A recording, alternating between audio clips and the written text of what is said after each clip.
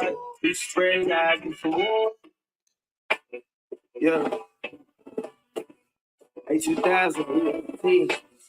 That's that old school. It's a war in the city, it's a war outside. We spread like it's a war in the mind. Let your kingdom come, let it fall right now. Let your kingdom come, let it fall right now. In the same world, we don't fight the same world. I don't need the clock, I don't need the cane. But I got a weapon that'll make it shake grace. Power of the Lord, make me do the whole day. She mad that we went the right way. Winning got the logos, we hit the whole thing. Tried to move the goalposts, we kicking out hate, kicking out pride, we kicking out the pain like Messi. You can't check me, so she try to be friendly, we not bestie. You try to keep me on ice, that's too sketchy. Till I tapped in with Christ, now I ain't ready. Can't believe I thought so many times I was done, but you the type to lead a 99 for the one. Who knew all I needed was a sign from the sun? Who knew all I needed was a sign? Gotta tell them it's a war in the city, it's a war outside. It's spread like it's a war in the mind. Let your kingdom come, let it fall right now. Let your kingdom come, let it fall right now. The war in the city, it's a war outside. It's spread like it's a war in the mind. Let your kingdom come, let it fall right now. Let your kingdom come, let it fall right now. It's a war, yeah. It's a war, yeah. It's a war, yeah. It's a war. That's why I tell my sister and my brother, devil, he be creeping undercover. He just wanna to go fight each other instead of fighting him. I can't let the whole team win. Man. The song want me calling in the gym. Y'all tap the screen. Probably gonna be interesting. Put my heart away and how the brothers gonna feel about the habits that I have for 20 years. But I'm pretty sure they're gonna be mad. But I'm just gonna call it out. I'm just gonna call it out, bro. I don't want to hear I'm gonna say that y'all no smoke for Cynthia G. They have most smoke for Tanya T. They have most smoke for all these. You know what I'm saying? Dude, I mean, women. But when I try to point them in the direction of what these dudes are just saying, they get mad. They say I'm the problem. I'm the problem. You know what I'm saying? So we're gonna see what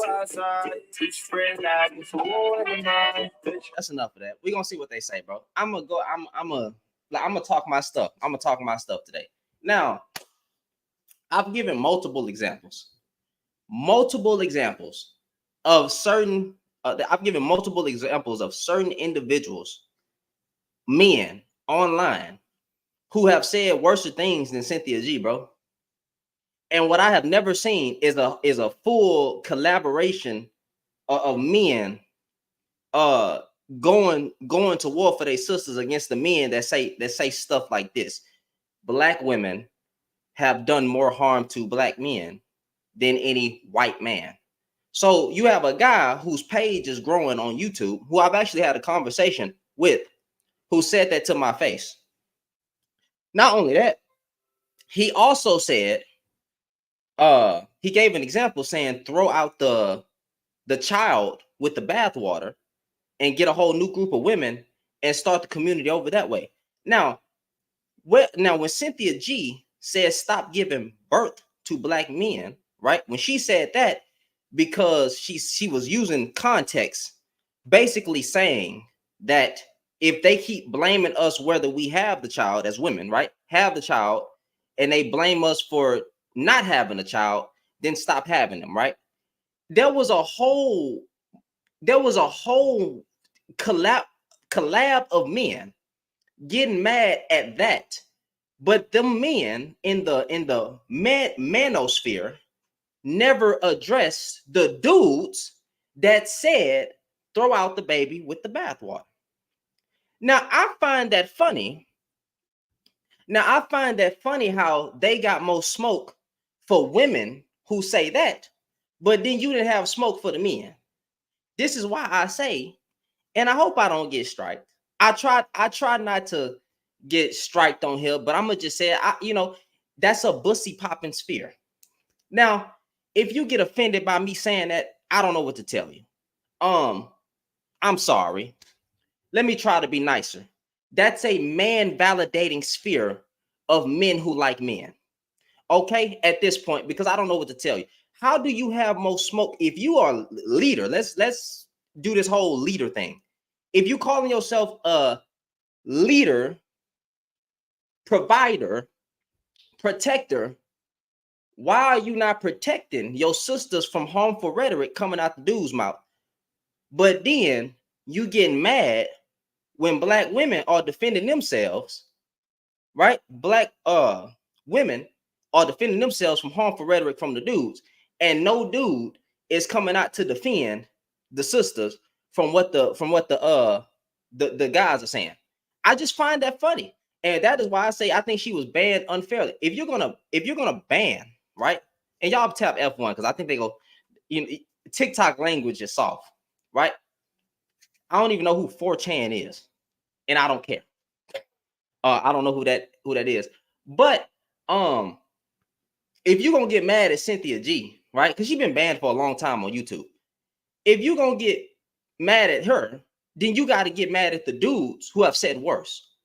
To even have your mouth open to say that black women have done more harm to black men than any white man, that is harmful rhetoric. I thought y'all were against misinformation. I thought that we loved black women. Well, why didn't black men come for the black man that said that? I have a question. Why didn't black men get mad? Why didn't black men get mad when a black man basically threw black women under the bus as a collective group? Why y'all didn't get mad? Manosphere, black men, black. You should be ashamed, because when I had the smoke to actually try to have a conversation with these guys, y'all got mad at me. But then you get mad at me if I bring it back to the men. Now I'm asking you a question. Why y'all don't have more smoke for men as a man? That's all I got to quote. It's always a deflection. I say men ain't holding men accountable for what they saying, because we not. We not. Because if we was, you wouldn't keep hearing this. Why didn't nobody do nothing? Where are the black men to defend us from this rhetoric? If we was doing a great job, where? You wouldn't keep hearing that from black women. So obviously we ain't doing a good job. Don't give me these dumb channels of women talking bad about men when you got a whole bunch of men starting podcasts just to talk about women. Miss me with that nonsense. There is far way more, in my opinion, men trying to pimp out black women or women in general for content. And my thing is, if we were so logical, how can you then open up your mouth logically to say that your own group of women are worse than any group of women? Miss me with that BS. Miss me with that BS. You don't love black women. I can't say that word on here. I can't say that word. God, keep me collected. I'm trying my hardest. I'm angry. And black men, you should be angry too, because y'all will see the rhetoric. Matter of fact, I'll put it like this. Y'all dudes be on panels with other men. How y'all doing, YouTube? How y'all doing? I'm sorry. I was over here addressing TikTok. How y'all doing? I appreciate y'all for joining me in this conversation. But what was I saying? Oh, we not holding no freaking men accountable, because I be going to y'all panels. When a dude get to dogging women out in general, or black women, when he gets to dogging them out on panels, y'all be in there shaking y'all head and being quiet like this. Y'all be like, yup, yup, yeah, talk about it, yeah, that's what y'all do. That's the problem. That's the problem with the black woman. Y'all ain't holding no. Y'all to let the dude say something stupid and then be cyber playing with each other, sucking each other off online, validating men bad experiences, fam. Look, man, come on now, bro. Let me just keep it real, bro. Can we keep it real today? Can we keep it real today? Because that's what y'all be doing. Y'all be validating men bad experiences, bro. And all y'all gotta look. Y'all keep tapping the screen from all y'all gotta look. You all bald headed with a beard. Every time you big. You ain't seen your pecker since you was 5 years old. because your stomach is hanging over your rod. And no woman should want to be with a man like that. You don't look like you care about yourself or take care of yourself, but yet you old and you musky and you bad built. You old, musky, and bad built, and you keep having conversations about women. Y'all dudes so trash to me that y'all still talking about what women should be wearing. I don't care about what these women that's not my wife are wearing. As long as you dress appropriate for the setting. If a woman goes out in a free, matter of fact, if a woman walked out, can I say this word, nude, she still don't deserve to get raped. What are we talking about? We having dumb conversations. It is 2024 and y'all still having dumb conversations. What is wrong with y'all? Dumb. And then y'all got the nerve to call yourself men. I don't promote women walking out, cheeks freaking clapping and walk outside. That don't mean that she won't get taken advantage of. Y'all dudes don't talk about femicide. Y'all don't even talk about rape. You don't even talk about women that get with a chopper just for telling a man no. Y'all don't talk about that. And then you call yourself a man. You won't even defend your own group of women. You agree with black men or trash men who get on panels and talk about women all day. That right there, that is a disgrace. So brothers, I want to hear from you. And on YouTube, if it's some brothers that you think you got the answers, you can come up to. I'm gonna go ahead and share the link, share the invite link. I'm gonna pin it, and you can say what you want to say. I'll be quiet, I'll be calm and collective, but I really don't think y'all want to have that conversation, because half of the conversations y'all having, y'all wouldn't even apply it to your daughter. You wouldn't even apply it to your daughter. What you mean, Black Tinkerbell? Like it's lagging, it's glitching? Like you're hard to watch on YouTube, like it's lagging, it's glitching? Am I lagging on YouTube?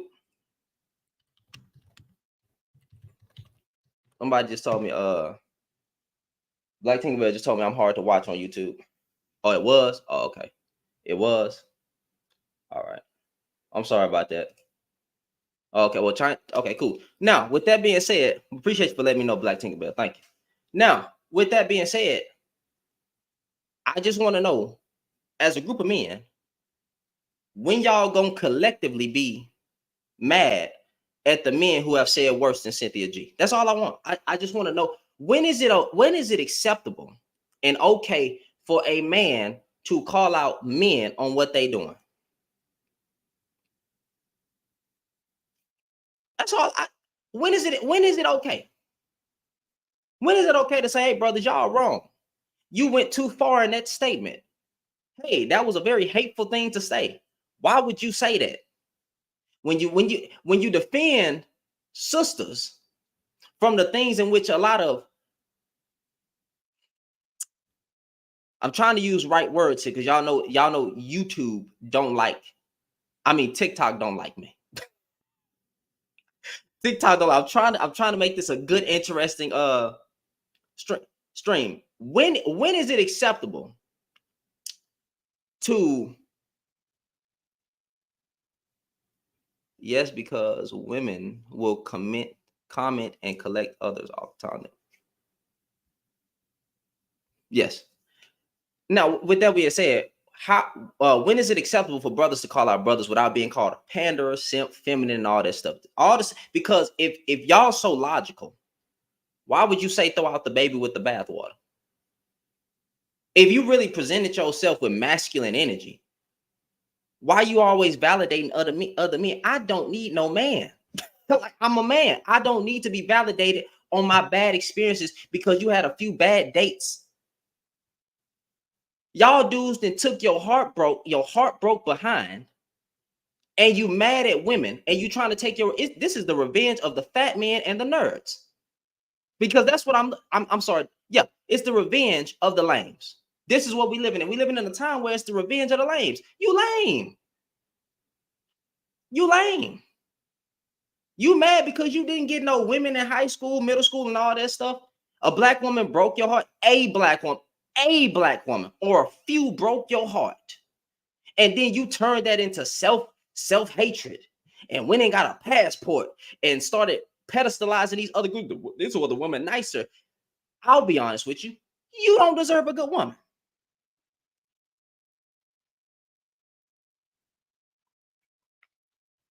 You lame dudes don't deserve a good woman. You wouldn't even know what to do with one.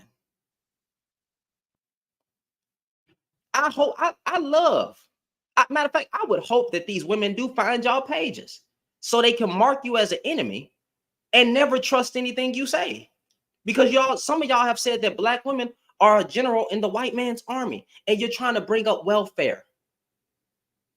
You're trying to bring up, we in 2024, fam, and you're trying to bring up welfare. We still talking about welfare. Like black men wasn't in cahoots with the welfare to cash out on the benefit checks as well. Like it wasn't in oftentimes a joint collaboration between the woman and the man in the household. Oh, Shannon, don't give him the history. Don't do that. No, bro, it wasn't like that. What you mean? What you mean, bro? No, the woman kicked us out the house. The woman this, the woman that. The woman, baby. How you a leader, but you start not to women, you're gonna hear me say a statement, and it's gonna have to sound a little bit misogynistic.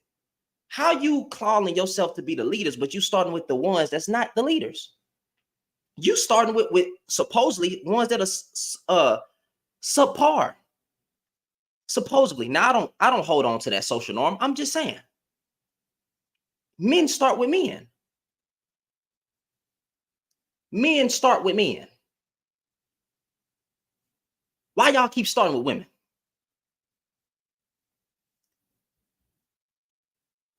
Hey, Kara, I think since you in the comments talking, your name is literally care nothing about it, right? So change the settings from private to public, and then I can invite you up, or you can send me a request because you're in the comments talking. You're in the comments talking. Don't be a punk. Come up. Come up. Come on. Men who got a problem, I don't care if you're Caucasian. Well, yes, I do. But if men have a problem with what I'm saying, bro, please feel free to come address what I'm saying, because I think that y'all weak.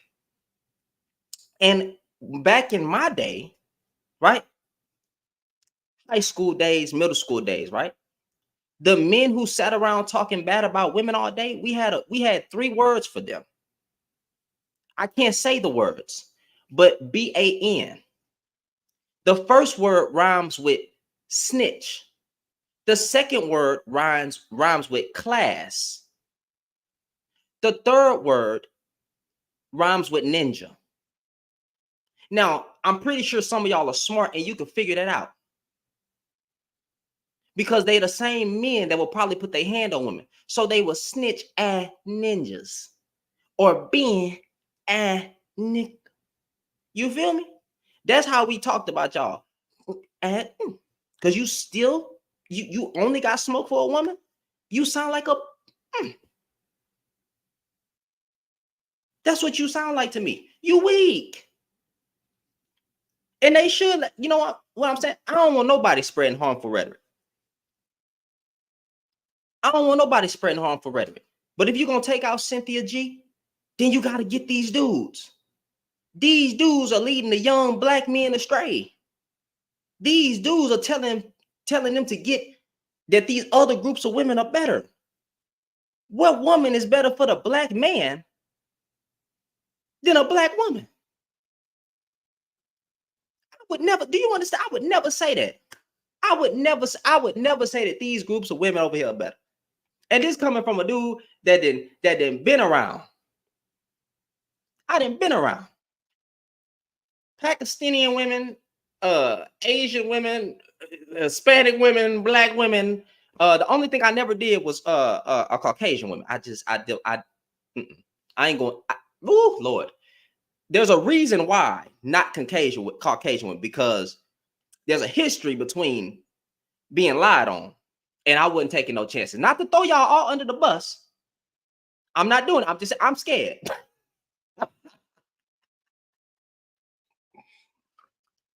I was scared for my life. I was like, no, can't do it, fam. Nope. Y'all know about Themis.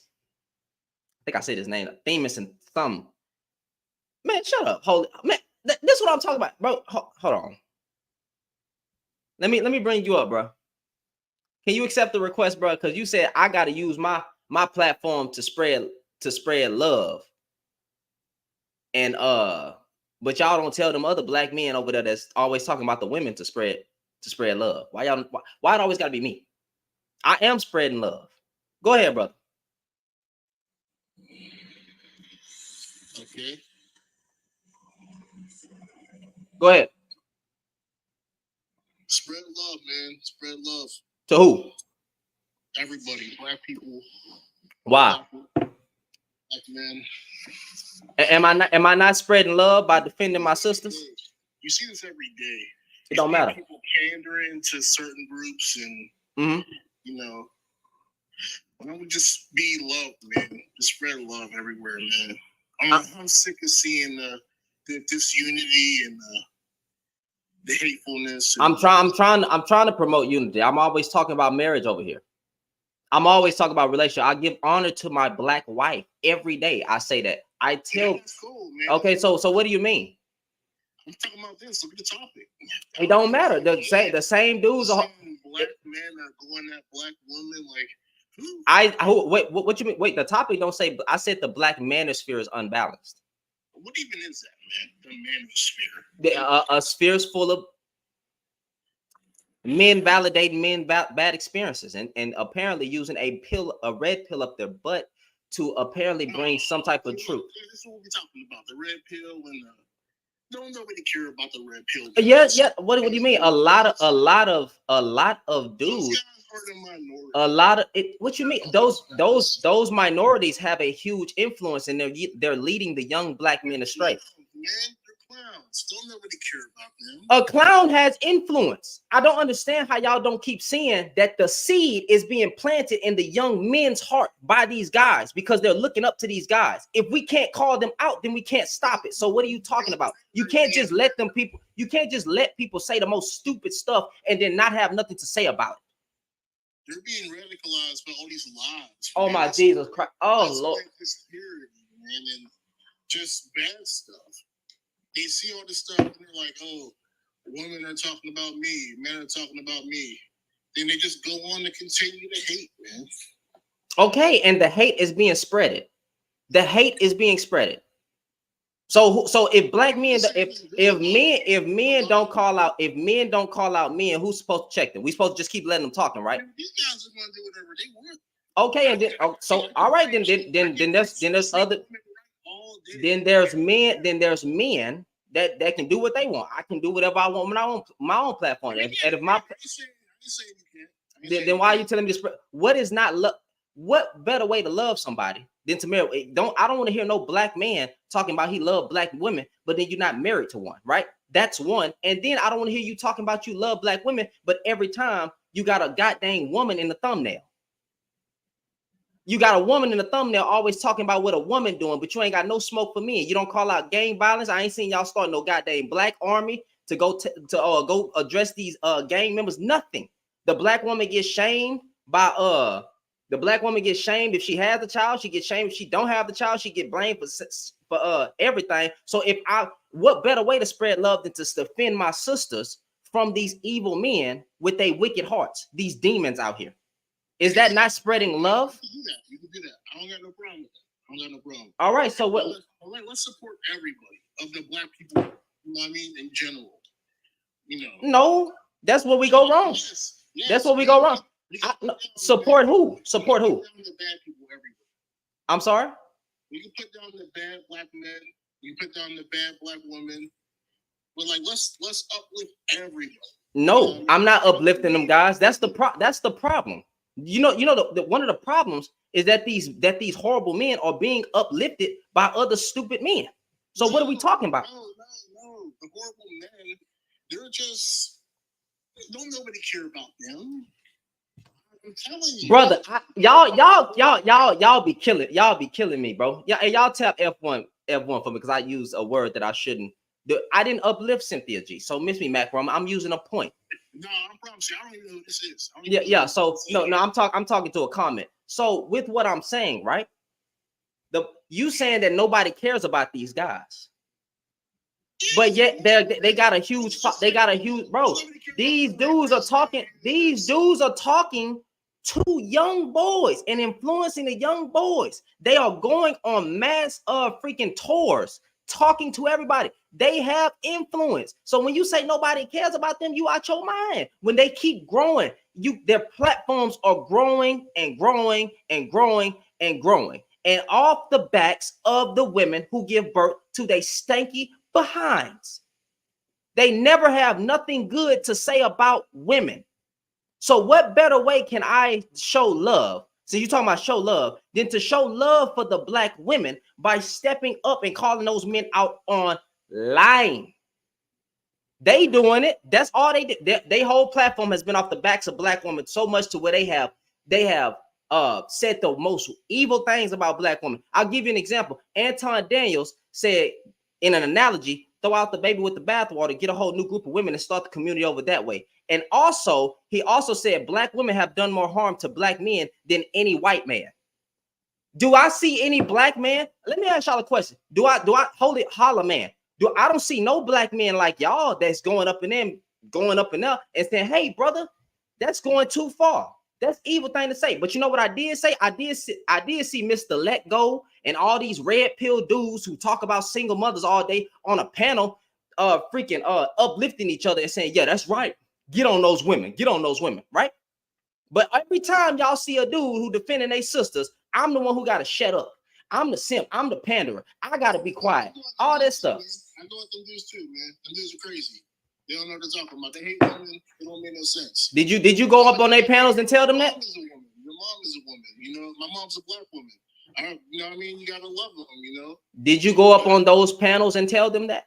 Yes, I be getting blocked, man. They be coming at me. Man. They say I'm a sellout and all this too. You know, so you're a sellout. You saying that to the black man? You know. I'm just preaching unity. Everybody in the comments, you know, we got to spread the black love, man, to both genders, man. All genders, you know, man and woman. You know. I love everybody. I love everybody too, but that and fresh and fit. They're clowns, man. It doesn't matter. You keep talking about they ain't clowns, but the lames have got more influence than the real ninjas out here. Because the real ninjas, the real men stayed quiet. The real men, they was like, oh, with a pass. And then look, it kept growing. Oh, and now you have people saying, oh, why ain't nobody saying nothing? When we had a chance to actually check it and nobody checked anything. So how you think we got into a lot of the positions that we in today? That's the problem. You can't just stay quiet and not address the fools. And they just keep letting, it'll go away. It'll go away. That's weird, bro. You can't just let these people talk. You got little boys going up to little girls talking about what you bring to the table. What we talking about? Your balls barely drop, and you talking about what you bring to the table. You don't even know how to build a table. You're probably not a man's man where you can build stuff with your hands. Probably wasn't born around a man's man, right? You're not that guy. You don't know anything about plumbing, laying down foundation. You can't build anything, but you talking about what she brings to the table when you don't have a freaking table. You're 16, and you've been listening to these red pill buffoons out here leading the young black men astray. But hey, love everybody. Those guys will disappear. It'll get away. That's what we got to step up to is peers and older people in the black community. We got to tell them that that's not right. You know, that's not the way to think. You can't just go around saying this stuff and it don't make no sense. It don't make no sense. All right, brother. I'm just let me bring up Big K. Y'all try to keep it respectful. Try not to use no No words. Do not throw ad hominem attacks at people. But let's keep it real. Alrighty. Okay. It's crazy that you start, that you made this live and you just start preaching something that I was just preaching. I basically put a prompt up: Black men aren't leaders, and and I got my live taken down. Basically trying to focus on the majority. Majority of Black men aren't leaders. I can agree with that. That's fine. Yeah. So basically, I'm saying the same thing you saying. We're trying to, and basically, I'm hoping that a lot of Black men see this and start taking accountability. But I do want to say something to Hollow Man. Hollow Man, you are telling him to, you say him love everybody and just ignore them. That's not going to help that. They already lying to themselves, calling themselves kings and leaders, and they don't have a pot to piss in. Kevin Samuels is already deceased. Fresh and Fit fell off. What he has to do anything? These guys are dying. We're trying to bring. Whoa. Try not to use the word. Oh, yeah, my fault. I didn't use the advocate. We're trying to bring out awareness to the men that aren't stepping up in the homes, that's breaking homes, that's leaving the homes, that's making single parents, that have multiple baby mamas, that think it's okay. But if we don't speak up and say this is wrong, you need to stop this. This is not being a leader. This is tearing Black women down. They're not going to know. They're going to think that it's okay. So no, we can't ignore this. No, we can't. We got to speak up. If you see somebody unalive somebody in front of your face and you don't speak up until they're going to get away with the crime, right? I literally heard a panel yesterday where a dude said that like he knew his homeboy was cheating, and we guys, come on now, let's we gonna spill the game. We be knowing our homeboys are cheating on their girl. That's wrong. That's bad behavior. But because they are homeboy, you ain't gonna say nothing, and this goes on. But it's always a cop out. Well, those are not men. All of a sudden, I just find it funny. Oh, Candace, what did you say? I couldn't. My bad, Candace. Hold on 1 second. I find it funny that it's somehow amongst men, we have no problem separating degenerate Black men from good Black men. But when it comes to Black women, they can't, though a certain group of women can't be, a certain amount of Black women can't be degenerate Black women. It's just like the Black woman or Black women in general. But if they start talking about us or we start calling out men, it's like, well, those are not men, those are boys. Mm-hmm. But the Black woman has to get thrown under the bus. Yeah, it's quick to throw us under the bus. And it's another thing that they do. Oh, you're saying that Black men? No. They basically giving them excuses. Yes. Stop giving these men excuses. Men need to start taking accountability for what they're doing. But that's also an excuse, that's also an excuse because they say men are held accountable default by the law. Mm-hmm. I literally hear those dudes on the panels every day say, what you mean? Men do hold men accountable because men are held accountable by the law. What you mean? What are you talking about? That to even think that you could hold somebody accountable online in the first place is dumb. So I know what this really is. It's content. Right, mm-hmm. But if you gonna say stupid stuff about the Black women, then you can't get mad at the Black man for stepping up to black men for the stupid stuff they say. Ain't nobody. This is another thing. Okay, when I put up, Black men aren't leaders. Some pick-me's came up there. Women pick-me's.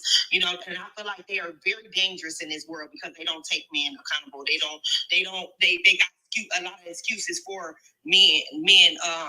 Why men do this and why men do that. But anyways, some women came up there like, well, you need to put some. No, we're talking about the majority, and this is going to bring a lot.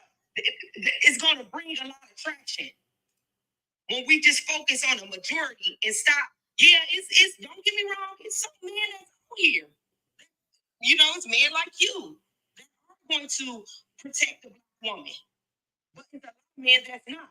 I was on a panel one time, and it was a man that took up for me because there was two men that were jumping me, and you know he took up for me, and then they end up jumping him, and you know throwing him down off the panel. Like, okay, so once a black man stood up, but what you know what I say that for is y'all are outnumbered. Real men out here, strong leader. Black men out here are outnumbered. So that's why I put black men are leaders. That's who I was talking about. And that's who came in there. And black men that are leaders came up there and they defended my problem. Because it's true. Majority aren't leaders. And they need to step it up. It's sad. Generation to generation to generation. If you go back, your grandpa, your daddy's daddy, they all weren't leaders. They was putting their hat wherever they put their hat was their home. Man be complaining about a woman kicking them out. Well, how can a woman kick you out if it's your house? It wasn't even your house to begin with. You came in packed up with her. You didn't make a home for her. You just came up here and tried to pay the bills. You wasn't there from the beginning. You didn't put the down payment down. They never there for the hard part. You wasn't right there beside her trying to hunt for houses. No, you came in and tried to get out and live. You feel me? You try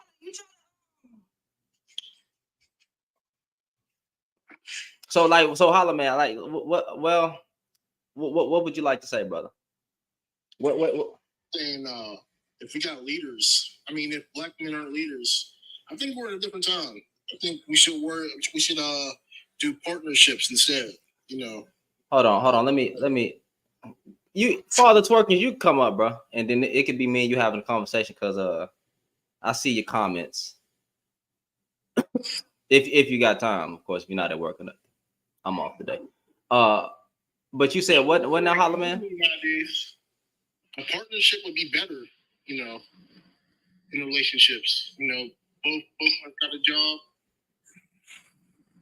But what you talking about? Both paying the bills. Okay, but wait, time out. Well, I'm confused how we got to this. About black leadership. Okay, okay. Go ahead. So go ahead. What black leadership is? What do I think black leadership? Yeah, I'm black. Yeah, I told you my mom's black. I'm black. I love black women. Father Twerkins, I just invited you up. Like, all you gotta do is press accept. You said white? That you said that you were white. No, I'm not white. No, but go ahead. What you? That you love black love. That's what I thought I heard. I mean, I'm black and I love black love. So when you say black leadership, what? In the household, I mean, in the household. You got to get to the house first. Like that. I'm telling. So, go ahead. Explain to me what black leadership is. Then. I'm asking you. Black leadership to me is black men like the black men of old. Cause I'm 28. There were times where a woman couldn't even get hit because when we found out in the neighborhood, right, it was 15 dudes at that house ready to put their hands on him. Black leadership. Oh, wait, time out. Since you want me, black leadership is men checking other men in the neighborhoods, policing our own neighborhoods. Black leadership is providing black jobs for black people. So when you ask me what black leadership is, it's men taking leadership of their own community and their own households. That's what black leadership look like. It's more directed towards building character amongst men and providing a safe place for children and women to thrive in. Because they love to say legacy and stuff. Well, you won't have one in a trash environment where dudes keep doing stupid stuff. That's all I could say. But go ahead. You tell me what black leadership is. I just thought it was building a successful home with your family. You know, being a good role model to your kids, being a good husband to your wife. You know. But you gotta be you talking about the. You gotta be a leader outside the home too. That's what I was saying. You can't just be a leader inside the home. So if you see a man putting his hands on a woman out on the streets, you just gonna walk away? No, you said I would do that. Of course, I'm just saying. That's crazy. You said you feel like a leader is only in the home. No, what about? And no, I think that's what you gotta do first, though. You gotta be a leader in the house first. No, just do both.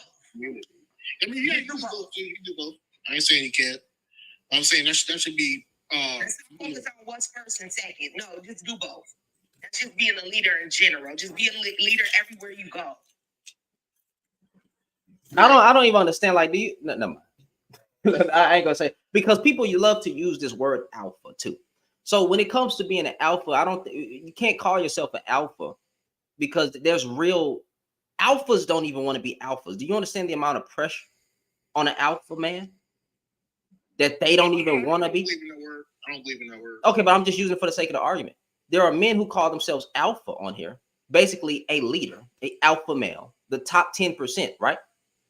Or a great stellar guy, and then they don't even match the qualifications of what that takes to be an alpha. Alphas are under pressure every single day because everything comes down to them. There is no 50-50 relationship with them because they alphas. So if they fail, everything crumbles because they are the alpha. And that is why, like, these conversations, everybody think they are alpha male, everybody think they a real man, everybody think they a leader, until it's time to actually be one. You ain't no leader. And don't call yourself no leader when you out here promoting 50-50 relationships. Mm-hmm. I don't even want to hear that. I mean, I see it work. I didn't say it couldn't work. I'm not even saying don't do a 50-50 relationship, but y'all working as a team. I get it. If she respects you as the man of the house still, I get it, right? I'm just saying the men who say that they alphas don't be in. Alphas can take care of everything, wants and needs, not just basic human needs. But you know, if you disagree with that, I don't know what to tell you. I don't know what to tell you. Things work because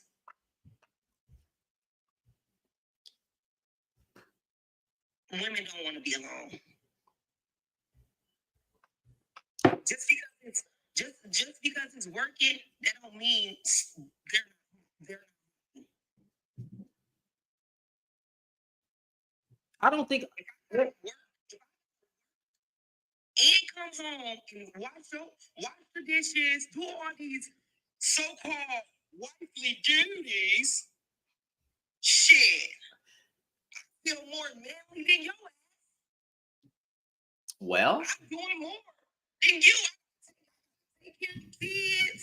You want me to take care of the kids just because you the man. You want me to take care of the kids, do all the chores around the house, and you just take out the trash, and we both going to work. That's not even 50-50.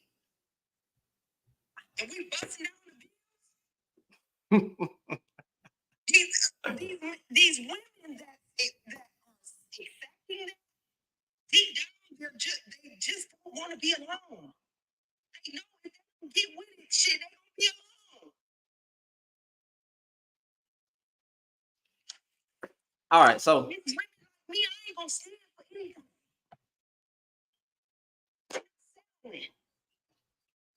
So I don't give a damn.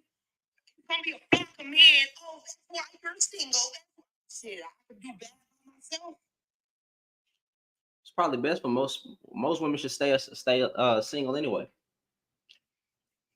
The reason I say that is because it's dangerous to date. Yep. And this is what I be talking about, holla man, like, because they gonna be like, "Bro, you simping and pandering." They won't even bring up the traumas of women getting, I can't say that, kid papped, in Uber rides, right? How they come up missing.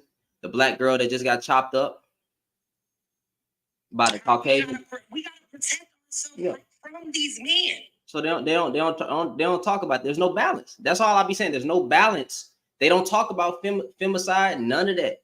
They don't bring that up. They don't bring about the dangers and or everything women have to go through to make sure that a dude is not crazy. But then dudes get mad. Why they think? And then they try to, blame us. Oh well, men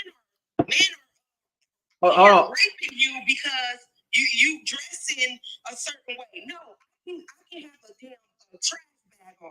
Hey, hold on, sister, hold on, cause he capping.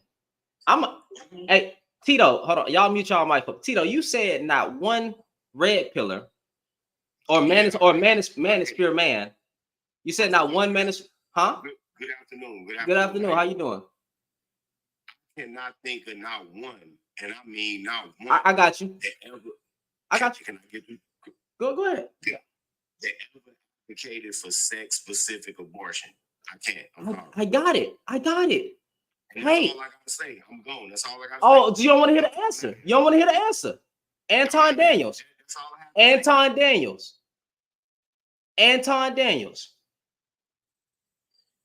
Anton Daniels, bro.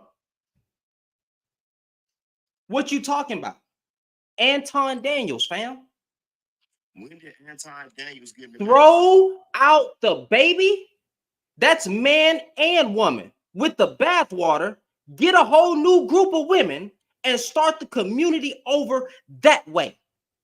What are you talking about? He meant that figuratively. I don't give a damn. I don't give a damn. He gave an analogy. He gave it. No, y'all not finna do this cop out stuff. He gave specifically for sex specific abortions, meaning going to the clinic, get a fucking. It don't matter. It don't matter. It don't matter. I'm not playing that. See, y'all dudes love to defend fuck niggas like that. That's what I'm talking about, bro. Y'all niggas love to defend fuck niggas like that, bro. Y'all be the worst type of dudes, bro. That you did because, bro, he used an analogy. Why even make an analogy like that? You ain't I tell him shit. You Who is you? Who is you? Who is you? Who is you? All right, be gone, my nigga. Be gone. Be gone, lip punk. Be gone.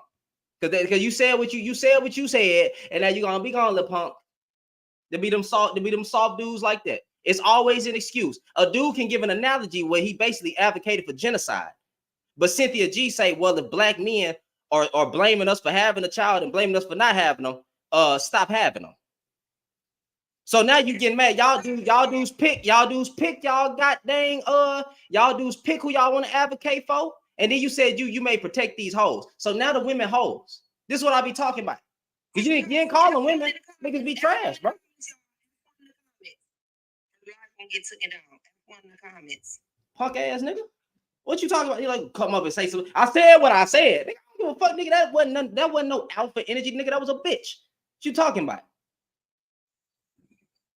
Soft ass dudes. I gotta deal with these dudes every single time. I said what I said. How you gonna come up and say something then don't let me respond? I said what I said. You ain't gotta talk to me like that. These be the weak ass men that I be talking about, fam. The weak ass men. Weak. Mm-hmm. Let me see what this guy got. Boy, I tell you. What's going on, man? Well, sorry. I'm a female. Looks otherwise, but it's funny. I usually listen to you, but even just listening to this guy get on. Hold on, let me see it. With this aggression, like I don't think a lot of these men realize you need to develop some type of reasoning skills. If y'all don't have no reasoning skills, you cannot dissect something and get a formal understanding of anything. So you get on, well, not you, I'm talking about the guy that came on. He gets on and he's already with this aggressive shit talking about, oh, you don't know who I am, you're gonna find out. What the fuck does that have to, what does that have to do with anything? Like you over here throwing threats instead of using in some type of reasoning skills and explaining what it is that you're trying to defend. Conversation, like what you just automatically come with this aggressive, like threatening, like anybody is scared of that shit. Like, come on, you need to articulate yourself. Because a lot of men, it's some men that see men talking down on women and they know that man is wrong, but they don't speak up for the women because they love niggas. They love niggas. Because to me, that's what it is. They aren't leaders. No, they are not leaders. They are not leaders. Which is why I'm saying you do not have. These are things that you learn in school, right? Only just in school, you learn it in life, whether it's in your workplace or if you're anywhere in life, and you have a stance on something. Listen, this is what I believe, and these are my reasonings for believing this. If you cannot articulate yourself as a grown-ass adult, you get on the panel and you're over here, instead of using your words to get your point across, you're talking about you see how hard a man did that? Because he's not a leader. He will see.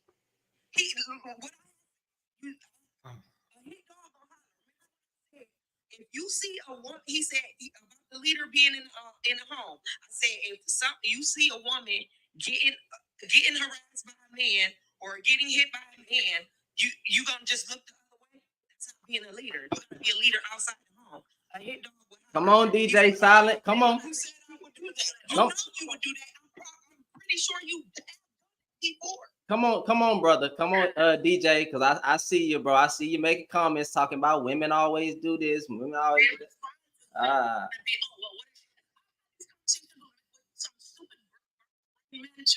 You'll get something. Oh, but what did she do to get hit?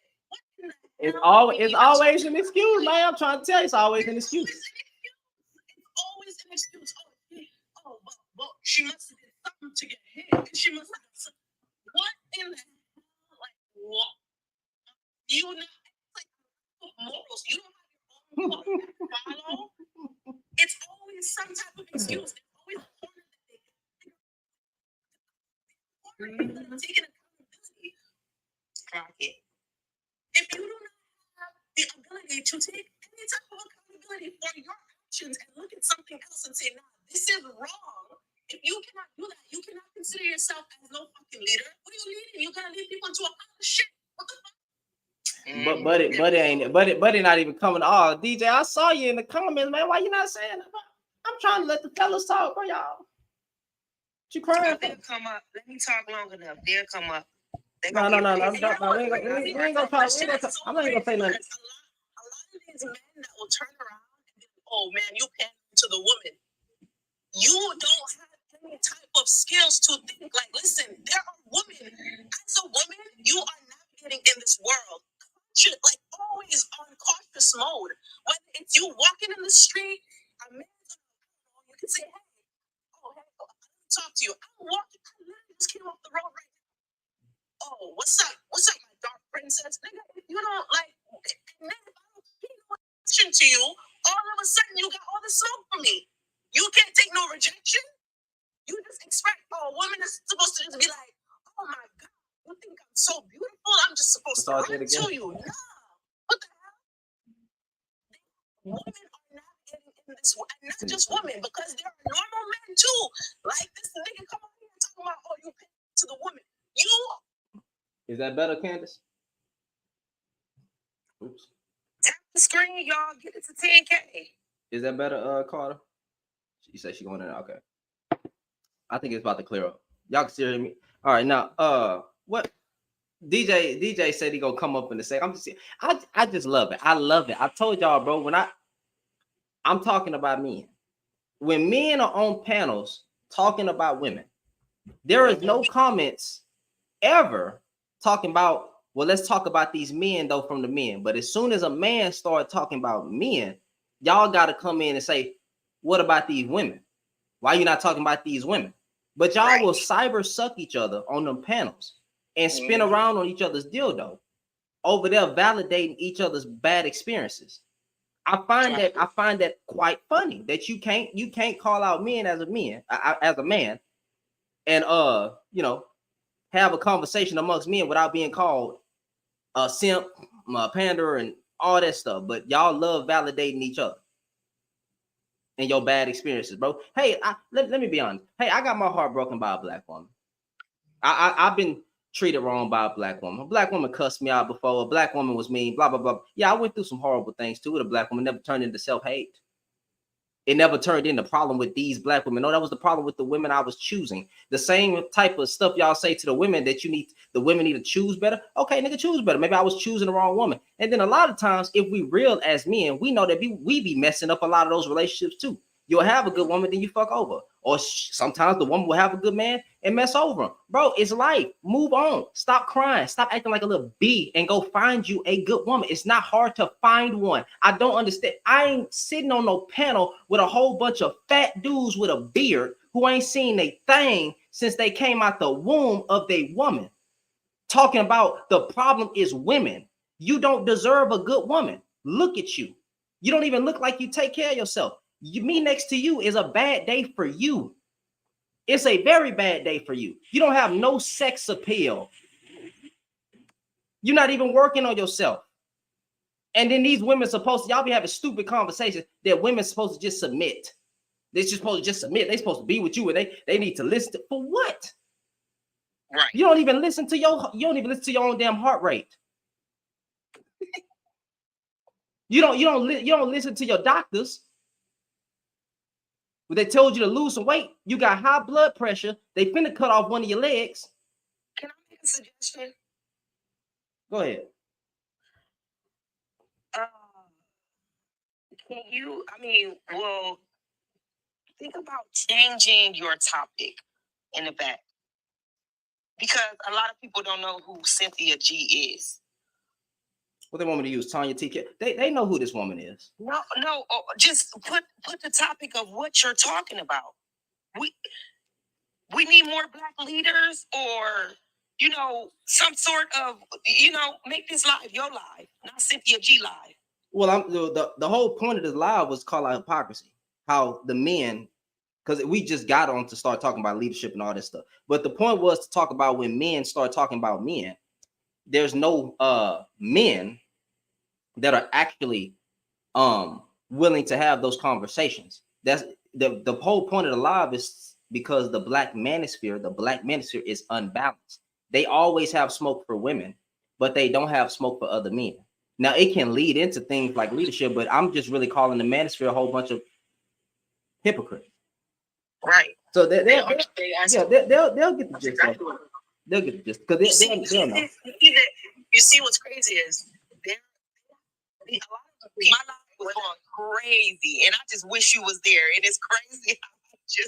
My life just got taken down there. You speaking what I was speaking. I'm like, what? I'm trying. There are women in abusive situations, right? That these are the men, right? Being abusive to these women, right? Mm-hmm. How many? Because they like to always say, but women are abusive too. Women are abusive too. In what way, though? In what way? Hold on. What rate? Hey, Amber, you gotta connect your mic. You gotta connect your mic and your camera. Otherwise, I won't be able to let you up on YouTube. You gotta, because your device not connected, I can't do nothing with you.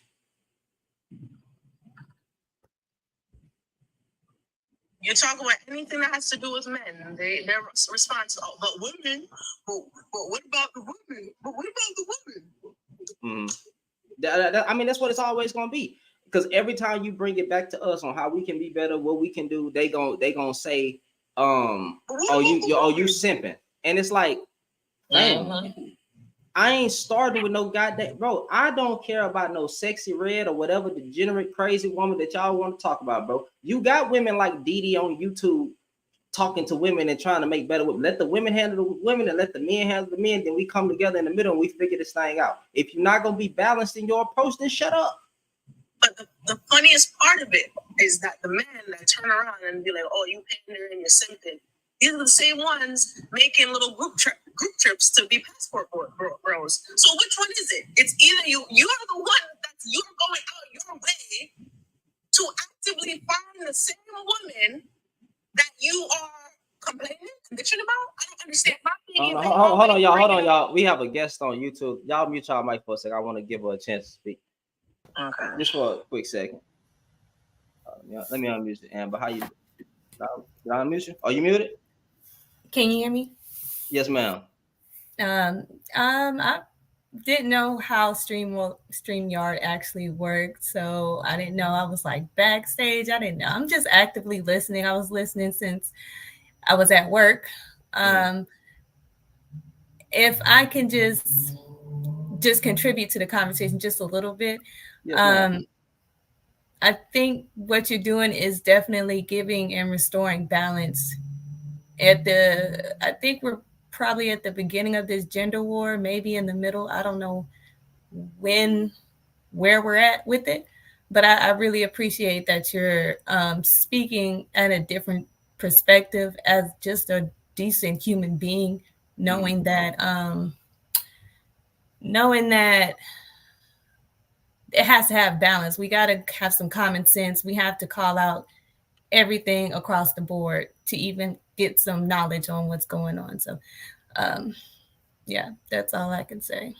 No, I appreciate that. I'm trying because, like, you know, it's a difficult situation because you have a lot of brothers that get mad whenever you try to flip it onto them, like we just perfect men out here or something. You know what I'm saying? We just doing a great job. Women ain't getting shot for rejecting the men. Women not coming up missing. Women ain't going through nothing. Women just you know, they living great, awesome lives, just wonderful. But you know, when you try to talk about that, they get mad, they get all in their feelings, and they start crying, acting like a little boy. Well, you know, the type of people that do that are deceivers, and they know that what they're saying is wrong. They just like lying. And it's not all men, it's just a certain type of men that are doing this. They like to lie. They like to confuse people. They like to gaslight because they feel it's an ego thing. It could be anything. It's just toxic. So thank you for being truthful and honest, because that's all you got to do is just be truthful and honest. I'm trying, man. You ain't gonna never see me. This a married black man to a black woman. I done been in some failed relationship, but one thing I never had was a pill up my butt to make me hate all women out here. All women bad. That's a punk. Them type of dudes, like, they punks. I was married for F1 in the comments, y'all. F1. I was married for 12 years. Divorced now, and haven't been dating that long or whatever, but just kind of like outside looking in and haven't been out there. And in the relationship that I was in, I witnessed a lot of gaslighting. I went through a lot in my relationship. Just long story short, but I know it can happen, and it's just weird. It's just weird energy out here. Yeah, it is. It's some people that that's trying to do the work. I don't know if you look up one of my friends. The only difference between me and him is that he's not religious, and he speaks for all women, which is great. I do too. I love all women, but I'm mostly targeting my black community as a black man. You can look him up, the public offender. He has some very great debates with delusional buffoons. So you might want to check him out on YouTube as well. It's some men out here that's trying it. They trying. Oh yeah, I think I started with him first, and then you're in the algorithm now, so now I came to and started listening to you too. So now I'm like, I'm glad I'm seeing shifts or different conversations and had and just calling out the hypocrisy, or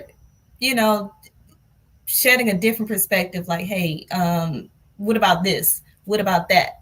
Mm-hmm. We can't just point the finger at that without pointing the finger the other direction. So yeah. But I appreciate you for coming up. It was great talking to you, and I hope you, if you do feel like getting married again, I hope that you find you a man of any race that'll love you and respect you. I don't care if you white, black, Asian. We got a whole black wife effect out here, and I'm all for it. I don't care what you niggas talking about. I'm all for it. Yeah, I appreciate that. Well, you guys have a good night. You too, man. Stay safe out there. For Rios. It's dangerous for y'all. Bye-bye. All right. One thing. I just want to speak on the sexy red. Men like to say stuff about sexy red and but y'all got to think about these rappers that talk about women all the time and loving they bros. That's where it started from. Y'all saying F women all the time. Y'all waiting to point the finger at us, and what we doing won't do nothing but follow behind y'all. I mean, I also feel like that catered to a specific type of I'm gonna say specific group of, and it's not just black people, just a specific group of people. I feel like the majority of people in America and anywhere, they're not sexy reds. They're not Quavo and the Cardi B's and the this and the that. Because if you think about it, right? If Cardi B, right? She's divorced now. What kind of man is going to be more attracted to Cardi B? Someone, right? Someone that is more geared to. You think Justin Timberlake is gonna be suddenly, or I don't know, Michael B. Jordan is gonna be like, oh my god, like I'm gonna get married with Cardi B. They are a specific group of people that cater to each other. So for them to even group every woman to be like, oh, all these women, these black women, is a bunch of sexy reds and whatever. Obviously, that's ignorant. That's an ignorant thing to say overall. It's just a specific group of people, and at the end of the day, no matter what walk of life you come from, in any neighborhood you're going to, there's going to be people like Sexy Red. Unfortunately, there's impoverished people in all types of neighborhoods.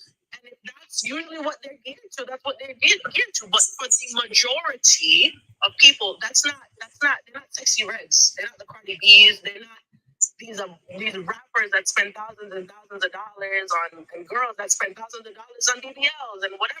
That's not. We would not have a Sexy Reds if it weren't for these men.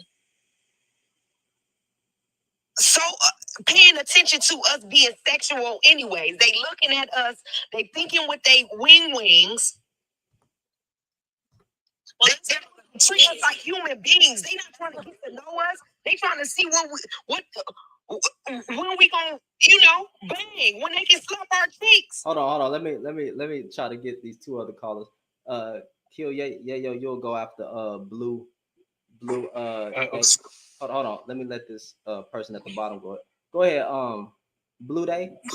Yeah. Hi. Hello. I didn't really have anything to add. I just was going in Cynthia G's defense with the Manosphere and the red pill. Mm-hmm. Just watching the rhetoric for over years now, probably for about 4 years, you just were really justified. And so that's all I did. I just hit the to come up and just let him know that exactly what you did. Mm-hmm. So that was all. Well, I appreciate you for coming up. Thank you. Thank you. Go ahead, Kill Yayo. Yiyo. I'm sorry. I need some more information about this topic, so I'm just trying to pick up from the conversation. So, can you give me some more information about this topic? Because Alexander Brandon, I do see you. I brought you up. I'm gonna let you speak on YouTube in a second. I just gotta let this dude speak. You say you need some more information. Yes. Okay, well, a lot. Basically, the Black Manosphere, right? They have a lot more smoke for women than they do men. Um, they're not talking about really, femicide. We just had a black woman that lost her baby in the hospital. You know how black women are 4 times more likely to lose their life. I mean, yeah, lose their life in this hospital system than a Caucasian woman. So, and the doctor put the whatchamacallit, the the vacuum up to the child's head like 15 times, right? And they lost their child. So they don't really talk about what women be going through in society, but they have more, they're always hard on these degenerate buffoon, I guess, women. Um, yeah.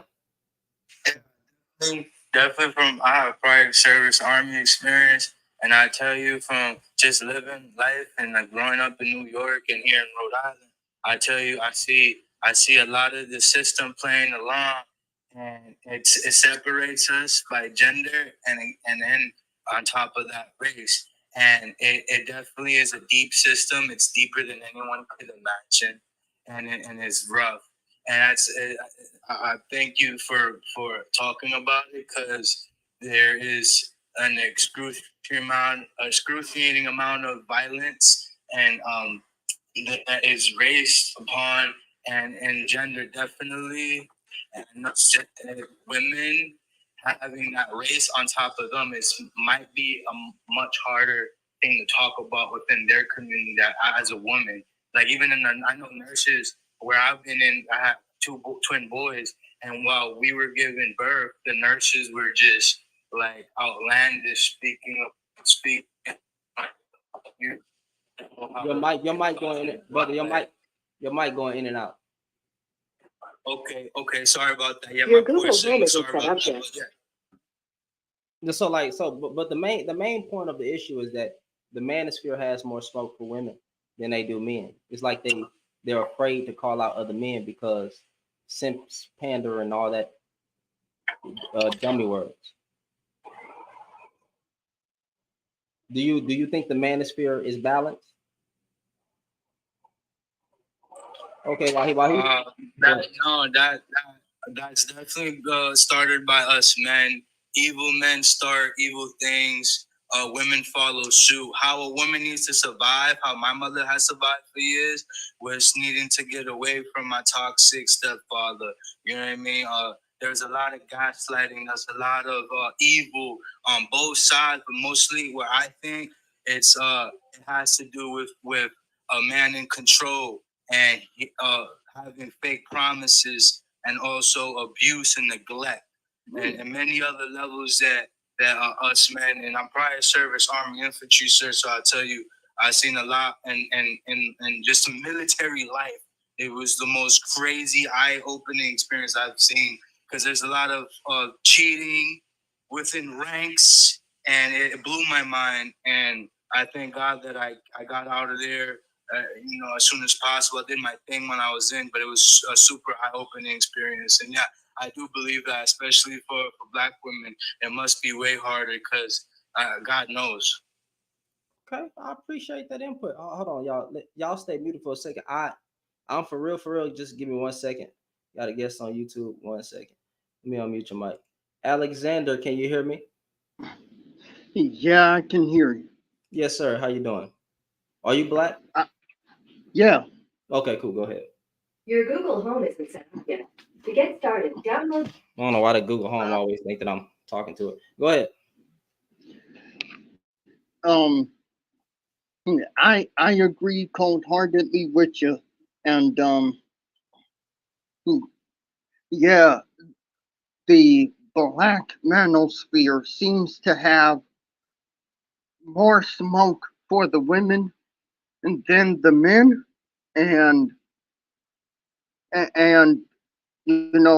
I saw the clip where Anton Daniels said that the Black that, you know, the black woman is the enemy and all that other stuff. To me, and now it's getting to the point where I'm starting to think that the black manosphere is is one of the is one of the factors when it comes to black femicide, because I even heard one black manosphere dude say something about whipping black women, into being submissive. Wait, what? That Wait. yeah, Time out. What? Say it yeah. again.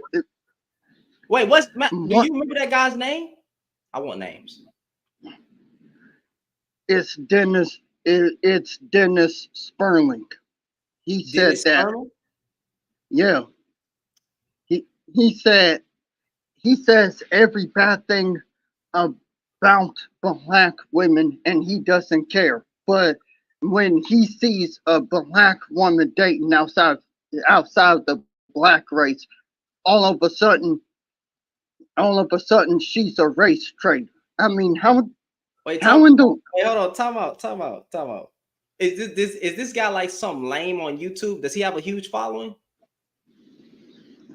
he he has over 70K subscribers. Okay, so So hold yeah, on. Can you please spell his name for me? I want to look him up.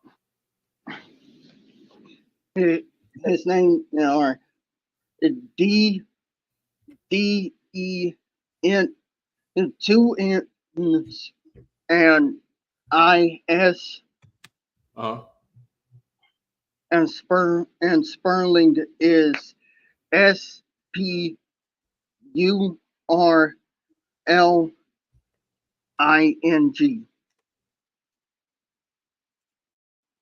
Dennis D. Sperling? Or is it just Dennis Sperling? It's just Dennis Sperling. Cause let me see if this channel come up. Give me 1 second, brother. I didn't mean to interrupt you, but I like to get these names because I got something to say. I always got something to say for them dudes, man. I'm I ain't trying to be messy or nothing over here, but like I gotta fact checks. I gotta fact check stuff and see. And okay. Black women want black men to vote for Kamala. We on this type of end. Oh, okay, thank you, fam. Black men of YouTube in charge of the black political agenda. Okay, yeah, I'll definitely be looking into this guy. Thank you, but go ahead and continue talking. And yeah, so like you, I saw the black wife effect. I saw it, and I was like, hmm, because it's like I can see the glow up with the black women in the videos as well. Like they're not stressed out, and they're not, it's like they just living their happy lives.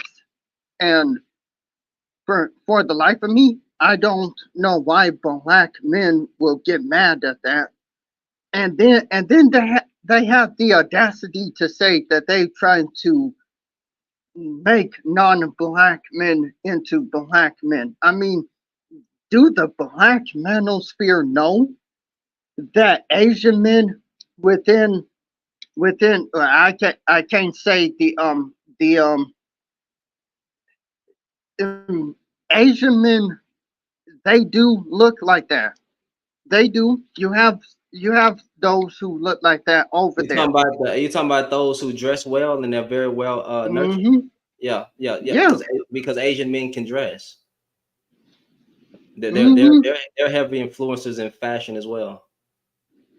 Yeah. Go ahead. Yeah, exactly. I'm like, black men actually think the world revolves around them when it actually doesn't.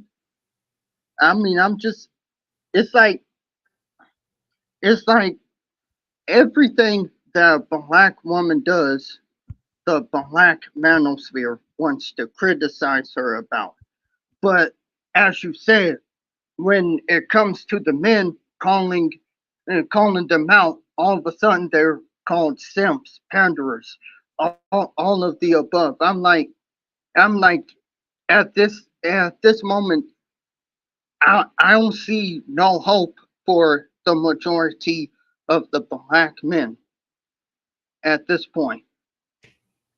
The the the only thing we can do is reach out to the black men who are willing to listen and everything, and that's it. And hopefully we can change their minds. But the majority of black men, I don't think we can change their minds. That, and I'm starting to see that. And well, man, I appreciate you coming up, man. I thank you for that name drop because I'm definitely going to check him out, and I appreciate your input, brother. All right, man, you have a good day. You too. All right. Wow. Very, very, very interesting. Dennis Sperling. I'm never going to let no one, give me no misinformation. So I will do research to see what exactly is he saying. And look into it.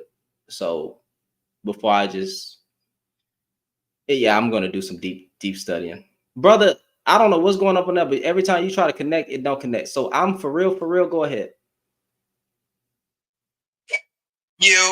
What's going on? Not much, man. It's my bad, Donald, but cooking some chicken up. But I think right now we're seeing the effects of slavery more than ever, and I really think it's all on the black man why things have kind of gotten all out of control. I mean, I believe it's not as a man, you got to be steady. You know what I'm saying? Like regardless of what's going on, regardless of who's doing this, as long as you're steady, what's just will gravitate to you. You know what I'm saying? As long as a woman stays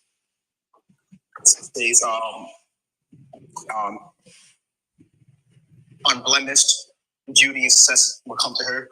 But I think we're really looking at the age and the effects of falling into a society that was not meant for us. I mean, you just look at how the Europeans handle their women and what they advertise. Whores, makeup, dresses, and all that type of stuff. That society's all about wealth, status, and money. You know what I'm saying? It's not based in no spirituality because Christianity was a bind for them. So I think right now the black man is facing. Honestly, black people right now are facing their biggest troubles because we're halfway between trying to break loose and all the way into distraction. Like the right now, every black person right now is affected by being in a Eurocentric society. This shit is not for us. This is not what we should be doing. Every black person should be deep in spirit, deep in community, and deep in brotherly and sisterly love. That's what it's like. That's what it's like over there in Africa. Of course, they have their issues and whatnot, but what makes tribalism so deep is that's what it's rooted in. It's not rooted in who's richer. It's rooted in how can we all eat. So I think that's the biggest problem right now, and I think women are falling deeper and deeper into that trap. Whether they want to believe it. Well, you say who? You say what? Say women are falling even deeper into that trap now. Deeper into what trap?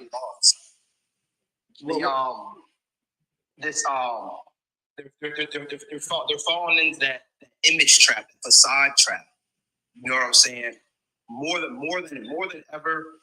What trap are you talking about? Because I don't understand what. I'm telling you the facade trap. So even moving more now than ever, women are impacted by the images they are seeing more than ever.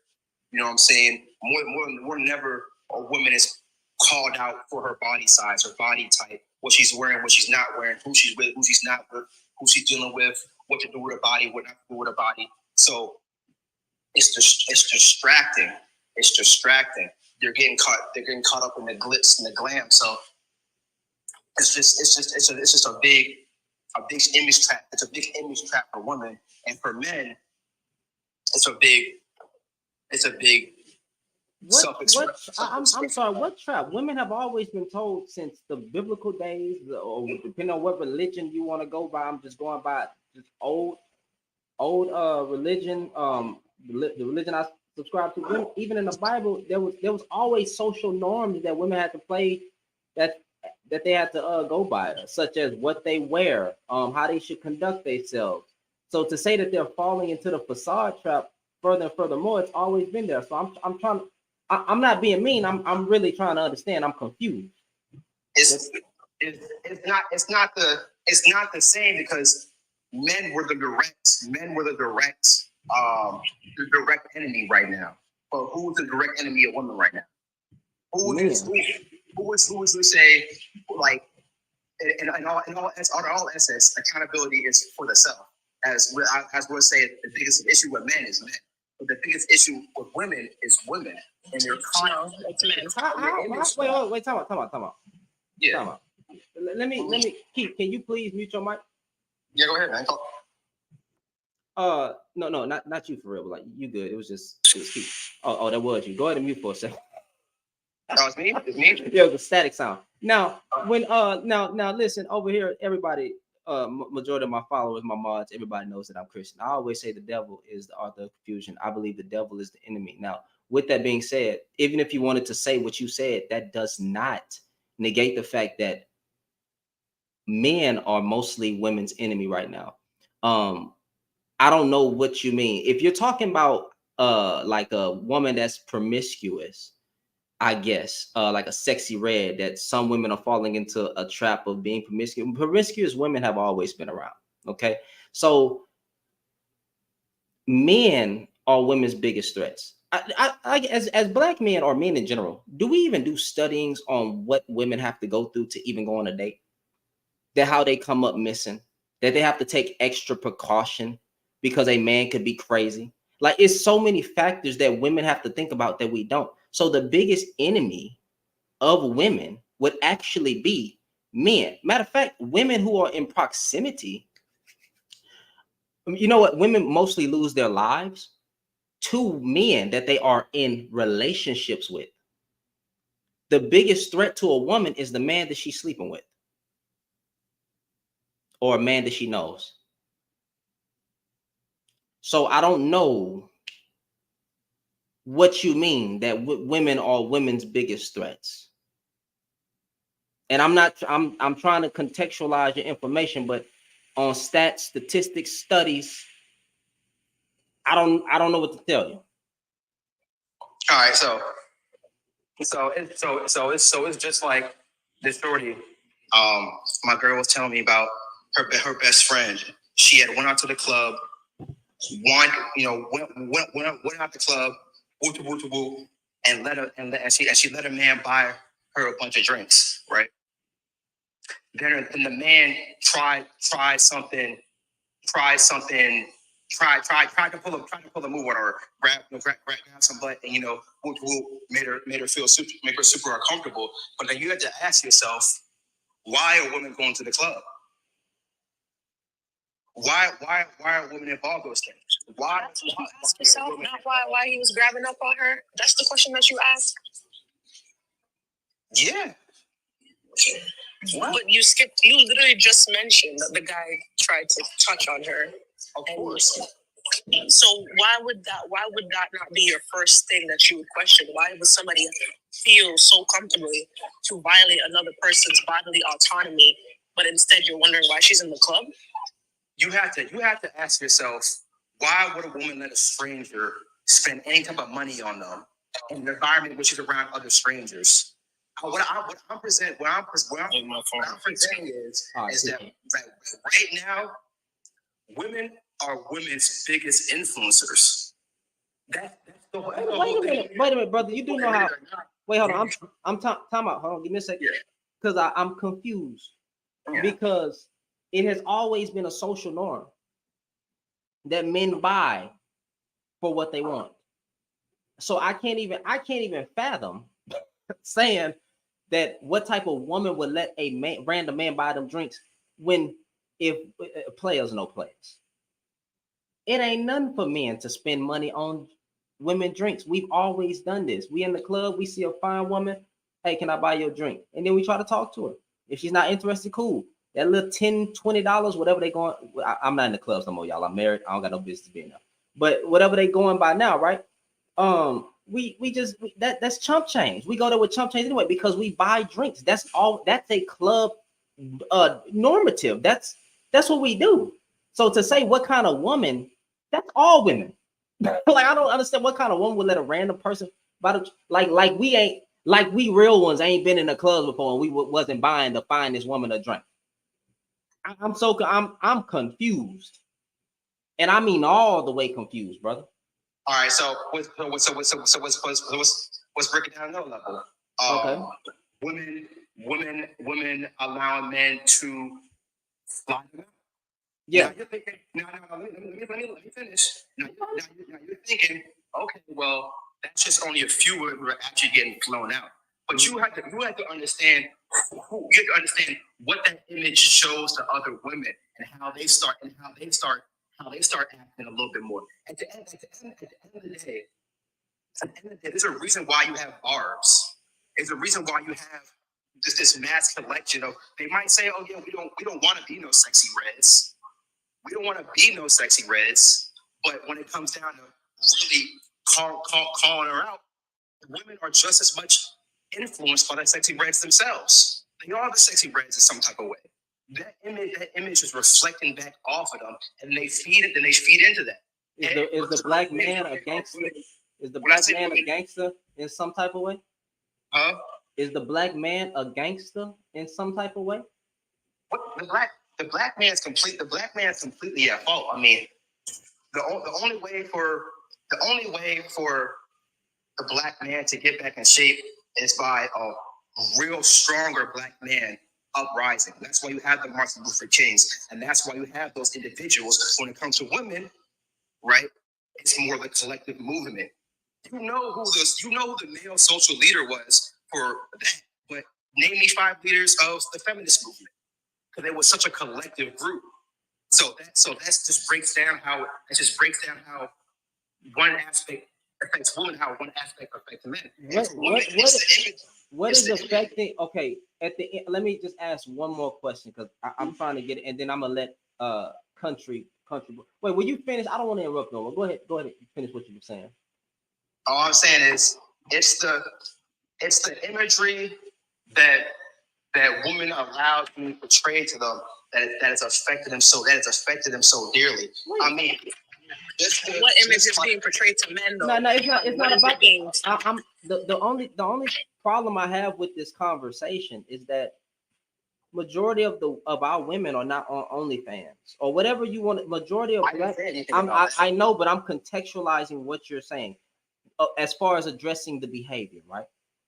Majority of our women are not twerking on freaking at restaurants, getting their booty sweat in a pasta or anything like that. Majority of our women are not promoting ratchet activity. There is a certain demographic of or certain amount of black women that are doing this. There are women that are listening to a song, cut the song off. Majority of our women are not like that. Majority of our women are not saying that they want a 6-figure dude with a 10-inch rod. If you're not blessed, I don't know what to tell you.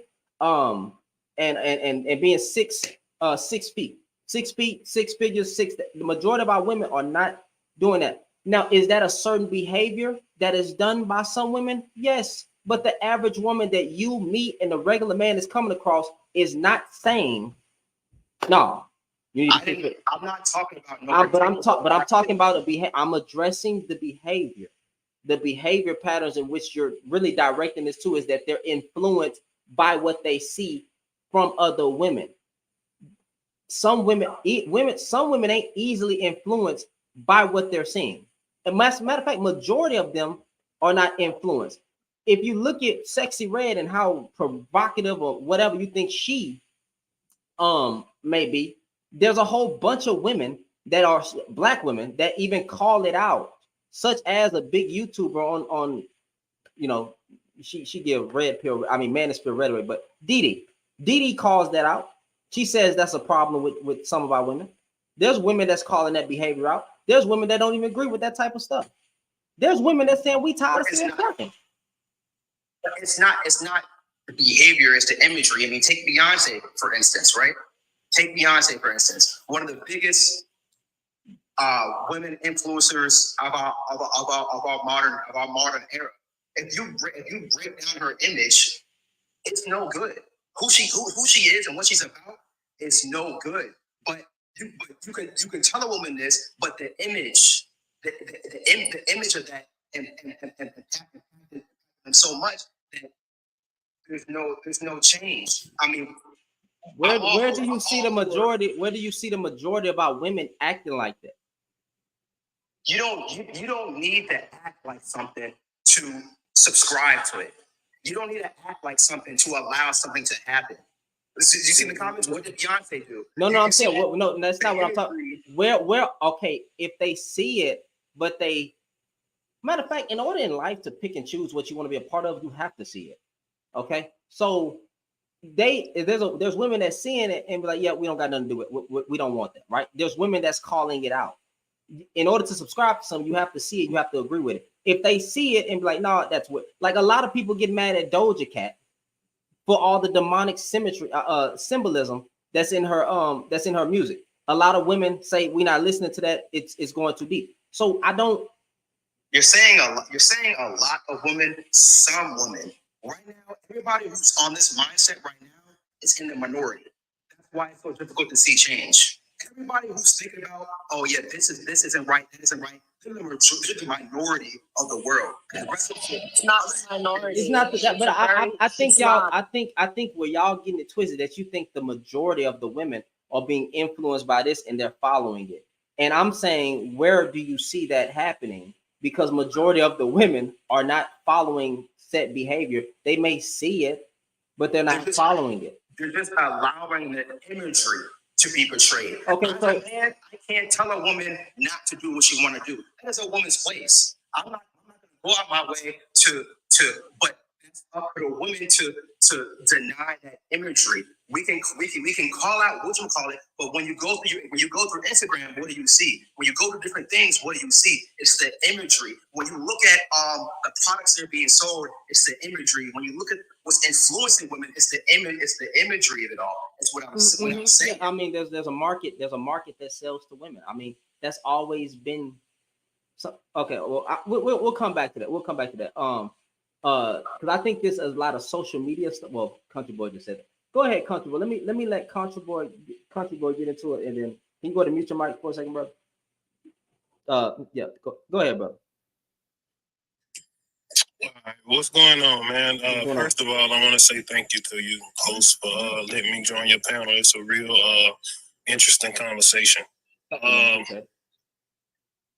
in my late 30s, so some of this terminology and things I'm not up to date on, like what a manosphere is and really who Cynthia G is. Like I Googled it and it came up with some YT lady. So it didn't really, I really don't know what that is, but I do, I stayed in and hearing your topic. And what I got from the manosphere is like basically society as from a man's perspective, so to speak. And it is very unbalanced. And just to speak on that topic, it's unbalanced because of things that have happened in society. Like I look at me being 38, raised in a single mother home. You know what I mean? My father was around. Well, not my father, my dad, who was my stepdad. He was around, and he was a great example of a man, but he wasn't in the household.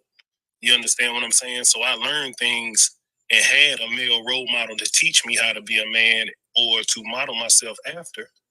But by him not being in the household all the time, that's where the imbalance comes from. That's what I think.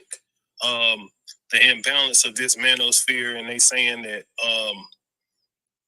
it's unbalanced because there aren't men in the households. That's how I look at it. You know what I mean?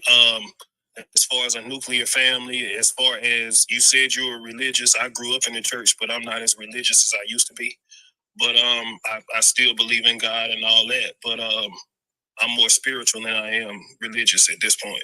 And spirituality and religion, it's a nuclear family. Everybody has their place and their purpose to make these things go forward. So with that being said, minus that man in the household or there to have his influence on things that go on, that's where the imbalance comes from. The younger generation, even my generation, because it's a lot of men like me, that had to learn how to be a man and do things, and the things that we had to learn on the job training, like how to be a man. And I'm 38. It took me 30 years to figure out and navigate how I'm supposed to properly act as a man, how I'm supposed to properly treat women as a man, how I'm supposed to properly approach women as a man, and all these different things as a man. But I had to learn those things on my own once I got out. So it's unbalanced because we don't have a lot of those, and it says black. So I'm going to speak on the black community. We don't have a lot of those examples. Most of the examples that we have is through sports.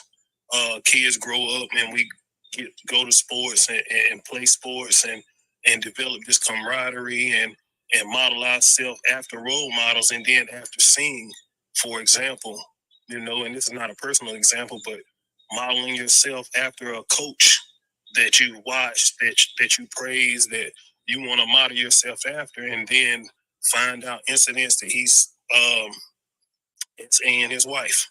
You know what I mean? So then it changes your perspective of this man. You know what I mean? Not even just sports, but that was just a situation that I can use.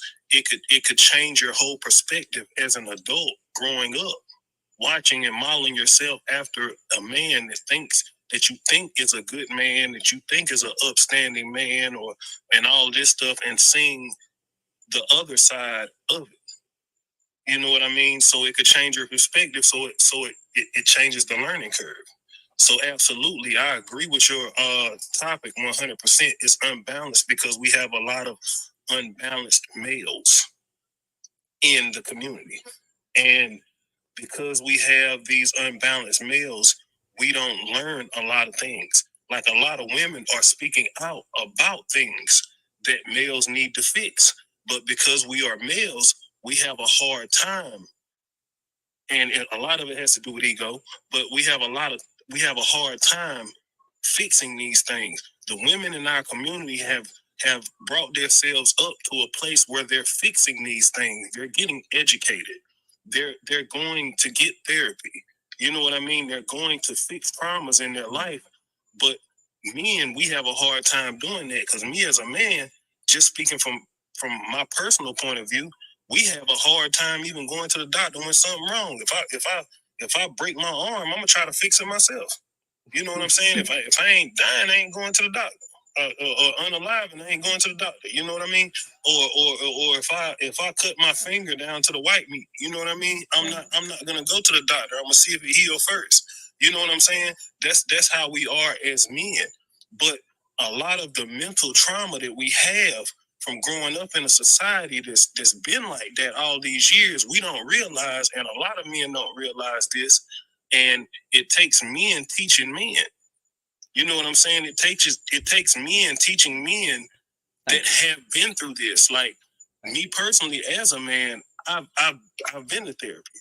You know what I'm saying? And I didn't realize until I went to therapy to know that I had childhood traumas, knowing that I had abandonment issues, that I had mama issues, that I had daddy issues. I didn't know all of this stuff until I started going to therapy and start unfolding these things and start trying to better myself.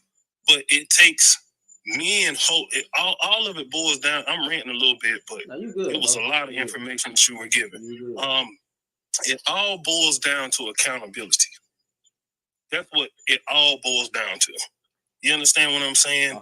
And a lot of times, because men are men, and we have the trait of, or the tendency to be more violent or more aggressive what a lot of people on here with that masculine and feminine thing, that's a whole nother topic. But we're prone to have these things because we're men. Men being men, we have more aggression than a woman because we're built different. We have these traits as a man, but we don't know how to express our emotions properly. You know what I'm saying? When I was a kid growing up, and I'm gonna give y'all a little bit of this. When I was a kid growing up, when I was sad, I was angry. When I was upset, I was angry. All my feelings were tied into anger because I didn't know how to properly express my other feelings. Because as a man, I was shunned if I showed any other type of feeling. By who? Besides anger. So with these things, that's why it's unbalanced. When you say you were shunned, you understand what I'm saying? When you say you were shunned, that's why. Were you shunned? Yeah, yeah. A man. If a man cries, he gets shunned. Yeah, but I'm asking, like, who mostly? Who mostly shunned you? Was it more men that shunned you, or was it more women, or both? Both. I mean, for example, if I'm riding my bike. For example, I'm just gonna give you a childhood example. If I'm riding my bike and I fall off the bike and get skinned up, I'm riding fast as I can down the hill and I get skinned up. And I go in the house and I'm skinned up. My knees is skinned up and all that. Your mic going in and out. Crying. Brother, your phone going in and out. Not just the women that. Yeah. Brother, your phone going in and out. Yeah, your phone going in and out. Is that better? Speak again. Yeah, I was outside. I live in the country, bro. No, you good. Can you hear me now? Yeah. Can you hear me now? Yeah. Yes. Yeah, I'm good now. I'm sorry, I gotta move around a little bit. I'm in the country. You good? But when you fall off a bike or something like that, and you get skinned up and stuff, it's natural to cry because it hurts. Mm-hmm. You know what I mean? But as a little boy, they suck that up. You're a little boy, man. You're supposed to take that. You know what I mean? So it's not about that. It's just about properly being able to express and navigate your emotions. Mm-hmm. And us in the Black community as men, we didn't have those outlets to properly address our emotions in other ways besides anger. So that's where the rage comes in. That's where all these other things come in. So the unbalance is with that. And by being unbalanced in the community, with us not being able to properly address our emotions without getting help or guidance from people who have done this or other men that have done this, then it bleeds over on the women. Because we take it out on the women. So it bleeds over on them. And so that's where the unbalance comes in. You have to balance yourself before you can try to bring balance to a whole community. I absolutely agree. I agree. I appreciate that. I'm just glad you said men supposed to counsel other men, because when I said apparently it's wrong. No, I didn't. That's what I wanted to address too before. I ain't even. You just brought it back to me because I had forgotten. A lot of times, because of that, as a man, because of the aggression factor, or because of the, that type of factor, it's hard for a man to try to counsel a man, because self-preservation is the first law of nature. And once you reach a certain level of maturity as a man, before I try to check you as a man, I'm going to look at what type of man you are. Now, me being 38, looking at some of these youngsters, if I'm out here, now obviously carrying yourself, and I'm going to use this as an example, carrying yourself as a man, pull your pants up, man.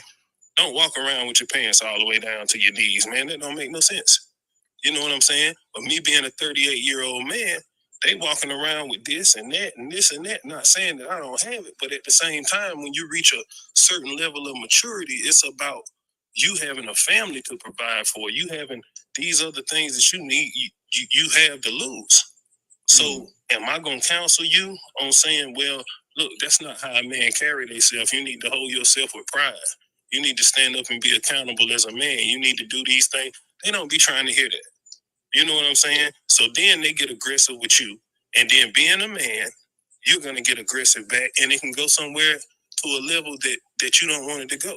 So all I can say is about that, the only way to fix this is like the Bible say, because you say you're a religious man, the rotten fruit fall off the tree by itself. And that's just how you have to take it, man.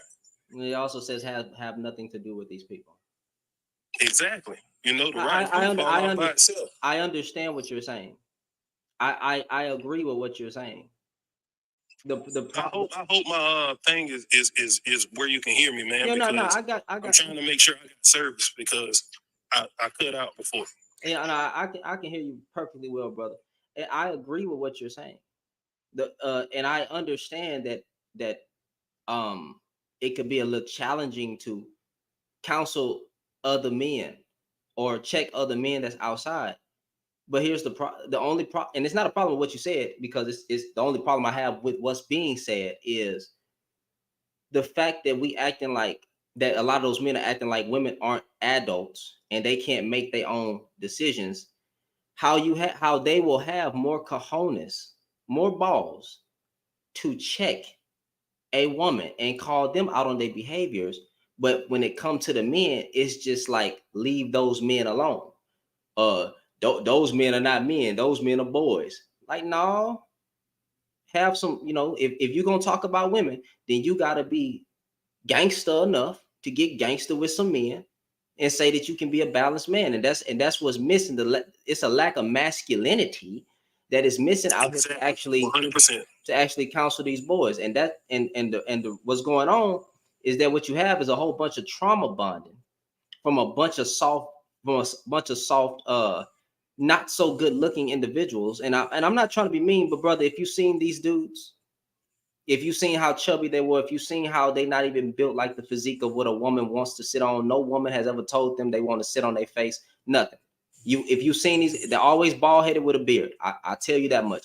If you look at these guys, I'm serious, man. I'm serious. Fat, bald headed with a beard. They always have a look. If you look at these guys, a lot of these guys they got no play. They weren't the man. They got some money now. About pimping out the black woman, talking about how the black woman this or women this and women that. And now they come up was off the back of talking about what's going on with society of the women. Right.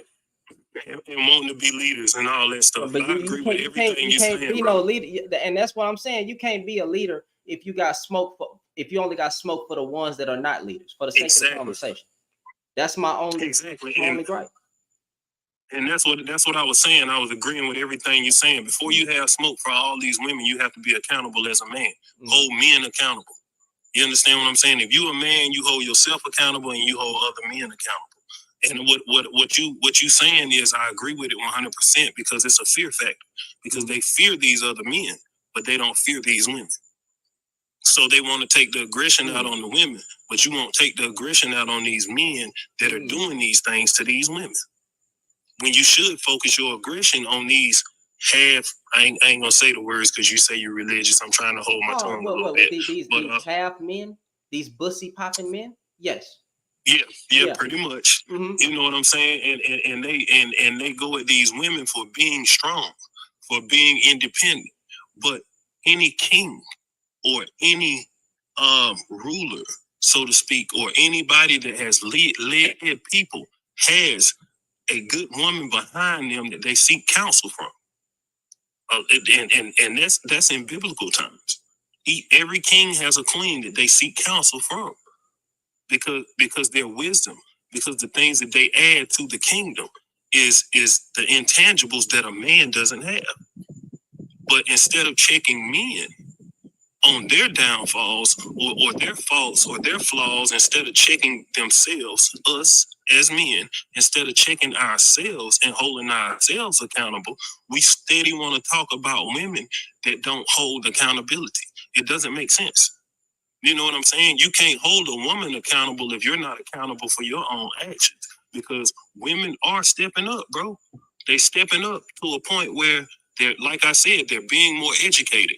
They're going to get these things to help better themselves, and you can't be mad with them for doing that. But the thing is, country, let me tell you something. And I see y'all for the problem is men don't care that these women are stepping up. See, it doesn't matter that the black woman is getting educated, that the black woman is choosing herself and becoming more knowledgeable in different things and living on her own. They don't care. And matter of fact, they shun. Go listen to the rhetoric. They shun women for stepping up. They be like, y'all go to college, y'all get these degrees, y'all become strong and independent. What I have never. If you can't handle a strong, independent woman, then put your D up. Put your D up. But if you just listen to what they say, they don't like the fact that women are choosing themselves and becoming successful and doing their own thing. They literally say this. I kid you not. You can find it on the biggest red pill dudes. Get y'all ass back in the kitchen and make me a sandwich. That's what they say. That's what they say. I feel you, bro. I feel you 100%, man. And that's my biggest problem. It's like when I'm calling them out for what they saying, the dudes get mad at me calling out other men. That's what the fudge I'm supposed to do. And the first thing they say is a simp. You a simp. That's the first thing they come out with. You a simp and you soft and all that stuff. But it's nothing soft about empowering women, bro. Look, as a man. Watch this. I got a bussy popping dude in the comments. Red alert season. I got a bussy popping boy in the comments, bro. Come on. I'll send you an invite. But it's nothing about that. It's more. That's another thing. In order to now, I ain't gonna put it all on us now. Yeah. Now, what I will say is it's majority of the man's fault. Majority. You understand what I'm saying? But nevertheless, it's accountability on both sides. You understand what I'm saying? We have it's accountability for both sides, bro. But majority it falls on the men. If they want to talk about being a leader and leading and doing this, what leadership styles do you know? You know what I mean? Because I was in the military. What leadership styles do you know? Do you know delegating is a leadership style, meaning that if you don't have the proper education or skills to handle this thing, then you delegate it to somebody who's more equipped. Mm-hmm. So if you're in a relationship with a woman and you're in a partnership, then if she has more skills in that area, then you delegate your responsibilities to her so that she can do what she needs to do. A lot of men just are uneducated, bro. Hey man, how y'all doing today, man? Hold on. I see, man. How you doing, bro? I'm gonna let you get in the sec. Go ahead, red alert. Go ahead about what? Well, you said that I took it to heart. I mean, you kind of did though. Yeah, I take everything that the evil black man says about black women to heart. Because they voice their opinion about how they feel about black women, you're offended. You damn right. But are you dating black men? I'm married to a black woman. Okay, and so why did it even matter what these men are talking about? Because I came from one. Okay, but did you date or marry the one you came from? Did I? No. Okay, then. So again, what's the issue here? Because I find it seems like you're taking what they're saying. I got you. You're taking what. Go ahead. I'm sorry. Go ahead, brother. Well, when you say the black woman has done more harm to black men than any white man, do you agree with that? I didn't say that. Okay, so when I call out,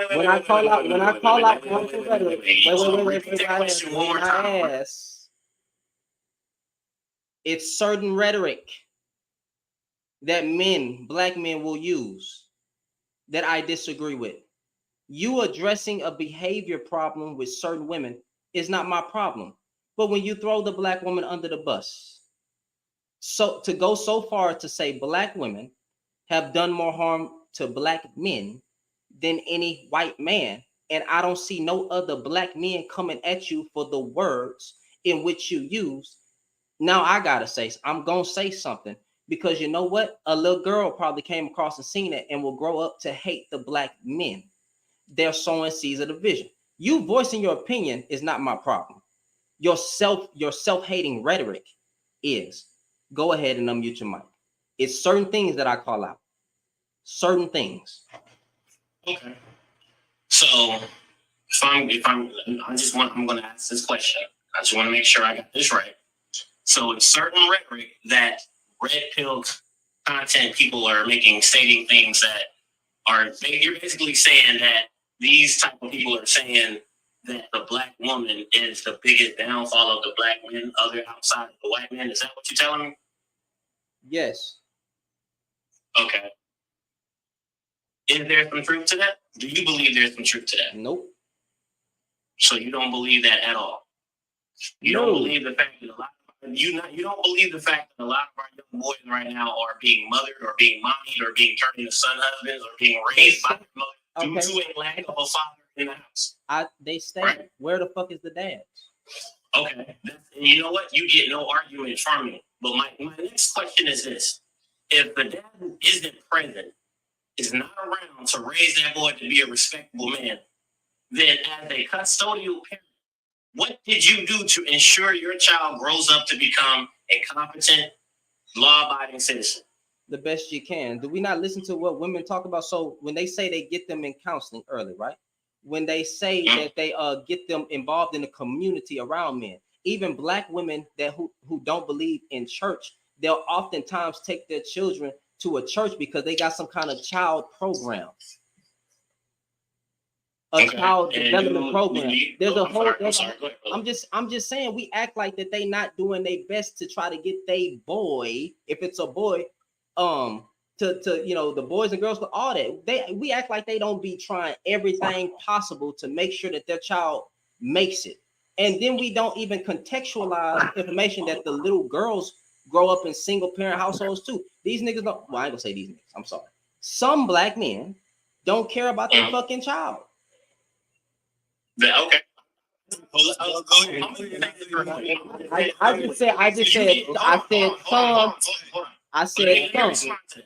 Let me respond to that. Please, respectfully, let me respond to that. Go ahead. You get no argument out of me when it comes to these fathers not being in their child's life like they need to be. Yes. You get no argument from me. I'm in 100% in agreement with what you just said. Okay. However, you're stating that the women are trying everything they can in their power to ensure that these boys, whether it be a boy or a girl, grow up to become competent, successful, law-abiding people. I'm hold on. Let's correct it a little bit. Majority of the women. I'm not going to sit here and give a cop out to all women, thinking that all women out here are being the best mother that they can be. When there's a lot of children that get abused by the single parent, whether it's a son or whether it's the man or the woman. But I'm saying when it comes to the single mothers, to think that they're not doing their best and trying everything to make sure their child, as a majority, don't grow up to be a thug, a killer, everything. Come on now. Can I ask y'all a question? Well, Go ahead. Go ahead. I think the men and women that's capable are both trying their best. Okay. So, like, I feel like we got faults. I feel like we both got faults, and like I don't agree with whatever red pill thing you said, but like Cynthia G was talking about abort if you got a black baby, a male baby in your stomach. Like, can you say the whole sentence? I'm not saying the rhetoric is cool, but what I'm saying is neither side is perfect, and the gender war. But Panama, can you say the whole sentence? What did she say? She said if you have a boy, you should abort. That's not what she said. She's advocating for the abortion of black male babies. Hold on, wait a minute. Let me say what she said. Let me say what she said. She said if black men are saying that we're damned if we do have the child, damned if we don't. She contextualized it and said, well, since we're getting penalized for having them, don't have them. That's a bad statement. I don't agree with the statement at all. I promise you, I don't support Cynthia G. Now, let me ask you another question. What about the analogy that Mr. A.D. Anton Daniel said when he said, throw out the baby with the bathwater, get a whole new group of women and start the community over that way?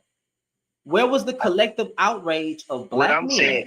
What I'm saying is he's nobody. We need to. Bro, what I'm saying is What I'm saying is, how is we as people that's intelligent using YouTube? You just said that he nobody, but Cynthia G was somebody. No, I mean, what I'm saying is, I spoke on the red pill situation. I spoke on the Cynthia G.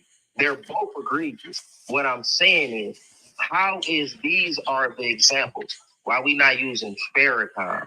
Somebody other than the people that we're using as a common denominator to move the black voices, sway, whatever. I give all that, bro. I know this may be your first time. I literally say Tony Gaskins every freaking time. I say Tony Gaskins every time, and none of you do your research. I'm talking about a man who's been married for over 13 years. I'm talking about a real man of God. I'm talking about a man that saved over 1,000 marriages. I'm talking about a man who makes over $1 million a year. His wife don't got to do it. I'm talking about a real leader who has done the work. He's bigger than Kevin Samuels. Kevin Samuels, the reason he started, he's bigger than any red pill dude. He is the best man that has done the work, and he's a black man who loves his wife, will sacrifice his life at the drop of a dime for his woman. But I give y'all an example every time, and y'all don't like what the fuck he say. There's no man in the red pill that compares to it. Hold on. Your question. What's a little Panama? That answers your question. Why nobody wants to, go with the leaders who are showing like the skills and showing how positive they are that could benefit the black community. That answers your question. So I know who Tony Gaskins is. My wife puts me on him all the time. She watches his videos. One thing I will tell you is some things I do agree with, some things I don't agree with. But that kind of goes to the point of when it comes to us as Black Americans, we can't come together for a common cause. See, it could be some people that's some red pill content that speak on things, and you got some the right side simply say, yeah, that's right. Yeah, she needs to throw them babies out the window. Yeah, she needs to get in that kitchen and cook. While it's just like, wait, hold on, brother. We not rocking like that. And then on the opposite side of that, you got people who don't really like Tony Gaskins. I wonder why. Same way they don't like Ace Metaphor. Same way they don't like Umar Johnson. Come on, bro. You would talk Ace Metaphor? Come on, bro. If you listen, here that we're speaking on, and I understand the topics about the content, but the real main problem that we have in Black America is that we Black men. Can I say something real quick? Your mic keep getting cut off. Red. Yeah. I didn't want to cut him off. That's what I was asking. Go ahead. He'll come back in a second. Hey, so I think this whole thing is, the black people can't come together. That already sets up this precedent that we'll never be able to come together. Because the first thing is, what are we coming together for? But y'all gotta realize all skin folk ain't skin folk. Yeah, hear me now? Yeah. We should be able to come together for our let me say something. All skin folk ain't kin folk. Y'all talking at the same time. All skin folk ain't kin folk. But when y'all keep saying this, we ain't never able to come together, that's the thing, what we come together for. Different people got different agendas and stuff. Now, I ain't gonna lie, I feel like a lot of black people, especially our brothers, they got a problem when it comes to intersectionality. Like a lot of our brothers, they see themselves as a man before they see themselves as black. Where on the other half, a lot of us see ourselves as black first, and then everything comes after. Like, yes, I'm a man, but I'm a black man. And the blackness is seen first. And that's how I look at it. So to me, the subject of blackness is important. So I protect black women. I look out for the black community. In terms like far right red pill men, they don't, because they just look at a black woman as a woman. They don't see the necessity of uniting blackness. That's one of the problems right there. A lot of y'all have, not nobody on the planet, but a lot of y'all have problems with intersectionality. Y'all choose being a man over choosing being black. I love your perspective on that, IP, bro. The way you articulated was great. I ain't mean to jump in real quick, but I wanted to actually put this part in as well. So I think it's got to do with the topic too. So basically, the women are saying, these women that are what we're talking about, these good women that are basically fed up with the dual job, and they're asking where these men are that are fed up with the dual job. We kind of sit back, bro, like in a sense, and I think it needs to be spaces. All I can come up with is solutions. That's how I think I'm solution based. I think it needs to be more of, because it's so much social media, bro. There's social media, like I heard you reference Sexy Red a lot. They did. That's what Red, they did. Sexy Red does not represent the majority of black women, man. She doesn't. No more than Future represents the majority of black men. You understand what I'm saying? But the good black men and the good black women is not televised. It's not pushed out. It's not whatever you call it, however you push it out. I can't even think of the word for it, but it's marketed. Yeah. There you go. You got me. It's not out there like that. But the majority of people, majority of these women is just looking for a good man, bro. A good man that's gonna take care of his business. He ain't gotta be a $100,000 earner. He ain't got to be this, but he needs to embody the qualities of a man. You understand what I'm saying? A good man. That's what they're looking for, and they willing to work with a man. Now, a lot of our women are more educated in our society. A lot of women have more opportunities because a lot of us, as me being 38, I look at the people that I went to school with and all that. A lot of them are felons. A lot of them can't get the better jobs. A lot of them are trying to get back on track after spending time, 10, 15 years of their life behind the wall, bro. So at the same time, they playing catch up, but that don't make them less, because we come out and we own our own businesses. We do this and do that, but just as fed up as these women is, the good men are just as fed up.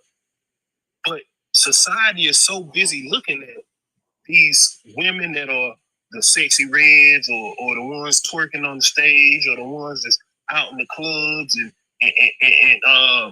city girls, or what they call it. That's what the focus is on. And it's the same way the other way around. So the good men and the good women get pushed back on the back burner, and we can't find each other. That's a lie. The last sentence was a lie. Everything else you said was good. And I'm not saying it's a lie like you purposely lying. I'm not saying. Okay, let me rephrase that. It's not that we can't find each other, but it's not so much out as in the open. I seen a guy say this on the internet, and this goes both ways. But the guy said it, but it applies to both sides. He say, if you see a woman, right, she can be college educated, she can be a homebody woman, she can be a wholesome, good, wifey material, right? She can be that type of woman, right? But her friends and who she's hanging out with is condoning all the behavior of these women that do the other things. You understand what I'm saying? But for lack of a better term, the 304s. She might not be one or whatnot, but she's standing too close to them. So we can't tell the difference. And it's vice versa. With men, us as men, we might be good men that go to work every day, that take care of our kids, and none of that is seen, but we standing too close to these niggas out here that's thugging in the streets and all that. The women can't tell the difference. So it's not that we can't find each other. It's just that we can't differentiate what's what, because we don't know what's what. I disagree. But I disagree. Wait, time out. Hold on.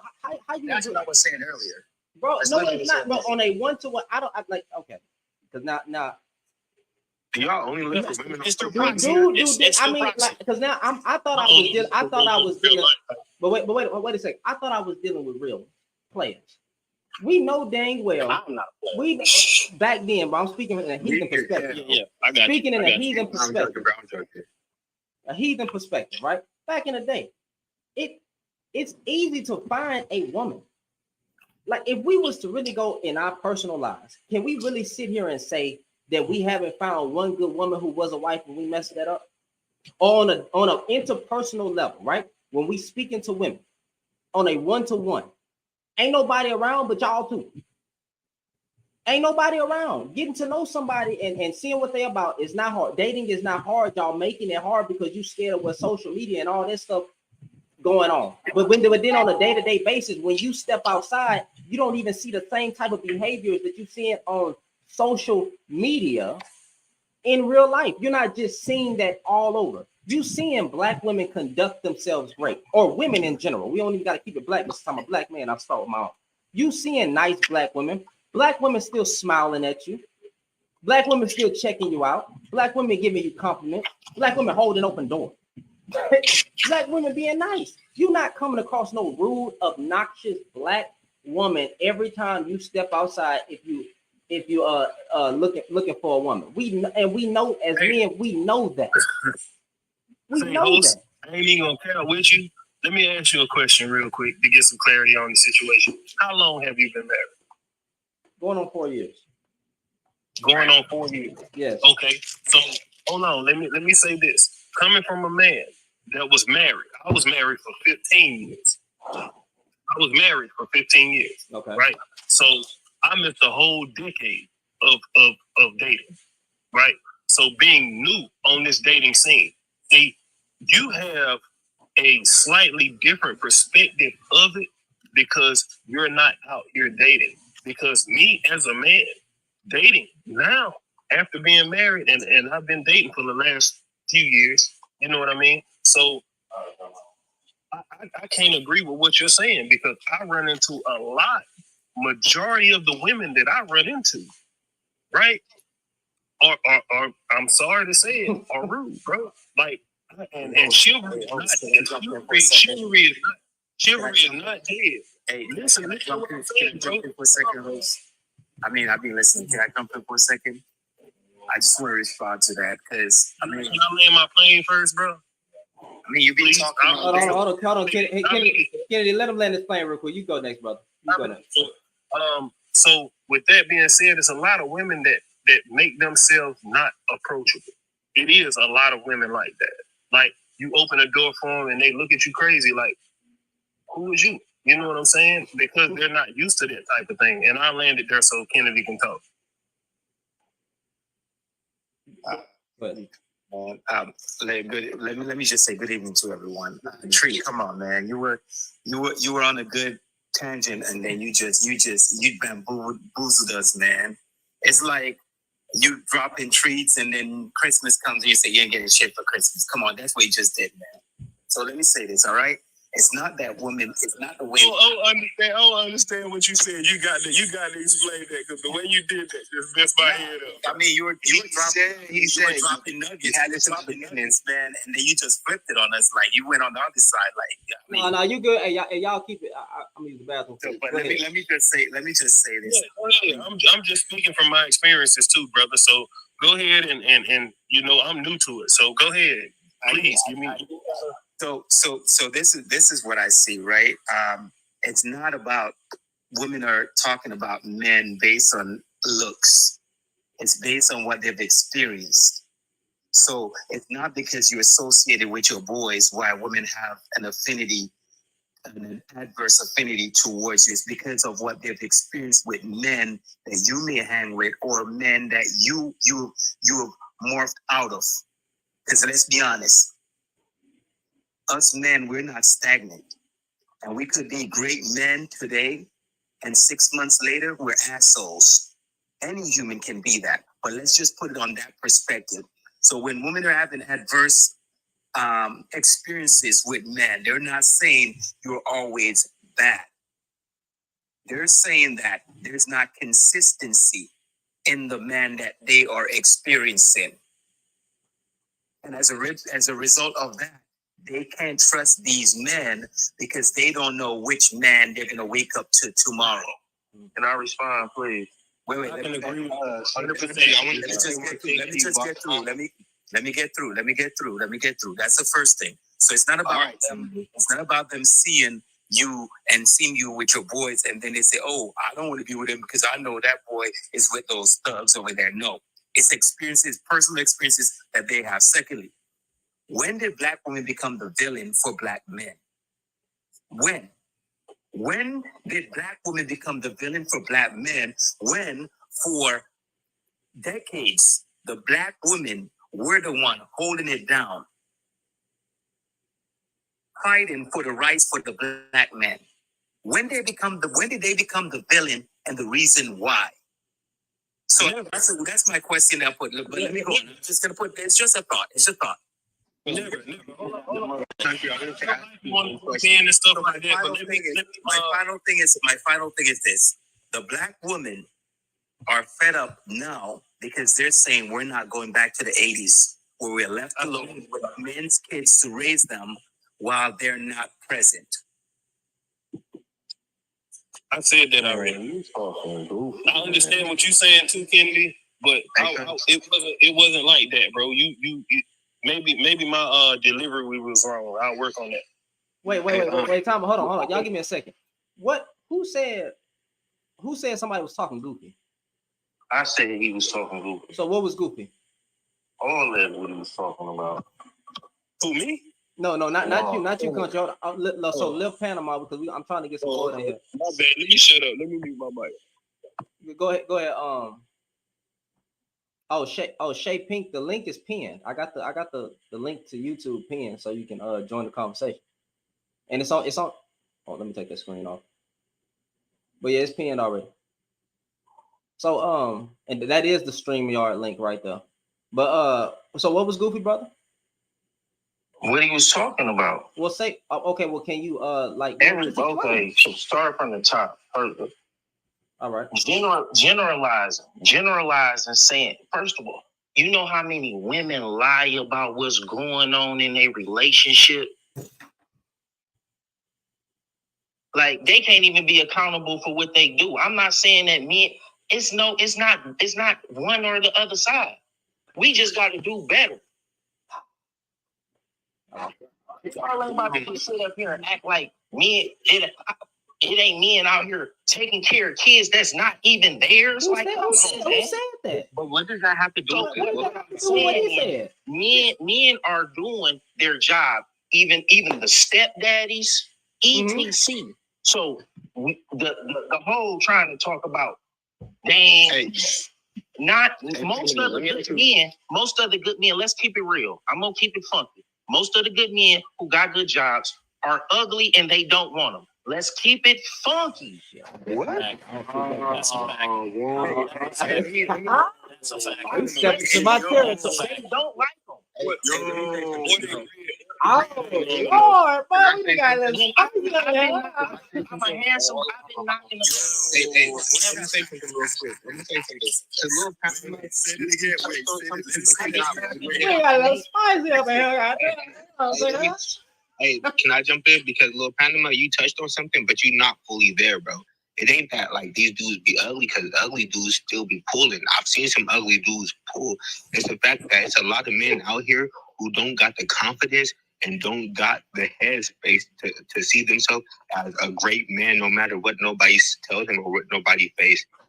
Women are attracted to confidence. It ain't about look, because it be ugly niggas pulling bad bitches. You feel me? They just be confident on their shit. My G. That's fact number two. Don't use the B word. Don't call. Oh, my bad. I apologize. I apologize. I'm not saying when I'm talking about. We talking about the average smoke. No. Listen here. We talking about the squares. And there's a lot of squares out there who ain't got no girls.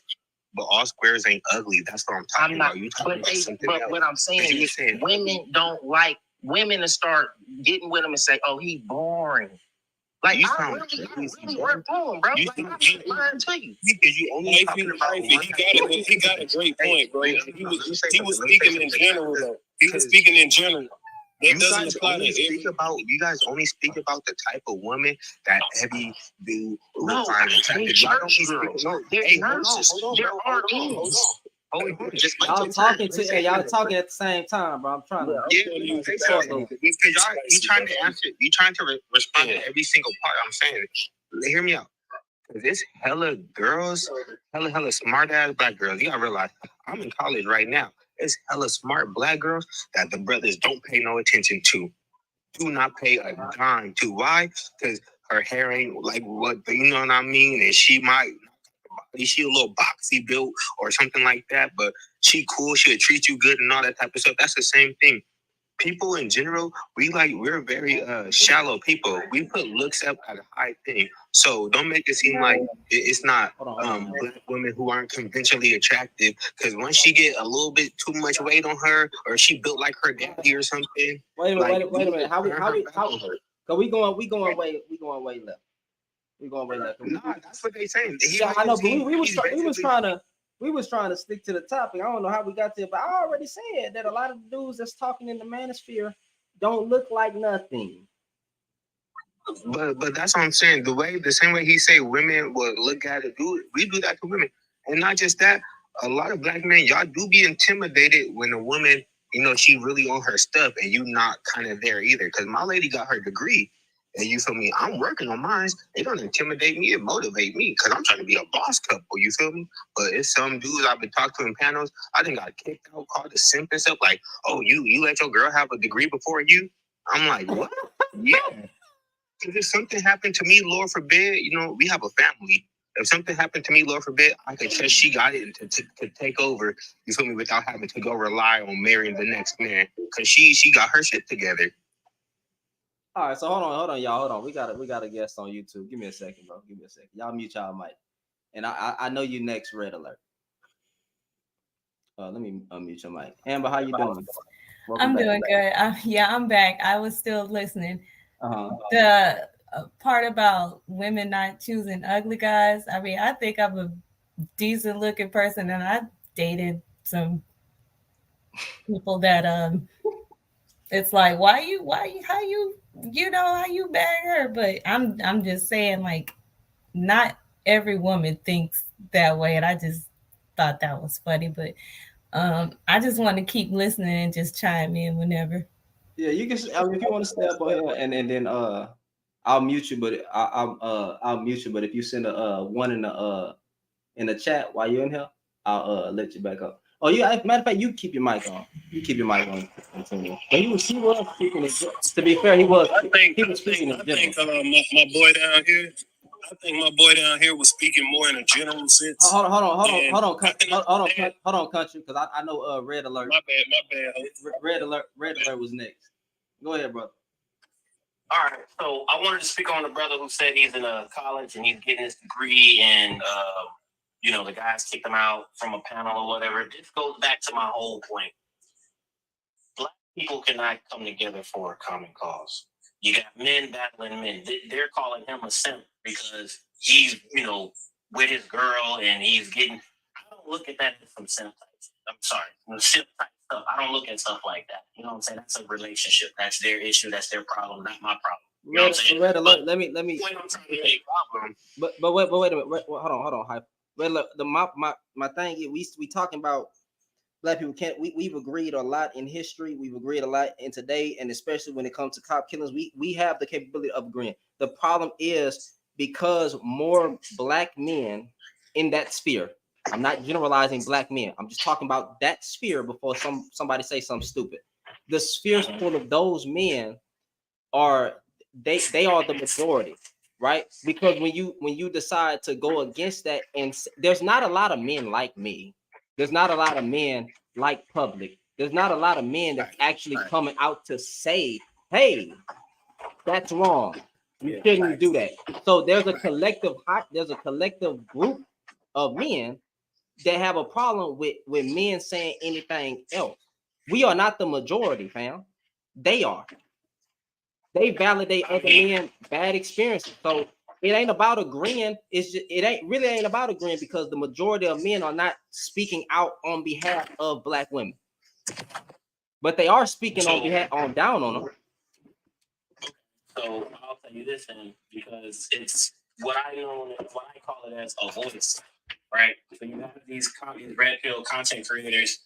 They're pretty much the voice of these men who feel a certain way, and these men are in fear that if they do speak out, there's always this contempt lied upon black men when they speak of how they feel about black women. But when it comes to black women speaking out about black men, they're not getting the same vitriol. I mean, to keep it real, they're not getting the same vitriol as it would be if it was a black man that was stating those kind of things. So those red pill content creators, I look at it like this: chew the meat, spit out the bone. Ooh. Like most of that stuff is mostly garbage, but some of that stuff can actually help you when it comes to dating and mating and marriage and relationships and stuff. What stuff can help you date? Red, can I ask you a question though? Let me ask you a question. Yeah, sure, go. All right, so what I think I'm hearing, right? It's like a woman is being blamed for the guy that they picked, and so it doesn't work out. And so, yeah, I got you. You should have picked me. Is that what I'm hearing? No, it's not. It's like saying, right? I got enough. Can't hear myself. It does come off like that. It's like there's so much stuff going on in the background. Yeah. One of y'all got to mute y'all mic. So let me mute up because it's probably. So it's like me say it's like this, right? It's like me. I got so much money, right? And so I decided like get the biggest house on the hills of Hollywood, right? And an earthquake came and shake my shit down, and you watching it say, see, you should have been on top of the hill. Is that what that means? Like, because if a woman chooses, and just because it doesn't work out, doesn't mean that because they didn't choose you, mean that now you laugh in their face, you should chose me. But here the crazy part about that. The case. I think what it is these content creators, they're like taking some, for example, like some entertainment relationship, right? And what they tend to do is they put that as, okay, let's apply this to Black America as a whole. You know what I'm saying? See how the relationship is between Black men and Black women. But they're using people of higher status. No, they not. To make that represent how relationships going on. That's not that's exactly what's going on. Bro, red pill, I swear, I put that on everything I love. Name your biggest red pill. Angry Man, Anton Daniels, goddamn mediocre tutorials. Mumia Obsidian Ali. Who is that? He's a red pill content creator. No, but I'm okay. So I never heard of him. But okay, so I just gave. I'll tell you this: he's not on YouTube because he got banned off YouTube. He's on Rumble, but he was on YouTube for an extremely long time. But most of the work. That doesn't mean I actually listen to him like that. You just asked me what name another. But that's fine. So what I was saying, anybody banned from YouTube? I was using an example. Yeah, exactly. I was using an example to say those guys, the three that I just named, they will be on panels together, validating other men with their own personal experiences. So they're not just pulling from social media relationships. They validate, I guess, a pandemic of men out here getting their goddamn heart broken out. That's what I'm saying. Is it safe to say it's relatable though to some of these men who listen to it? If you can, bro, let me tell you something. If you could be on a panel with a Black man who ain't even talking about his bad experiences, but then he can generalize the whole group of Black women and throw them under the bus and say the most crazy nonsense. I just gave you an example on how the freak he not even cancer. That's crazy. AD. So right, if he can get up there and say that and throw all Black women on the bus, and you can sit there and be like, it's relatable, that's on you, bro. That's not me. That's not me. I mean, it goes back to the whole truth. He spit out the bone. What you mean, bro? He spit out the whole Black woman. He spit out the Black woman. I'll tell you the information you're receiving. I'll tell you the dumbest thing you could ever say. When you say the Black woman is out of order, you have thrown them all under the bus. There is no some. There is no a few. That's the whole group. I ain't finna play semantics. I ain't finna read in between the lines. I ain't finna do none of that stuff. I'm going by what you said. You said the Black woman is out of order. Like you don't have Black women up here in the world that's in order. But she criticized for everything that she fucking does. If she has a child and she's a single mother, the dad don't want to be there. That's bad, right? If she aborts the child, y'all put F1 in the comment. If she fetus the child, then she's wrong for that. If she gets an education, she's wrong for that. If she becomes successful in life, now she's stuck in her ways. She a strong, independent woman. Black women can't go left or right. She chooses to be single. It's a problem.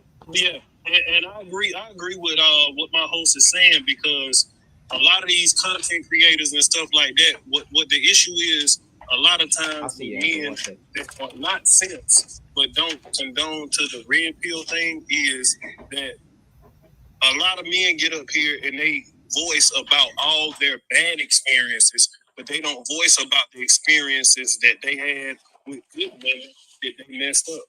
But here's the thing. Let's look at it from this angle, right?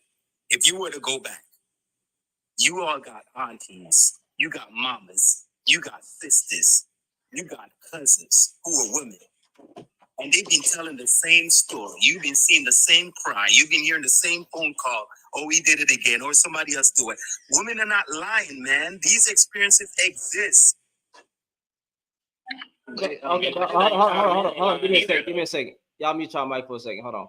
Amber, I do see you, but I know Shelly up here. Let's see what Shelly has to say. Go ahead, Shelly. Your mic is unmuted. How you doing? I'm doing well, and yourself? I'm pretty good. I'm trying. Can you hear me clear? Yes, ma'am. Okay. All right. So I came up here because I saw Cynthia G, and I listened to Cynthia G, and now I'm confused because the topic kind of changed. I don't know what the everybody was. It started one way, and now everybody's talking about dating. I don't understand. It gets a little disgruntled over here, but what I'm saying is we can talk about the topic. You're good. So when I said the black manosphere is unbalanced, what I'm saying is that they got mad at Cynthia G for what she said, but they're not getting mad at the black men for saying the most degrading things about black women, such as black women have done more harm to black men than any white man. That's a dumb statement. But you know, Cynthia G can't say what she said. I'm saying, who are our mothers? Wait a minute, red alert. Go ahead, Amber. Well, that's what I wanted to also chime in, that you are speaking. Sorry, my bad. Go ahead, Shelly. It's you. Okay, so if I could piggyback on the Cynthia G stance, because a lot of people had got upset because she was saying black boys.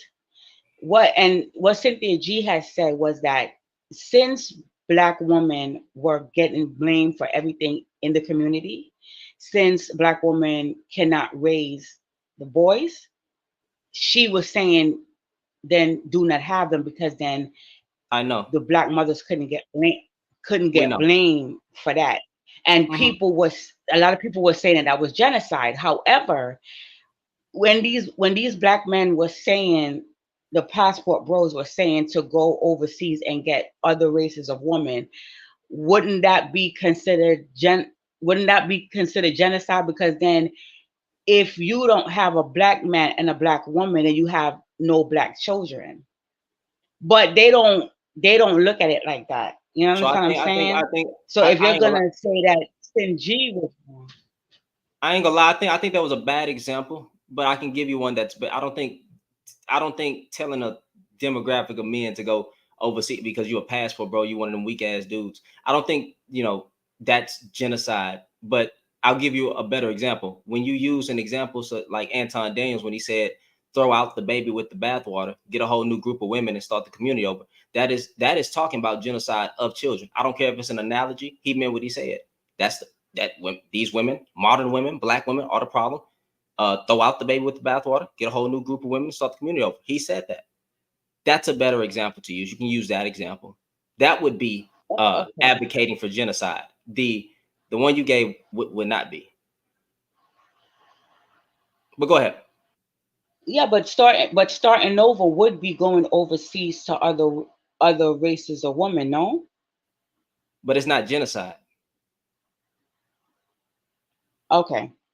No, going overseas. I'm not a passport man. I'm married to a black American woman, so I'm not a passport bro. I don't like them. I don't like no red pill, none of the stuff. But telling men to, hey man, these women are better than black women, which I don't agree with. Go over seas and get a better woman.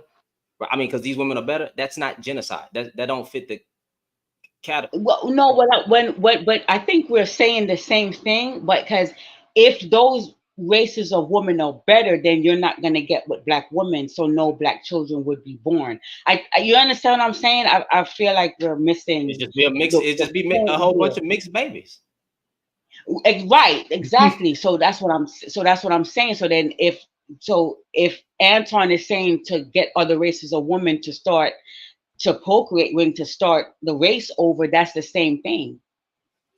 That's literally the same thing. I don't So think that's that what I she. was trying When to. did Cynthia G say start over with because I know she advocated for dating out, like, and I'm all for it. I'm all, wherever Black women can find their happiness, fine. If Black men want to find their happiness with other people, fine. My only problem is, hey, y'all just stop dissing your own race while you're doing it. That's my biggest problem. But we got a black wife effect. It's cool, whatever. But did Cynthia G say start the race over, or did she just say stop having the boys? She just said she. Oh, hold on, wait a minute. I'm speaking. Hold on. Let me let Shelly speak. Go ahead, Shelly. She did say to stop having the boys. Okay, so she said stop having the boys. Now she didn't say after she said that sentence and they clipped it. That's what got her in trouble, right? That main sentence. Even Yes, I understand even the whole thing of what she's saying was contextualized. I get it. It's an extreme take. I don't agree, but I understood it. See, sometimes because of what's happening, you can get in your feelings and say and meet fire with fire. So if Black men are blaming Black women for everything, having the child and not having the child, and she says, well, since we can't win, stop having them. I understand that. I don't agree, but I understand because it's contextualized. I wouldn't say that, but I get it. I think the men on the other side who said something similar should be yeeted off of YouTube and other platforms as well, because they advocated for genocide as well. I mean, yo, if you got an issue with the passport bros on you should be able to understand why they feel that. Right? Hold on, but you hold on. Go ahead, Amber. I think we're gonna have to agree to disagree. I just don't think what you're saying fits the description of genocide. Can y'all type F1 in the comments for me? Because I know TikTok gonna get me. Michelle, can you hear me? Yes, I can hear you. Yes. Okay, yeah, I think we just agree to this. I just don't think it fits genocide, but that's my take on that. I think if men can get online and say the most crazy stuff about Black women, then she was banned unfairly. It is what it is. They need to ban them too. Yeah, that's the unbalance, and that's the unfairly banned part. That is she saying, don't date these men, don't have their kids, and she goes hard on that. And then the Manosphere is like, date outside your race, go have babies somewhere else. And then along the lines, those babies would probably have babies with, so it'll be mixed. So it's kind of like saying the same thing, but not saying the same thing. And that was the point that I was saying. Right. The whole rhetoric is the basis of Black men, not birthing them or the Black men taking their birthing seed to somewhere else. So it's kind of like the same thing. But how does that qualify as genocide? Am I missing the? I don't think Hold on, Miss Amber. I'm sorry. Give me 1 second, y'all. Children will be born. That was the point. Because no Black children would be born because the children were biracial, and then you're saying those biracial children that is going to marry white. So it's the same thing. I think we're kind of missing each other. It's okay. We can just agree to disagree. Okay, no, I got you. Okay. Because I was like, huh? I was like, well, the sentence structure just don't match. But hold on, but y'all give me one. Can y'all? I'm gonna mute y'all mics for a second. I'm gonna let y'all stay up here. I appreciate y'all for joining the panel. Problematic, brother. Welcome. What's up, man? What's up? So I think they need to find a different word for it. I understand what she's saying, and that there is a similar outcome as far as the children obviously not being born to two Black parents. But that would absolutely be the incorrect word because obviously genocide, it's actually eliminating life, not creating life, right? There's a difference, right? So I think you need to find a different word if you want to talk about what you're discussing. Also, I personally, I just think it very it borders along the lines of kind of speaking to trying to maintain racial purity.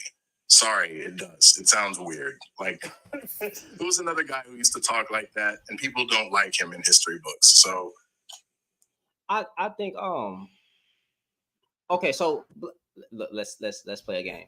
I am in full 100% of black men finding love outside their race if they can find it. Do that. I am in full 100% of the black wife effect, and any man that wants to be with a black woman outside of the black woman's race, wherever they can find it. What is the problem? I don't think that's what she was saying, though. I'm not talking about her. I'm just saying what is the problem? Oh, there's no problem with that. But the problem is when you have an agenda and a campaign away from one race for another, then that's a problem. Well, the problem that I have is that, like, if you're going to date out, just leave your race out of it. That's my my goal. So that's what I'm saying. Like, if you wake up and you say, you know what, I want to go date a white tea person, if I want to go date an Asian person, there's nothing wrong with that. But when you push a campaign and you run an election for other black men and other people in your race to divest from your race to go elsewhere, then that's vicious. I'm vicious and problematic. Let's use those two words. My bad, Candy. I didn't mean to type. Oh, my bad, problematic. And the word that she should use is probably the dilution of the race. So I'm gonna be me, and I'm gonna stand 10 toes on it. And I'm not so much like you, controversial. I understand, everybody gonna love who they love, but me specifically, I think black people should be with black people. Yeah, and the reason I feel like that is because we already see that we at a disadvantage. I'm talking about here in America. We already at a disadvantage economically and politically. And the thing is, majority of the black men who have the economical power to make changes within their communities, they tend to divest out and take those resources with them to other communities. So I push heavily I'm a pro-black person. And I'm not telling everybody this is what you got to do because you can't control grown people. But, so problematic, you can disagree with me and stuff, but that's the type of person I am. I push black on black. I do too. That's why I married an American black woman. I didn't go, I love the diaspora, but I married an American black woman. I love my wife. But the problem, like, my thing is, people will date out their race. I disagreed on. I'm sorry. What was that? I don't know what he said. What happened? He said something about me disagreeing with him. He said, I don't know if you disagree with that or something, but I don't know what you're supposed to be disagreeing. Because you were saying I don't want to like racial superiority or purity or anything like that, because none of us, we already mixed, and that's not, but more or less like for a community aspect here, because you know what I mean? That's more or less what I was talking about. Well, okay, so let me be clear, right? Like, I'm not, the idea is not to say that you should not want to have black children if you want to have black children, right? Like with if your significant other is black, obviously you're going to have black children. But I think what I was saying is that when she was talking about dating out and, this being a form of genocide because you no longer have black children, that's where I was saying the idea that mixed people are not black starts to speak to what you call racial purity. That's what I was kind of referring to. Okay, I apologize, and that was on me and my misunderstanding. Okay, y'all give me a second. So can I answer that question that you had? What's the problem? Okay, so I'm sorry. So my stance on this is it doesn't really matter who you date, and this is just my opinion. I don't care which race of people you date, men or women. The issue comes in is when you jump on that side of the fence and you start demonizing a whole demographic. That's the problem I have, because you haven't dated every single black man. You haven't dated every single black woman. You barely know anybody on your street. So I feel as though you should not have a dog in the fight when it comes to talking about the relationships between black men and black women, because you've made your choice by jumping over there. So stay over there. We don't need no input on what you think about what this black woman did and how these black women are acting. We don't need your input on what these black men are doing and what these black men and how they acting. We don't need that input. Hey, controversial. We can control that the whole time. You know what I'm saying? I know you finna chop it up with your YouTube, but after you do that, can I say something? Yeah, you can say something. Anybody can say something. Oh, my bad. I thought you was finna talk with one of the YouTube I'm people. finna let her speak in a second. Go ahead. My thing is this: when we really look, You got cut off. Can you hear me now? Yeah. My thing is when we look at our demographics and our ratios, for every 100 black women, we got 85 black men. So looking at that ratio of 100, we already have like 15 women are not going to be married or what so and so partnered up unless something happens. So when us as black men, we start to villainize black women, and especially when like a lot of like those red pill manospheres, they're so deep in where's your value is this is your value, this is your value. And then but we look at the flip side of that, we got 85 black men, how many of them actually got like financial stability in the education, and how many of them can lead you to prosperity? The numbers start getting smaller and smaller and smaller. So I feel like we should be taking things like that into effect too, because they already at a disadvantage because all of them not going to be able to have a partner just based off that statistic. So for the person who asked, I do see multiple sites where it does say that there's a range between 91 black males to 100 black females. I see a 88, and I can start naming statistics if you or the 91 was from 2013, I believe. Okay, I think the most recent one was I saw, because I had to look at a couple of them.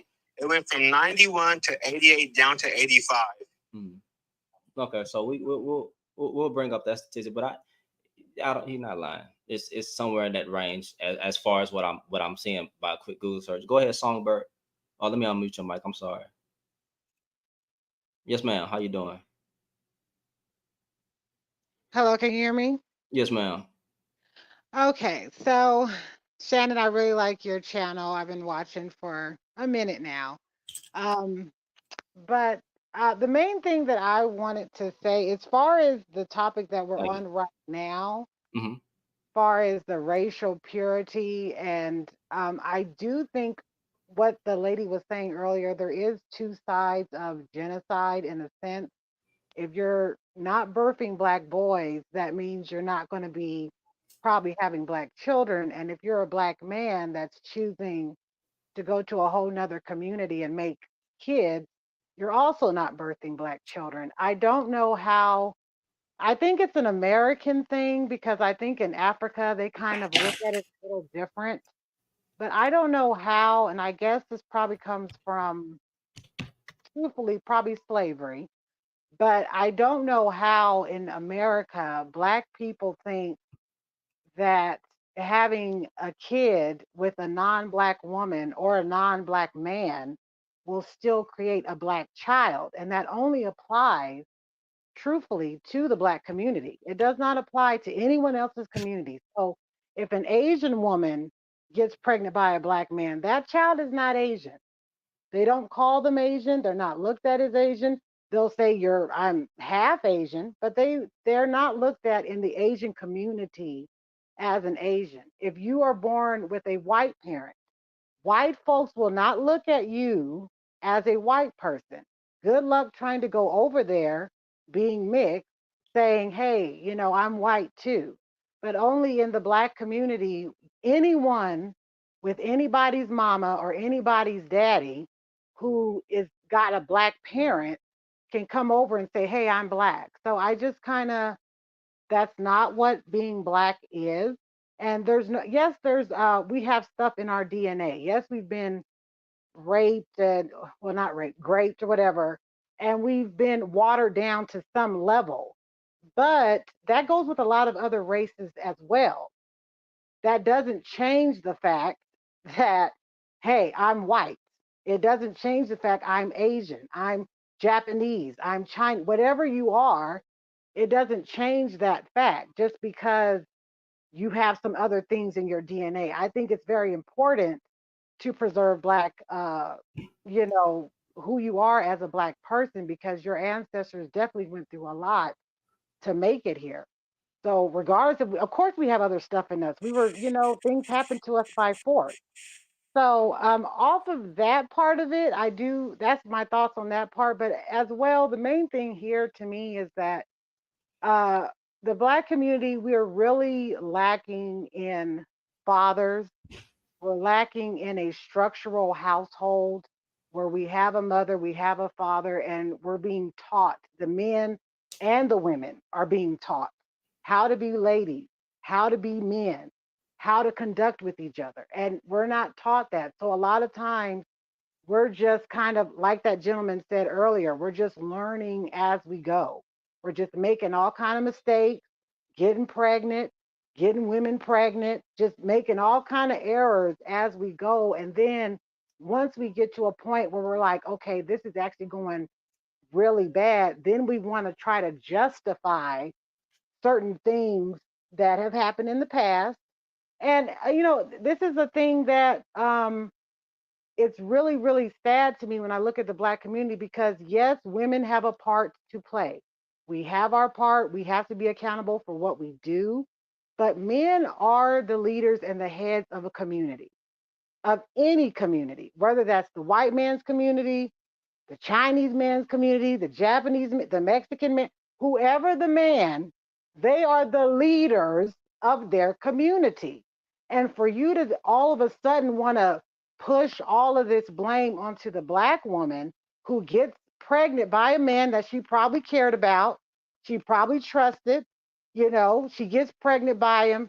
The man decides to disappear. So now we want to punch on the one person who created the child because she didn't make it by herself. You want to punch her down because she's trying to do the best out of a bad situation. She can't make a man do what he's supposed to do as a man. You cannot do that as a woman. You can talk to him, you can plead with him, you can cry, you can beg, but if he wants to go, he's going to go. And so I just don't know how men talk like that as if they don't know many men like this in their family. They don't know many men like this in their friendships, in their the schools they go to, or wherever you congregate. You know men like this. I know men like this.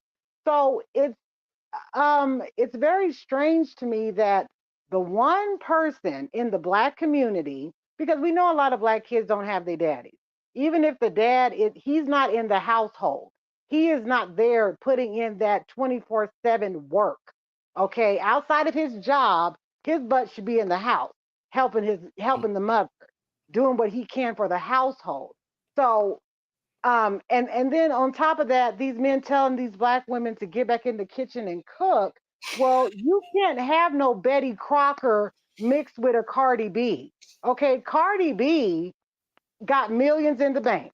Okay, Cardi B can afford maids, servants, all that. So y'all want like a Cardi? That's another thing the man said earlier that you know, the women are getting influenced by social media. No, these Black men have been influenced by social media. They're seeing all this thought, all of this activity online with these women showing their bodies and they getting all tight in the pants around that.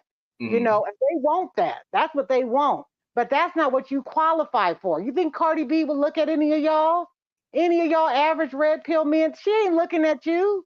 She's not gonna be. Nicki Minaj wouldn't be looking at y'all. Megan Thee Stallion ain't gonna be looking at none of y'all. Y'all don't even have the money to even get them to look your way. So while you're trying to like, you're comparing Black women to these women, which most Black women ain't that.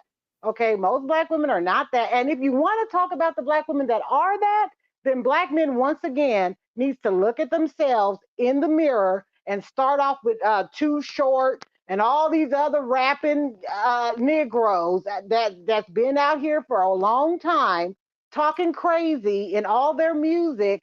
And that's one thing I will give Black men credit to. They act like they can't lead Black women, but you actually have led Black women to the point of where we're at right now. You have led us to the point of where we are right now. You may not want to look at it that way because, women have more autonomy for themselves now. But black women, we look up to black men. What they're down with, we're down with. Most of the black women that are in jail right now are behind a man. Most of the women in jail, look it up, are in jail behind a man. And if they're black women, I would bet a lot of them were black men. Okay. So, black men, y'all have definitely led us. Maybe you didn't intend to lead us.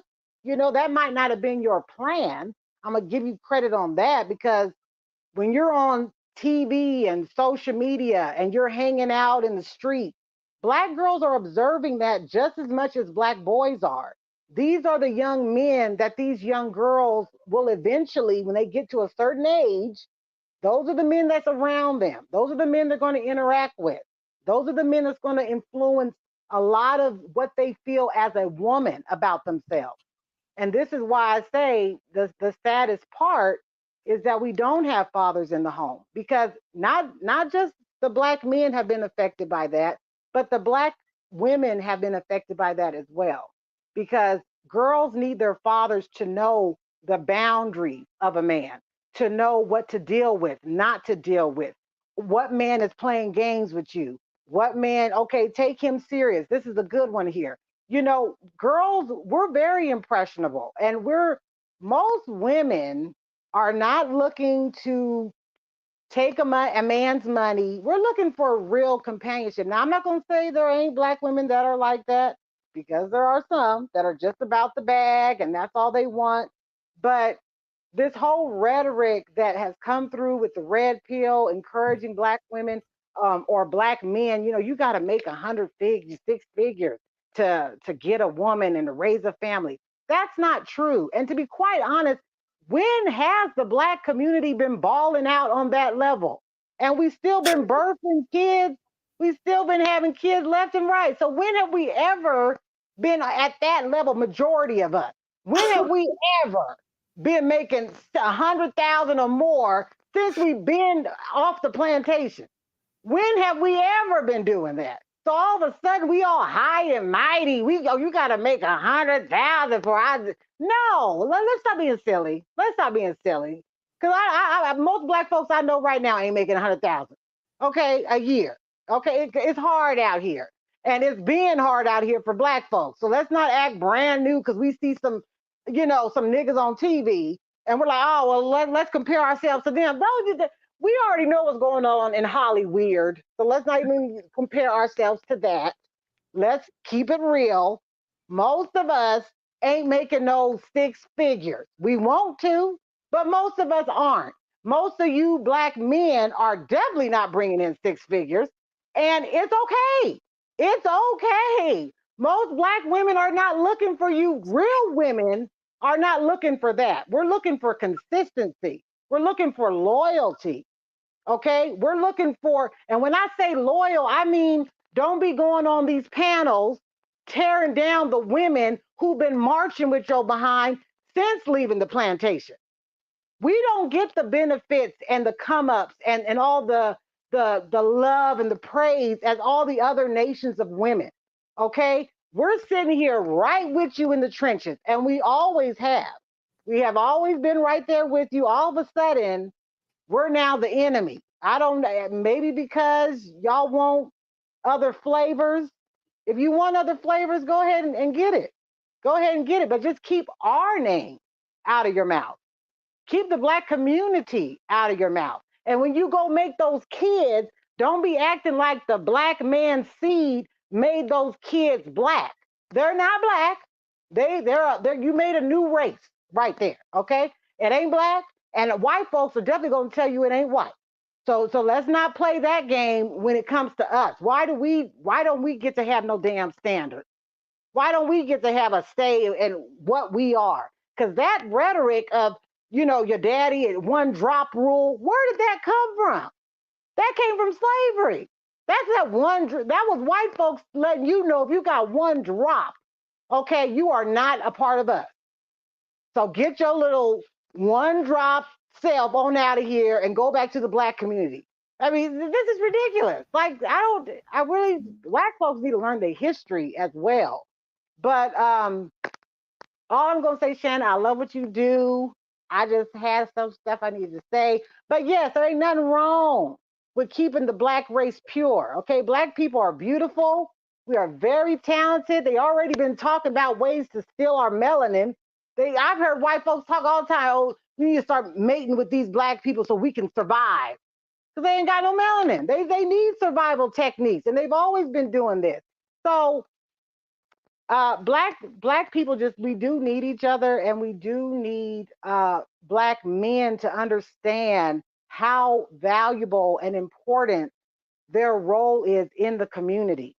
Okay, because if a group of men come, let's say black folks all lived in one town, if a group of men came through to try to tear down the women, the children, everything you've built, who is going to be stopping that? It ain't gonna be the women. We might be the ones to tell y'all somebody's out there outside the gate, but we're not gonna be the ones to stop that. Y'all have to stand up and stop that. You cannot. It is a foolish man to think he gonna be ruling in someone else's household. Okay, you're not gonna. You better set up your own. You better set up black people right, black men. You need to get your minds right. These red pill men, they're a mess. Most of them do not want good women. I'll just say that. That's why they don't listen to the gentleman you was naming. Forgot his name, but most of Angry them don't Man, listen. Anton Daniels, all of them. Yeah, no, not Anton Daniels, but the good brother who be telling about Oh, you marriage. talking about Tony Gaskins? Yes, Tony Gaskins. Yeah, they don't like him because Tony Yeah, Gaskins gonna make them accountable. What did you say, Shannon? I said yeah, they don't.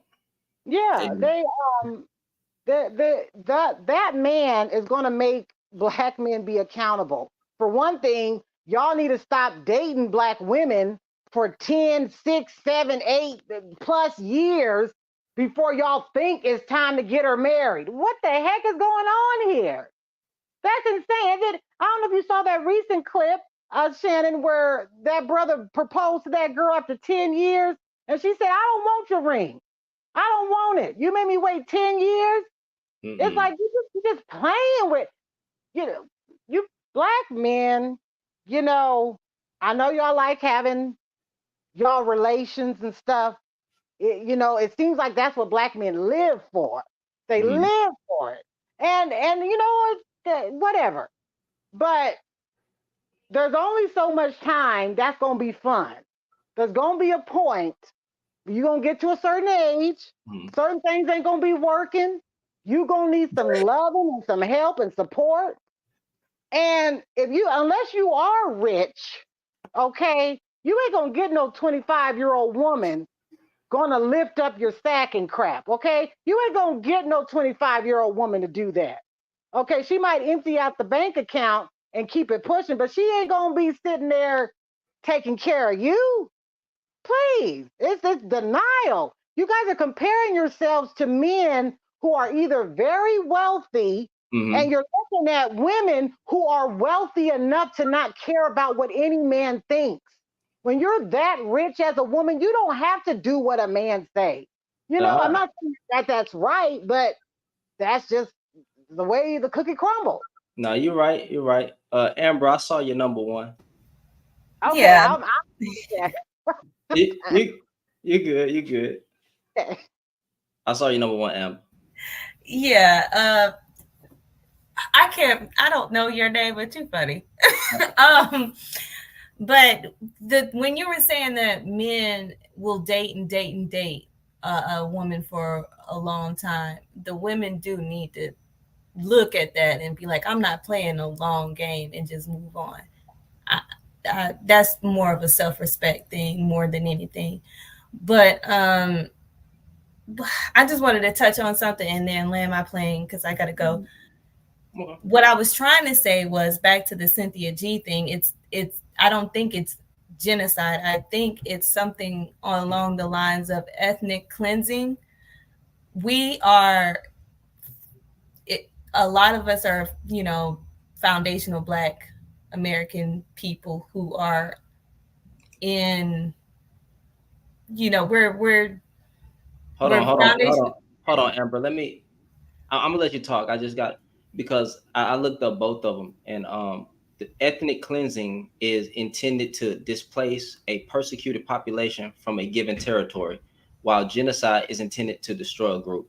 So I think even the wording is not. We all understand what y'all are trying to say, but those two words or two terms just don't apply because of the definitions. Yeah, I would understand the definition, the Webster or whatever definition is using, but I think the concept is probably almost the same. But I want to know exactly what the word is to be politically correct, but I think the actual concept is kind of the same. I forgot what I was going to say, but yeah, that's what I was trying to say. Like, just to throw that in there, like it could be a form of ethnic cleansing. Eugenics? I don't know. Eugenics wouldn't work either. No, I don't know either. I don't think eugenics. Maybe we could just make up the word. Yeah, but we get it. But go ahead. Go ahead. But yeah, that's what I wanted to just contribute there. I think that it is the same thing in a sense. But us being just, foundational Black people, or just Black people that's been here for generations and having so much vitriol against one another, it's time to actually come up with solutions and not bring in so many problems. We know these problems over and over and over and over. We heard them over. I'm tired of hearing them myself. I just want solutions so we can grow, in healthy relationships as a people, as one, because we got a lot of stuff against each other already. So I'm gonna land my plane there, and y'all have a good night. You too. You be safe out there. All right, you too. And Miss Tanya, I'm sorry, I said Tanya. I don't even know where I got the name from. Miss Shay, go ahead, because you haven't spoke. Go ahead. Hey, hello. Hey, Shane. How you doing? Hello. Hey, chat and platform. I appreciate everything that you're doing, Shannon. And I also want to thank Mrs. Shannon as well for allowing you to spend time with us. Yes, ma'am. But I wanted to just give my little 2 cents as well. I want to go back to the passport bro conversation. And what I wanted to say is there is more men in the world globally. There's more men in the world, but the craziest thing is America has more women than any place on earth.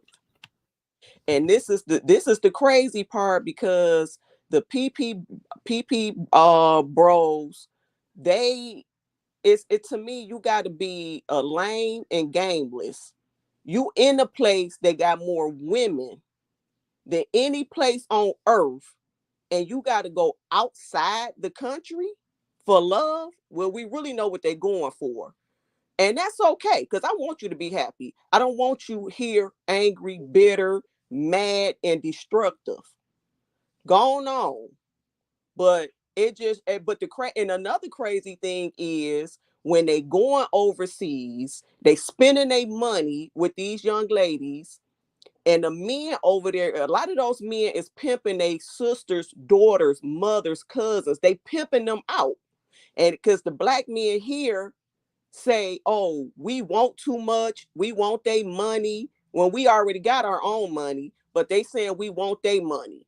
But the craziest thing is you go overseas, you pay for these other women, and they whoever's pimping them out, they brothers, cousins, uncles, and daddies, we still getting your money, because they coming to us in America, they bringing that money right back to us and giving us 30 to 50,000 to marry them so they can become American citizens. This is what these fools don't understand. We still getting your money. But I just wanted to add that 2 cents. It's a whole bunch more I can say, but I just wanted to add that 2 cents. But America is the only place on earth that has more women than men. We are the only place. Everywhere else outside of America has more men than women. Well, yeah, that hey, passport, bro. She got you right there. American passport, bro. She got you, boy. Exactly. But I just wanted to add that I'm gonna drop down. I might come back up, but I just wanted to add my little 2 cents. That's all. Thank you for coming up. All right. Yeah, so from You have a good one. You Can, too. wait, that's Kennedy. who's speaking? Kennedy. Yeah, Kenny, and then I'm gonna let Problematic speak, and then we gonna keep it moving. But go ahead. Yeah, I just wanted to say, she brought up some stuff about, you know, the fact about what black men get paid and black women, and I saw in the chat that someone was saying that, oh, black men get paid way more than black women. That's not true. I mean, the stats are there to prove otherwise. Wait, who said what? What happened? There's someone in the chat. I was going back and forth with them. They said that, oh, black men get paid way more than black women. No, it's only $5,000. Yeah, it's only $3,000. 3,000 now in the late statistics. So black men make about 43K a year on average. Black women make about 40K. Are we sure that that's right? Because there was a study that came out that said the average black man now makes $60,000 a year. The average black man. That was the labor statistics in 2013. So I guess they were going off the last census. I think black men have did a good job increasing their finances to $60,000 a year, and I think. But the difference is not that huge. Yeah, between the woman and the man, it's just the 5,000. Right. So I just wanted to set that straight. So when she was saying that, hey, you know, quit acting like all of y'all making all this money, she's right. Mm-hmm.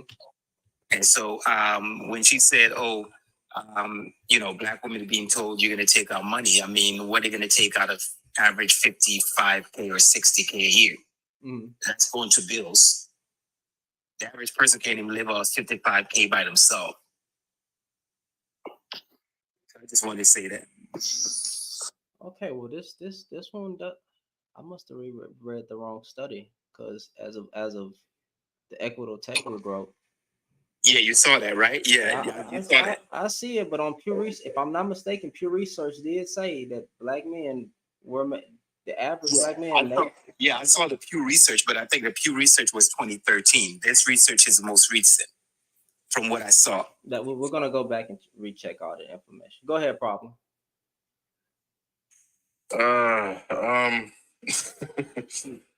I don't have too much to say. I've kind of been listening. I'll just real quick say, yes, Cynthia G is trash. However, she is a reactive trash. She exists only because of something that unfortunately a lot of black men created. We created her. And I think we have to understand that. You know, what you see out of women like her is very, very often, it's a reactive position from what we have been doing collectively for decades at this point. So, yeah, she's trash, but why does she exist? I agree. Country boy. Country boy. Yeah, I'm here, man. I just wanted to tell you thank you for letting me on the panel, bro. I'm about to drop. I was waiting to just tell you that. And you know, I'm gonna drop down and move around a little bit. But I sent you a follow. I did. And you be having good topics, bro, and keep pushing all that. I'm trying, brother, man. Appreciate you for coming up and having an intelligent conversation. I appreciate you. I do see some of y'all in the box. I can let you up for a few moments, and we can address this, and then we're gonna end it, and we're gonna start on. I really don't even have the energy. I'm just gonna say what I gotta say. I do see black men. I do see you. I saw you using Kamala Harris as another reason to attack black women. Just know I see you, bro. I did. Go ahead, New Frequency. Hi, everyone. Can you hear me? Yes, ma'am. Awesome. I just had a question. I think right now, I think we all just don't know how to play our roles. I think we all want more, each other, then that's what we can expect from each other. I think we just need to come and understand and kind of build together, but build on something that we all can stand on. I mean, it sounds like as a group, we don't have morality. We don't have it defined. As a group, you say? Right. Even when we go to church and all these groups, the morality thing is just not there, you know. Church has all bad things. People get pregnant in church. Clubs, people get pregnant in church. I mean, workplace, people get pregnant at work. But we all have negative things to say after we do these things, and we're just not holding ourselves responsible. So it seems like hypocrisy. But it's not that the morality is misaligned. It's just there's a level of hypocrisy going on. That's all. But what we're not agreeing on, are we not agreeing on that having sex makes children? So if we're doing that, and then after we do it, We can't say that because there are many people who have sex and will never have children. and we're not holding ourselves accountable, we can just talk. No, I'm just saying. Well, I understand that. But the point of having kids, even people that can procreate. but the point of the issue wait, of we're speaking on. Hold on, Kennedy. You gotta let her finish her point because you gotta let her finish her point to rebuttal because otherwise we just interrupting and she don't finish and then we go back. Y'all know how it goes. Go ahead. Go ahead, New Frequency. Go ahead. What I'm saying is, we're not. If we're having children, we know how children are being made by having sex. However, we're having it. We're having it in families. We're having it on one-on-ones, whatever. But the thing about it is, after these children are created, then we're just talking about each other. And the solution was from the beginning. We're creating these children.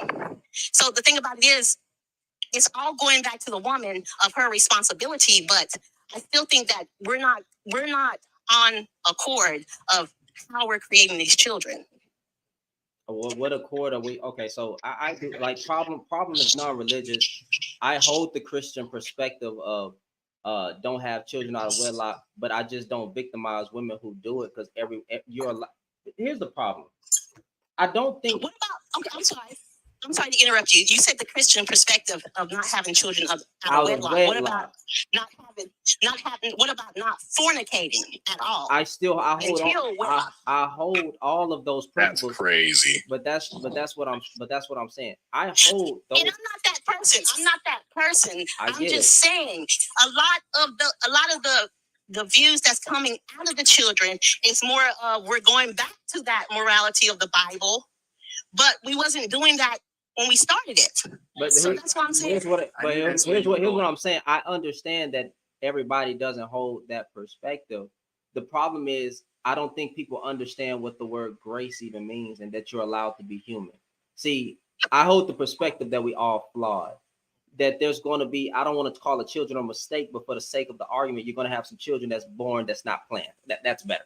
But what happened? But wait a minute. What happened? I'm not holding it in that view that they're mistakes. I'm just saying that after they're born, we're acting the rhetoric that's being out here is like. I'm trying to put it in perspective. It's like we're not thinking of. It's like we think of things on the.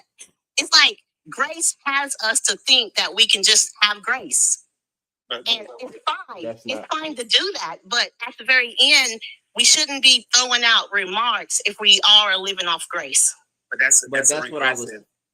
That's regressive model. Let me just say this. That's regressive. I don't want to be in that model. I think consciousness is the way we should go, and that we should put it in the face that we shouldn't be talking about a mother who is trying to take care of a child that got placed in a situation because the other person is living off grace. No, but here's what I'm saying. Here's what I'm saying, okay? That's regressive, the way you're looking at, sex and sexual intercourse with individuals, all right? Medicine had advanced enough for us to put enough guardrails so we can enjoy the joy of sex without having pregnancy.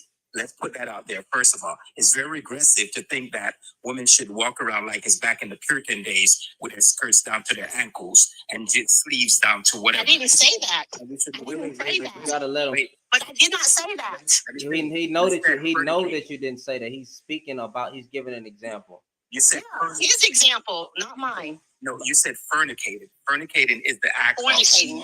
Yes, the fornication is the act of desiring that which you should not desire. That means look away, not having a desire for a woman walking by. That's not what fornicating means, bro. Right. That's what I'm not understanding what he's talking about. It's fornicating is actually having intercourse. Fornicating is sexual intercourse between people who are not married to each other.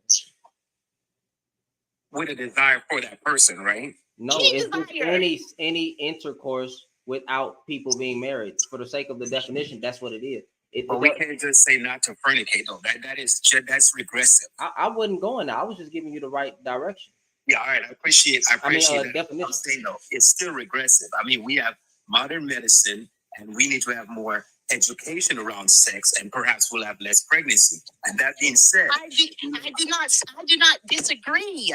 But what I'm saying is the rhetoric when they say whenever women are held responsible, is because our mindset is in a regressive state of saying that.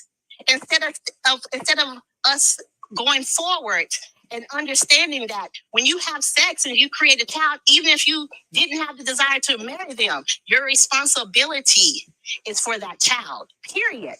We know. Not to talk about we have single mothers. We have that because that thought process is not brought out into the world for men. We have the responsibility. So we think about it. That's what needs to happen. The things that we think about, you guys need to think about too. That's what we all, that every single man on here, even problematic, has called that out on this panel, which is why we having the conversation of men holding men accountable. I just think that we need to have more of the women show what we do and tell what we do so that it can actually be put down in an outline. I see a lot that we're talking about it and we're putting out there, but there's not really a directive of what to do. And the thing about it is, I keep saying that we're doing it. So we're the ones that should let you know what we're doing. And if you decide not to do it, well, that's your choice. But at least you have a plan and not have to keep. It seems like it's a cop out of not knowing. Well, but if you ask women, we're not knowing what you said doing. I don't know the things that we do and go through and put it. It's more like the world is like feminine and masculine, but a child needs two parents to be both. You know, they need the father to see if the mother goes to work, the father steps in. They need the mother to see both. You know, a mother, yes, if she decides to stay at home, that's fine. But in this world, if her finances lost, she still has to know how to pick herself up. So it's just like these are outlines that we should, have more. But how does my knowing that change the fact of someone getting pregnant though? That you're not tracking. That's what I'm asking. Where are you going with this? Well, if you know these things, knowing these things of getting someone pregnant, you're acknowledging the responsibility. Because that's pretty much what it is. It's just responsibility of a child. And if a man doesn't stay there, he's relinquishing his responsibility. But if we think these things and understand responsibility, maybe that would stop and make you think of these practice of safer sex and things like that. So you don't produce a child. Can you look at the screen? Look me in my eyes for a second. Do you think that these garbage buffoons out here don't know what women go through? It's not that they don't know. It's that they're not held accountable or they don't see it. It's more like, oh, you're a man and these are your responsibilities. That's literally what me, the guy at the bottom, and problematic were calling out. The men who purposely ignore their child, the men who have every excuse for a man and his bad behavior, and that they're not holding each other accountable on the rhetoric in which they use against black women, because we black men, or women in general, and we always have cop-outs for other men in every situation. So we are up here trying to do that. So what did I miss as the points that were brought up? It was a lot. It was a lot. We called the black manosphere, or the manosphere in general, is just unbalanced, because there is no calling out on women in today's dating environment. There is no calling out how y'all have to basically go through all these maneuvers in your dating life because you don't know what man to trust, right?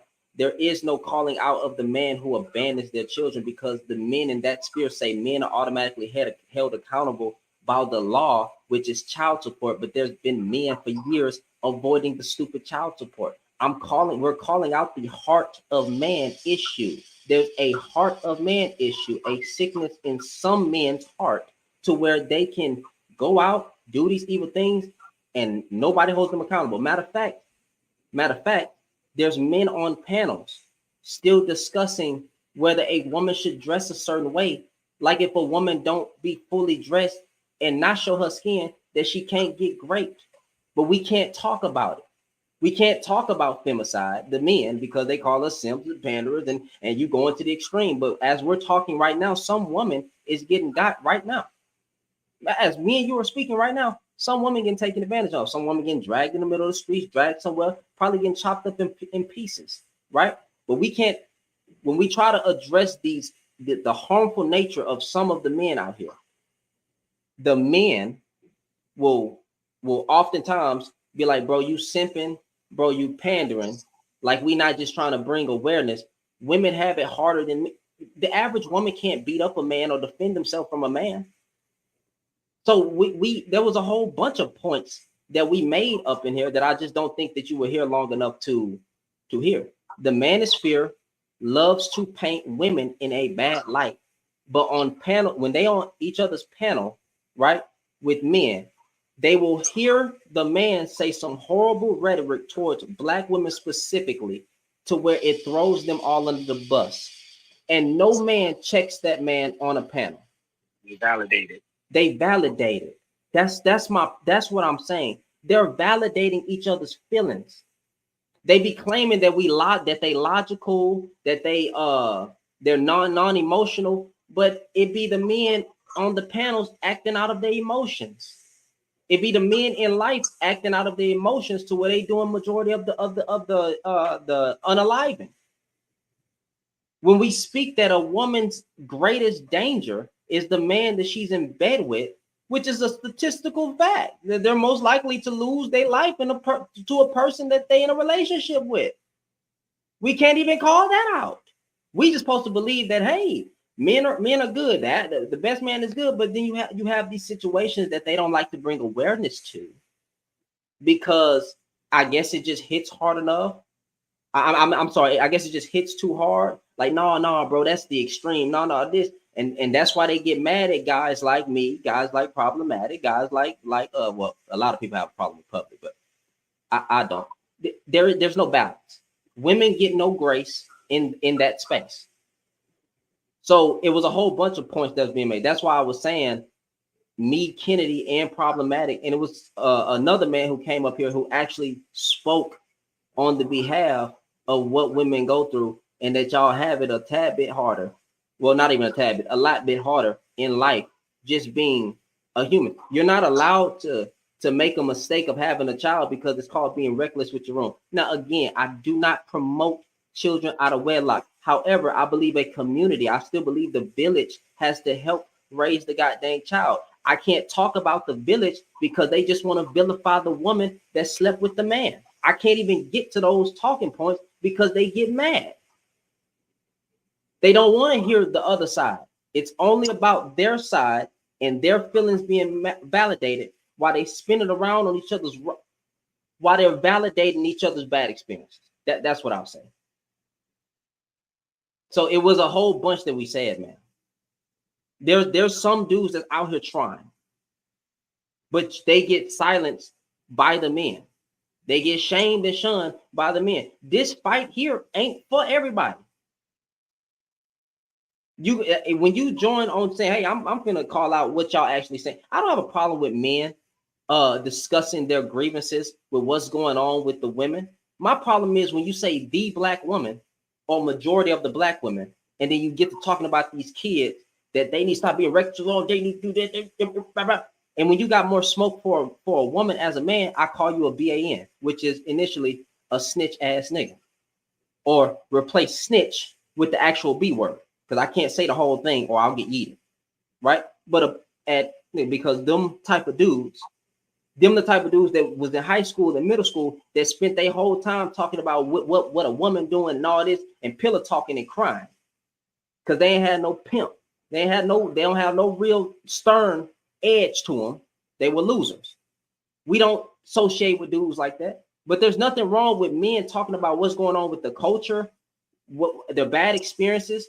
But when you use your bad experiences to generalize that this must be the majority of how the women are acting because you find in other groups of punk men that's crying about women and y'all validating each other on the panel, I have a problem with that. Matter of fact, I even heard dudes say real men validate other men. I don't need validation from no woman. I don't need no validation from no man.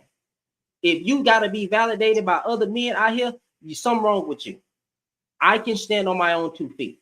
I don't have to be in cahoots. We don't have to be in cahoots with your bad experiences. So why can't I speak about the good? If I come out and say majority of black women just want a decent black man, they're going to be like, that's cap.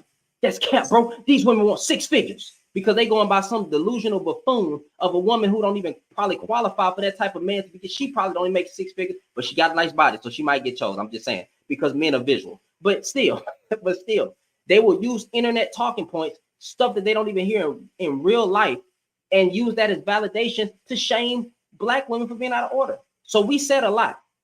I just don't think you were here to address, and then the men still was getting mad at us on the panel, man. Yeah, I hear you. I mean, I wasn't here the whole time, but I mean, my main statement is if we're back on the statement of having children, these children in the Black community, and I just believe that we just need to be more conscious. I mean, we've been doing the same steps of handing out condoms and those type things. It's not really working. I just think we just need to maybe we need to stop making sex taboo in our community. True. That's why I was trying to say when I said fornication, it was more to understand the mind frame of what our kids are in right now. They're still in that old draconian mind frame. Sex needs to be taught for kids won't be produced and Black people can thrive and we can get out of this hurt. But when we shame it by using fornication and stuff like that, like Contra was saying, you know what? We still got to accept those people. So you know what? How about we say, okay, we're not going to shame you for. I didn't shame the word fornication. What? I use the word because it comes from the Bible. I never shamed it. I don't think, man, he wasn't saying that you said that. Like, he said when you shame the word fornication. I would just let him know I said it, but I didn't shame it. No, I said when you use the word fornication, many people look at it as a shame word to their action because that's a biblical term for doing something wrong. Not right. It has a connotation within itself. It may not. But that's what most people are. So that's the problem. We're hiding. Well, but we need to come out. We can't come out if we can't understand. Most of us interpret the Bible. You have powers. Okay, but what he's saying is that when you use certain terms, it creates a negative connotation. Yes, it may mean one thing that doesn't have a negative nor positive definition technically. However, there is an association when you use certain terms that causes shame when talking about these things, and that's all he's saying. And so, because of that, in our community, we are less open to discuss sex and ramification. Our community is not the only community that's having sex. But if we have more conversations around it, then we don't make it a taboo that says, oh, if you have a mistake, you look down on the community, you're exiled most of the times. Most people in our community, sometimes if they're younger and they get pregnant, they get shipped away, isolated. We got to stop those things. And that's how we'll change that narrative. Wait, what did Raphael say? Problem, goddamn. He was the one popping off, wasn't he? No, but you said problem. It say you muted him already for 5 minutes. Like we just got in here. What did he do? Because he was the one that was popping off last time, right? And I told him to stop talking, and he kept unmuting his mic. But he just got in here, bro. So I just needed to let him know that it's still like that. What is wrong with you, man? Bro, you crazy. What is like, bro? This crazy. Hold on, Lord, this is hilarious. Only 5 minutes. It's only 5 minutes. It'll be all right.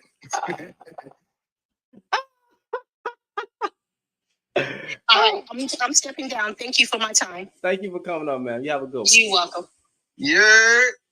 What's going on, man? But let me. Hey, problematic block me, gang. You good? I know he blocked you. I was here when he did it. Hey, what's the point of that for? What Because if I mute your mic when I'm trying to speak, that means leave your mic muted. If you overtalk me, then I told you I would drop you. You said drop me, then I don't care. So I blocked you.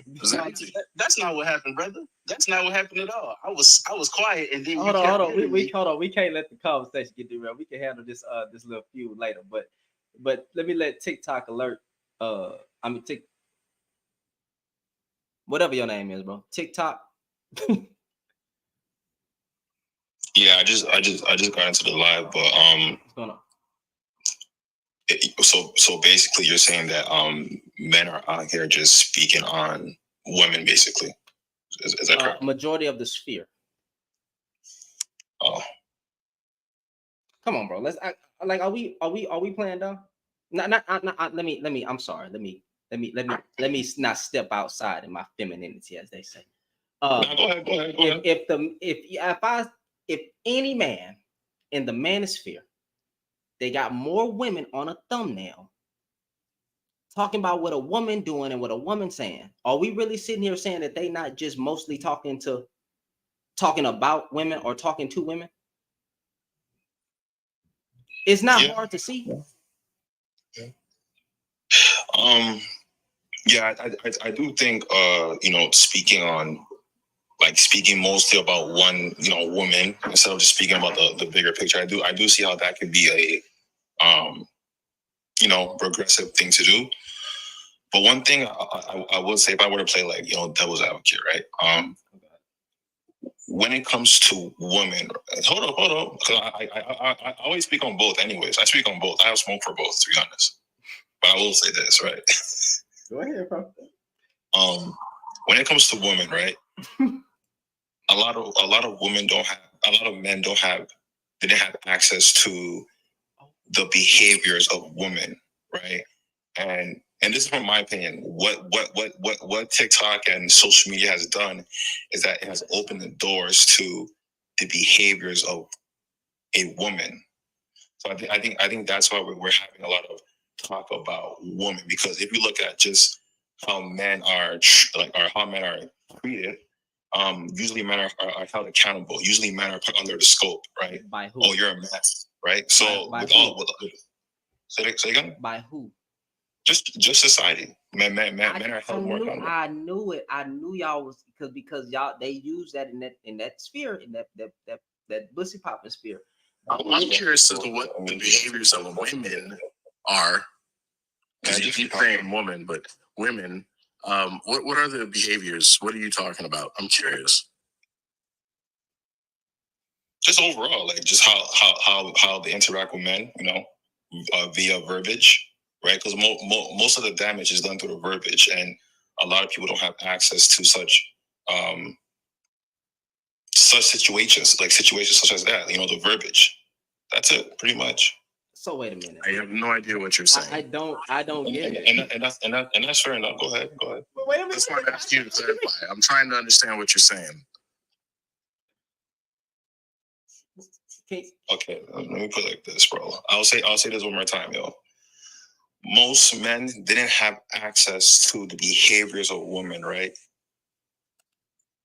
Whereas women had access to men since the dawn of time. Since, bro, are you all right, man? I'm confused, bro. Do you hear what you're saying? You just repeated the same thing. No, and if you don't understand it, it's all fair and good. I'm just trying to show you perspective. It's all good. Okay, so what you're saying is that the internet allowed men to see how women behave through the lens of other men? Yes. Okay. And that's actually very important, because a lot of men don't have access to women, so they can't really speak on women like that. So the men you see speaking about women are usually the men who have experienced women in such an intimate way. Hold on, I'm gonna pause you right there. Wait, time out. There's a problem with what he's saying. Cap. Go ahead. Go ahead. Go ahead. That is cap. Have you seen these red pill? Man, my nigga, look at me, bro. Well, see, that's why I said I need to correct him, because what he's saying I can understand what he's saying on some level, right? There's a bunch of dudes who've never interacted with women, so they have no idea how women act, behave, interact with men, and whether it's friendships, relationships, dating scenarios, or whatever. The problem is these men are not men who have good interactions with these women themselves. So you're having losers taking advice from other losers. Well, just because they're losers, it doesn't mean they don't have intel. Because even look, I got intel, brother. I got Like, you. here's the thing, right? Intel. Like, let me give you a quick example of what I mean. Like, here's the thing, right? If you're a man who is an asshole, right, and nobody likes you, and you go around and you date 100 women, and then you come to the internet and you tell men, man, you know how bad these women are? They do this, they do that, they treat me like this, women are this and women are that. That's not an accurate portrayal of women's interactions and behaviors, because those men are giving their account based on their perspective, because maybe they're just shitty people, right? Because I promise you, women don't act the way these men are saying all the time. And that's why I said it's your bad attitude. If you were a better person, these women might treat you nicer and you might have better experiences to report. But if you're not a good person, if you don't know how to treat people, then you're not going to have anything good to report, right? Fair enough. Like, that could be the case. But do you agree that there's men who have been in such situation and have left that situation? Could you agree that not all of them are, like you said, assholes? I think that men who are of any self-worth and of any decent quality have probably a better variety of experiences to speak of than one specific type, right? I think that any man who's actually been out there in the field and has dated women a lot and has himself, he's maybe a decent person. I think he maybe has had some bad experiences and has had some good experiences and can give a balanced account of how to interact and what his interactions were like. But if you are on one side of the scale, you're probably going to keep getting treated a specific way and think that every woman is this, that, or the other, because you yourself attract and draw that negativity into your atmosphere. So let me just, I want to make sure I understand what you just said. So you're saying that if a man is a decent man, he's going to give a balanced account, and that will be giving intel on both spectrums, such as men and women, right? More than likely, yes, because we're not going to pretend every woman is a great woman, but we're not going to pretend every woman is a bad woman. And so what I'm saying is that a man who is of average ilk, so to speak, would probably get some good interactions and some bad interactions throughout his life. And then he could say, hey, you know what? I've dated women, and you know what? Yes, there's going to be some bad things, but here's the good things. And he'll report on both sides of it. Versus men who are just always like, oh, women this, and they're so bad, they're so mean to me, they don't like me, and that. That's because women are just, like, that's because he has something going on with him that he should probably reflect on. Yeah, but I think that's okay. I think that's like that will be an immature type of guy, but I don't think it's wrong to have a situation where you're just speaking to a public or people, and you're just like, hey, I dealt with this woman, and showed me that the way in which women operate, it could be this or that. I don't think it's wrong to like give an account about women in a negative light and move on. Like, I don't think you always have to be like, oh, okay, she did good and bad. I think sometimes it's okay to just be like, hey, you know what? I experienced such women, right? And I noticed that women move like this when this happens. And I think if you move on like that, I think it's all right. I think when you have extreme cases where men are just like only saying negative, I can see where that comes from. But there is men out here who are decent, who will just give an account and they'll move on and be like, yeah, there's women out here who are, like this and a negative light, and they'll just move on.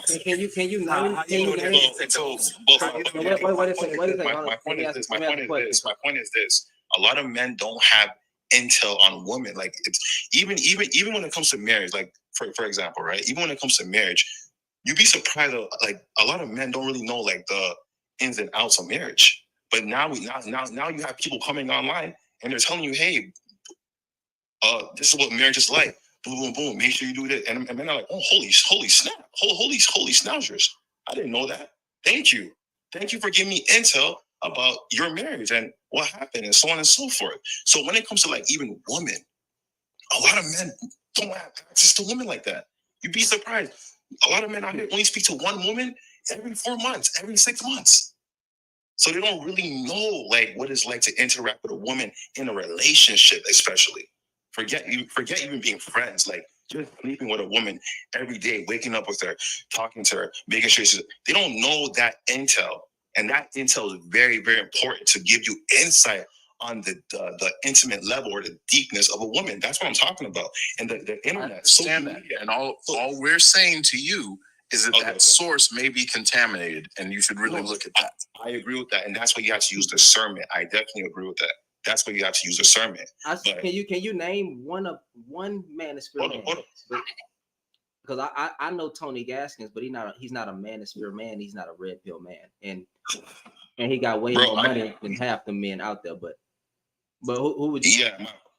Say it again. I'm just saying he actually has done the work, has saved many marriages. He has multiple businesses. He makes over $1 million a year, and he's been married for 13 years. But when men point men to them clear examples of a real fucking man, they get mad. They don't want to listen to what he's saying, and then they go identify with a angry man who smokes Cuban cigars while always having a video about what a woman said.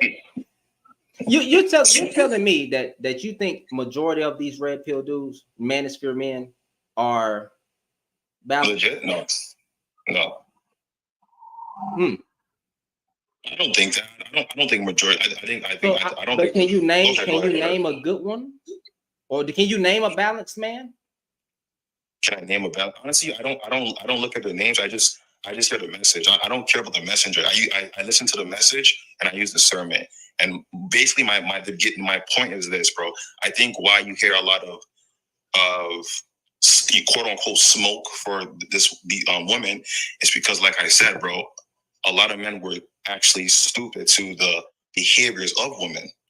So, like, I think we're coming to a time where that awareness is being known. I don't think it's going to be unbalanced. I think it's going to rebalance itself, and then you're going to have men being like, hey, men don't do this and women don't do this. But now, since the internet has like just become a thing, we're seeing like what a woman is really like, bro.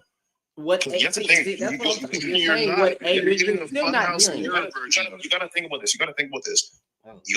this, bro. Women are very, very covert. There you go with the generalizer. No, they have to be covert. No, they have to, because they're not physically dominant. Like that is their poise. That is where they get things done. Is being covert. Is being in the background. You gotta agree with that. They're not physically dominant. Like I know they're not physically dominant. So I'll say it's almost like a superhero. Like if you're not physically strong, you're gonna have to do like your damage somewhere else, right? You're gonna have to be covert. Like Hawkeye, he's covert. I mean, if you are you saying they're covert, what are you referring to? What are they being covert with? What do you mean?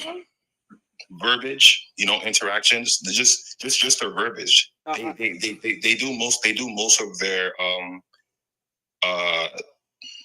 their things in the verbiage, whereas men are more bold and they're more physical with things. Okay, so let me. Wait a minute, because I'm trying, bro. Yes, women are 99.9% weaker than man, and men do a lot of their damage with their fist. Men do a lot of their damage with life taken. So I'm still trying to figure out where is the balance of these men that has these good messages, because if we comparing a woman's voice to a man's strength, the man is going to fuck up the woman every single time. And it's really kind of dangerous for women out here in the dating world. So I'm trying to really understand what you mean, because I'm lost. You know what? Let me scratch that. My point is this, bro. Like I said, a lot of men didn't have access to the intel and the information about women when it comes to interact with them on an intimate level. And what you're seeing is that when we have social media that is exposing everything, right? And you talk about this imbalance, right? I think a lot of men I don't think it's really imbalance. I think it's just balancing itself out. Because like I said in the beginning, bro, if a black man is on panels with other black men, and that black man says black women have done more harm to black men than any white man, and there are other men validating the fucking thing that's being said, where is the balance? There's no grace for single mothers in those panels. When men are speaking to men, there is no grace for women. Women are not allowed to fuck up. They're not allowed to be human. If she has a child, she doesn't deserve love because she's a single mother. Her life is over. She's damaged. But there's no emphasis on the man who put the dang seed in her. But what they will do is disparage single. It's a whole dude called Brandon Jamal who made a whole single mothers. What are we talking? There is no balance in the manosphere because women are not allowed to even be what they are biologically. She's shamed if she has the child. She's shamed if she goes to the clinic. She's shamed on whatever she does. So there is no balance amongst those men. So I'm trying to figure out where I think it's more so. Sorry about that. No, you're good, bro. Go ahead. I think it's more so, and I do hear what you're saying. Like, if she's a single mother, she does deserve. She does deserve to, find love. You know what I'm saying? But I think what they're trying to say. Actually, I don't want to defend them, but I will say this, bro. I think it's more so bringing back shame. It's more so bringing back that shame aspect that we lost in our community. Because if you look at our community, we're doing all sorts of things, right? We're doing all sorts of things, and there's not a lot of shame going on. To be honest, there's really not, right? There's not a lot of like, hey, yo, you did this. It is what it is. Type speech. It's more so, oh, you did this. I mean, it's not a lot of shame to the men. There is no shame to them. Why so? Let me answer why. Okay. They literally say that you can't correct no man. A grown man can't correct no man. So what they do is say, so the women need to do this and that. There's no correction to men. And it's a cop-out statement every time. Grown men, we can't correct no grown men. We can't do this and that. But see, the women need to. Yeah, I don't know about that, bro. That's something else. Lord. Yeah, you do. Yeah, I know, and I know you. It's exactly what we're talking about. It's the concept of shame, and I'll give you a really good example because there was a guy on here who everybody recently was able to get his account banned because he was up here talking crazy about 12-year-old children, right? So we know how to publicly shame for that. We know how to make men avoid that type of behavior. We know how to do this publicly. So when y'all say bring back shame, what Shannon is saying is that men have never been ashamed of their behavior. They'll go out and sleep with 200 women, and then if a woman has 5 partners, they'll be like, oh my God, her body count's too high. So the point is, if we're going to talk about shaming, turn it on yourselves first, right? Because a lot of the behaviors that we claim we don't like about women are because we do it so freely, and we don't like the fact that they're starting to imitate some of our shitty behavior. True. Okay, so I'm gonna ask you this. Okay, so you're so basically you guys are saying that there's an unbalance, on the man's side when it comes to just critiquing women, correct? That's it. Well, I would say this: when it comes to shame, the shame it has to be the person that actually care about, right? So let's say I'm shaming baby mamas. I'm saying baby mama's not this, baby mama's not that. Okay, that's coming from a man. If men want to get the full effect of shame, that shame has to come from women. The women that he's entertaining. We shame Future all the time about him having babies. We shame Nick Cannon about having babies all the time. But guess what happens every blue moon? These men pop up with children. Why? Because the people that need to shame him don't shame him. There's no way that I can shame a man for something that he's getting rewarded for. If he's out there being rewarded for something, I cannot shame him. It's just that simple. Like right now, Shannon, get off the internet. Shannon, get off the internet. I don't like what you're doing. Get off the internet. This is not a good post. This is not it. Are you gonna listen to me, Shannon? No. Exactly. No. Why? It's a bad example, but go ahead. Yeah, because what I have to say has nothing to do, because it carries no weight. But I bet if your lady came in and say, "Hey, Shannon, it's time to get off the internet," what would happen? I'm getting off the internet. All right, then. Thank you. That's my wife. That's all I'm saying. That's my wife. All I'm saying. I cannot. You didn't really prove nothing. Shame. That had nothing to do with shame, but you know. Yeah, neither of those have to do My with point shame. is, in that whole little scenario, what I said is, I can't shame a man or make you do anything that you don't want to do. Okay, so I got a solution. Well, then shut the fuck up about what women are doing because they are grown ass women. If you can't if you can't check a man, you can't call out men as men, then why are you complaining about what the hell grown women do? If she wants to go sleep with the nigga that's making 15 babies every year, then she has that right. If she wants to dress provocatively, then she has that right. So why are we trying to because men are crying about the situation at the end of the day. That's what I'm saying. It affects you because if she's out here sleeping with Joe Schmo and all them guys and they're not committed to her and everything like that, and then she comes online and say men ain't shit, they ain't this and this ain't that, it affects you then. What woman is then doing? You're talking about black men. If you're going out there sleeping with the toxic men of society and then come online and saying black men don't do this and black men don't do that, then it affects you. It doesn't affect me. It doesn't as affect a black man, it does affect your social image, right? Because you're not like that, Shannon, right? I mean, we all know each other. You're not like that. But if once you say that, then that puts you in that category. Okay, the majority. Then they say it's all men until it's no men. That's fine. Okay, so the majority of black women do not fit the goddamn sexy red stereotype, the Megan Thee Stallion stereotype, or whatever degenerate woman that y'all want to put black women in a box of. You're not coming across these type of women on a goddamn daily basis in your dating experiences. And then they have no problem with saying black women are not monoliths, black women are not all the same. Yeah. So I feel like, hey, black men should be able to say the same things too. I get that. I never said, bro. I get that. When black men say those things, they rebuttal with it's all men until it's no men. I get that. Now, but with that being said, when do men call out harmful rhetoric? Because I just find it funny. See, I think Cynthia G should be let back on YouTube. I think Cynthia G should be given a platform back because it's still until I start seeing an outrage of an outcry of black men in their hearts for niggas like Anton Daniels and these other men that's saying shit that should not be said, right? And I've already repeated a whole bunch of times. I'm not gonna say it again.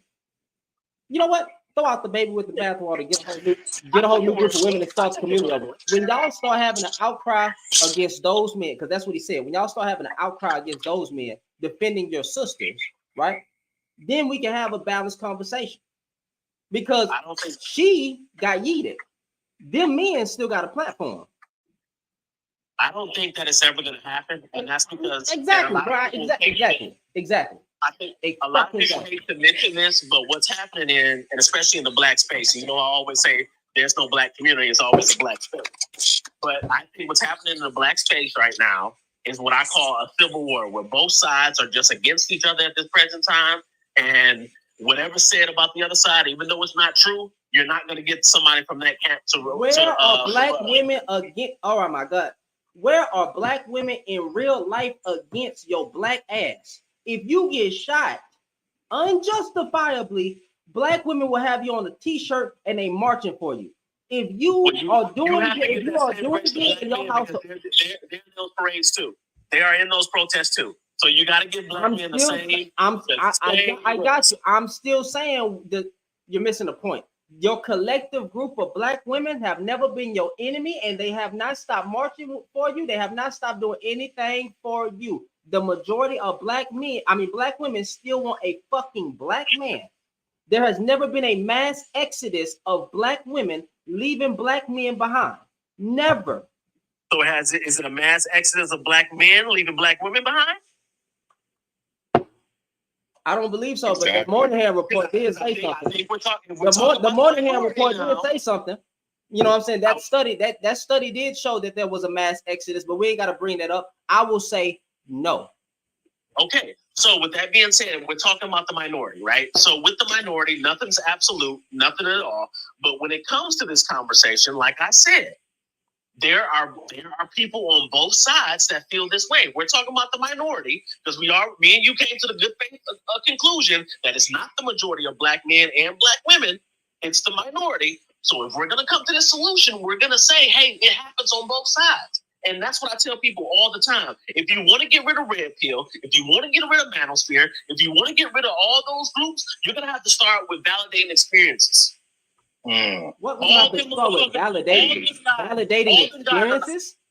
Yes. That's what they're doing. Yes. That's what they're literally doing. Because they have bad dating experiences with black women, they actually say the black woman is the problem. And no black men, none, zero. I'm gonna say it, fucking zero. None of you niggas come out, even with y'all on the panel. You can't tell me that this don't happen, Clyde.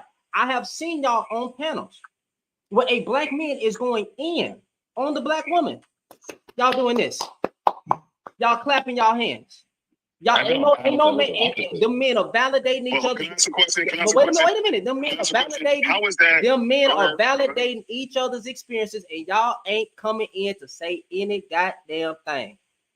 You're going based on panels, though, bro. Like panels, conversation. I'm just talking about the Manosphere conversation, the Red Pill conversations, all of it.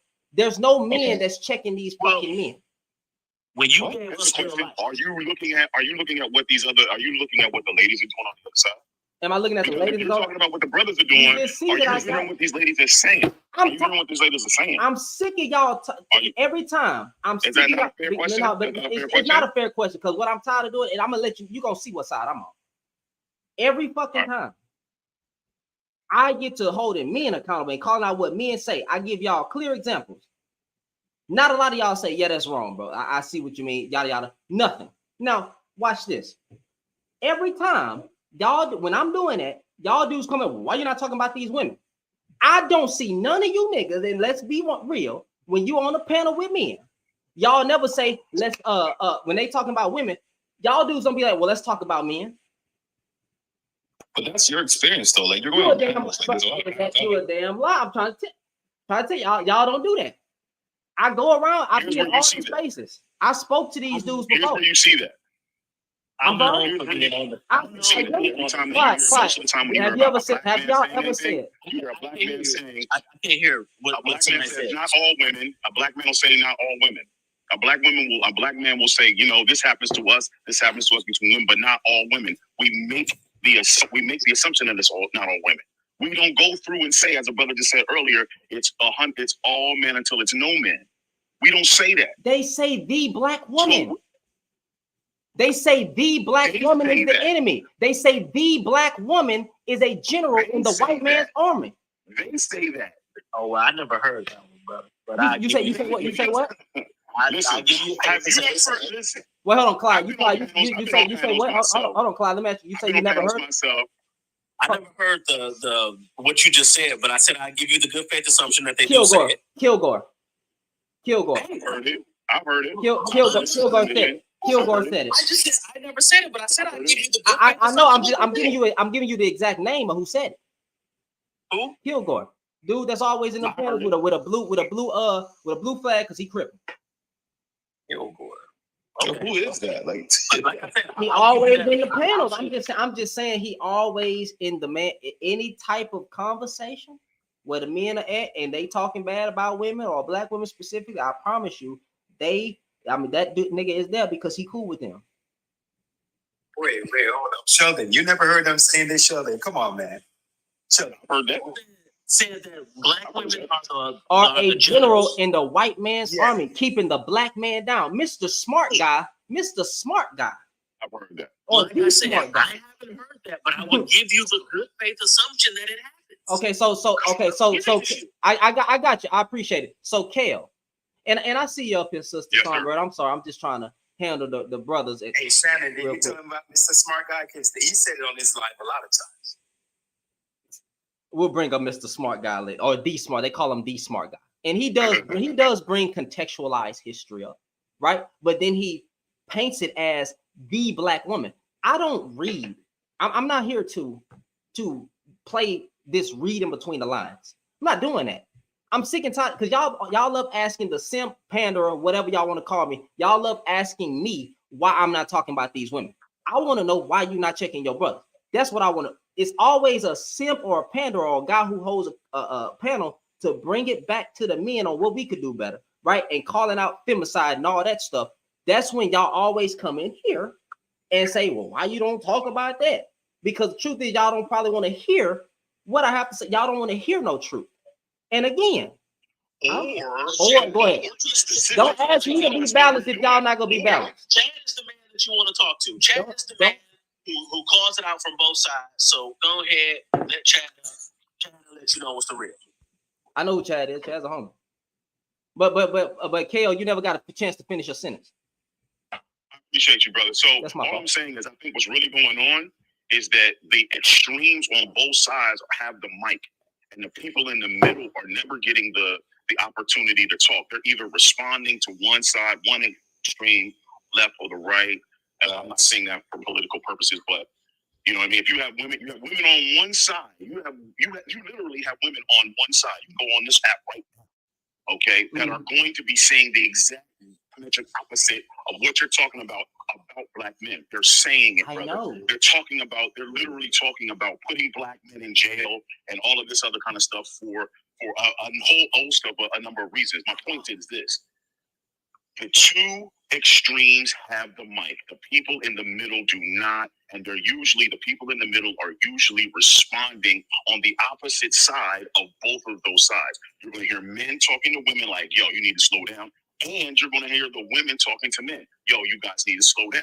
The people in the middle aren't talking to each other, though. My question to you, brother, is do you think any of that is happening? And that's why we're seeing this whole big situation. Do you think that any of that is reactive? Because is it reactive? Did you hear women talking like this 15, 20 years ago? They're going to say Oprah. Watch. They're going to bring up one example of Oprah on national television. That's not the point, though. No, do you understand the difference between something that's reactive? What? I understand what you're meaning. I understand what you're saying. Oh. Can I speak? Go ahead. And then I'm gonna let this YouTube guest speak, but go ahead. Let's see. The Black Manosphere is unbalanced. They got more smoke for Cynthia G, but not the men who have said far worse. What does the bottom sentence say? Oh, it's just a jab. It's just a jab. It's just a jab. Cynthia G unfairly banned. Do I think the Black Manosphere is unbalanced? I do believe 100%. Yeah, I do believe it's unbalanced.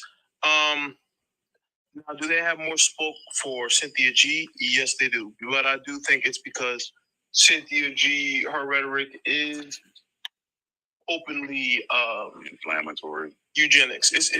She's called for eugenics, which is terrible. But I will say for like one Cynthia G, there's like 20 Kevin Samuels. I would say that.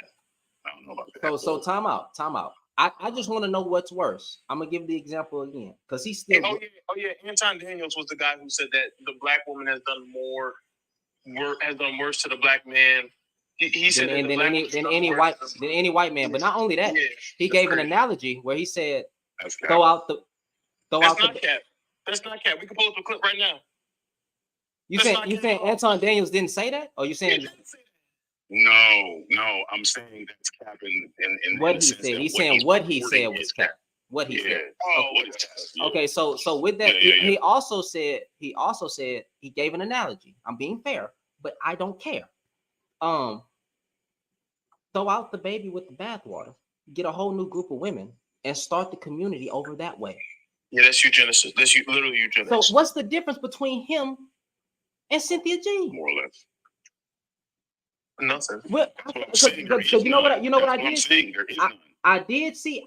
But I'm just being real, bro. But Anton Daniels and Cynthia G are on the same side. The Manosphere, and the super like the divester. I would say divester and like turf before. But let me ask a question. There when Anton Daniels said it, I promise to God, y'all didn't see no black man come out to say a motherfucking thing.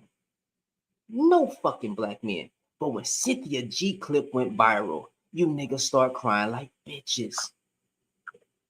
They start crying like bitches on what she said, but nobody got no black man to defend their sisters from what that nigga said. But they mad at me for bringing it up and bringing it to light that no black man, no zero, there was no collaboration, there was no collective group of men that got mad and said, "No, brother, that's our sisters. We going after you. You shouldn't say that.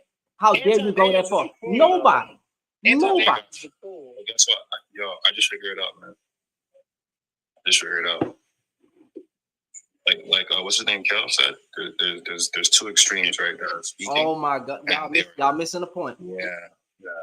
But bro, it's extremes, bro. They come Still missing the point. They don't come from the same place. The extremes don't come from Oh the my same God, place. bro. Y'all. They don't have to go. So by y'all's logic, no. So by y'all's logic, would you make the argument that black radical thought comes from the same? Hold on, time out. Wait a minute, time out. Well, hold on, Chad. I just cracked the matrix, bro. Let me crack the matrix. There is no matrix, bro. Y'all still ain't gave me no rebuttal to when all them black men in the man, they saw the clip, they was on the panel with them, Mr. Let Go, all of them. Nobody checked them. I don't like Anton Daniels. But I'm just saying, no, not you, Chad. I'm just saying, why has there not been a collective outrage of black men getting mad at men when they say something like that? But if a sister say something that's similar, then there's a hive mind. Because it's a double standard. They don't like. You're supposed to have outrage for both. I mean, when Cynthia G says that stuff, that's eugenics. When Anton Daniels says that stuff, it's literally eugenics. It's not double standard. It's a clear double standard. It's not double standard. What it is, what Sheldon just said, it's a hive mind. The moment they use certain words, men are tapped into that shit. It's like zombies, and you're plugged in. No, you're not. Hey man, y'all hold on. Y'all give me a second. Right. Hey, y'all mute y'all mic real quick. Hold on. Yes. Sonya, I'm gonna give you you can unmute your mic. I'm gonna give you 2 minutes. Go ahead. Me? Can you hear me? Yes, man. I'm gonna give you 2 minutes. Go ahead. Me? No, I'm talking to YouTube. Go ahead. Oh, my bad. This is really a comical conversation, but first I wanted to address the first thing that I heard a little while back, where one of the gentlemen was saying we need to stop shaming black people for fornication. And I'm thinking, when have we felt shamed about that with all the children and all the abortion rates? When have we been feeling shamed about fornicating? I don't think we're shamed about that's the one thing I'll give to black men. They do well. Oh my God, I don't understand where the shame has ever come in for black people in fornication and getting together. We've been doing that. I don't know where we felt shamed at. Maybe back in the day, but it's been a long day from that, in my opinion. And then the other thing that was said was the gentleman said you were talking about the messengers, the people who are out here on these panels talking, and you asked him, well, who said that? It was something that was said, and you asked him who said it, and he said, I don't listen. I listen to the message. I don't know about the messenger. And that's kind of a problem. The messenger matters a lot before you even want to indulge in their message. Because if the messenger is messed up, what are you doing listening to? That's like you listen to a person who's on the street strung out and they act like they got some well of wisdom to give you. You probably ain't gonna listen to him because he has a lot of problems. You know, the messenger matters. I don't know how this is the way some black men are talking online, and it sounds very crazy to a woman when I'm supposed to put my life and my children's lives in your hands, and you talking rhetoric like, I don't worry about the messenger. I care about the message. Well, the messenger matters. You know, that's why even to this day, people are talking about Christ because of who he was, not just what he said. Because what he said, he backed up in his actions.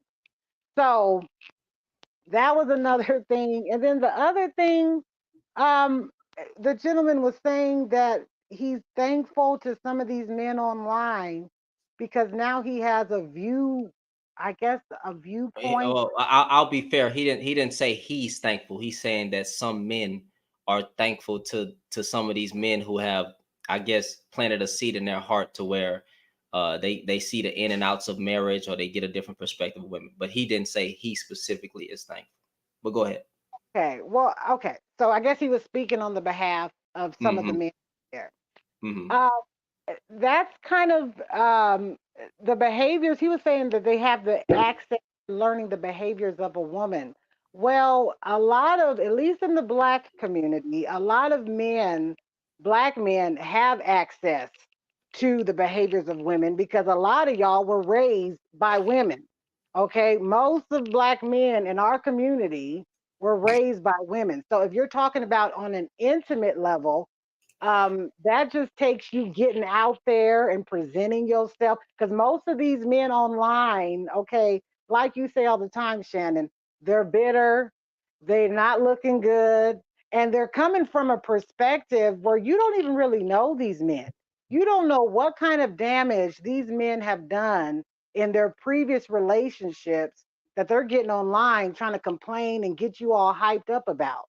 And if you're a man that is out there that's kind of, you're not really getting none and women ain't going your way, you may want to find some other tactics to get closer to women because these men and these red pills are not going to help you get closer to women. It's not going to be a situation like that. So that was just kind of the main thing I was thinking about. Was the main thing was the whole fornication, and I find like that, honestly, that fornication thing is so damaging and dangerous to black folks. We have been having fornication. We got a lot of kids out here. We got a lot of abortions out here. And we got a lot of STDs out here running rampant in the black community. So to try to act like we all of a sudden, we got to stop shaming each other for fornication. Well, maybe we should start at least telling each other, close your legs a bit, okay, sir?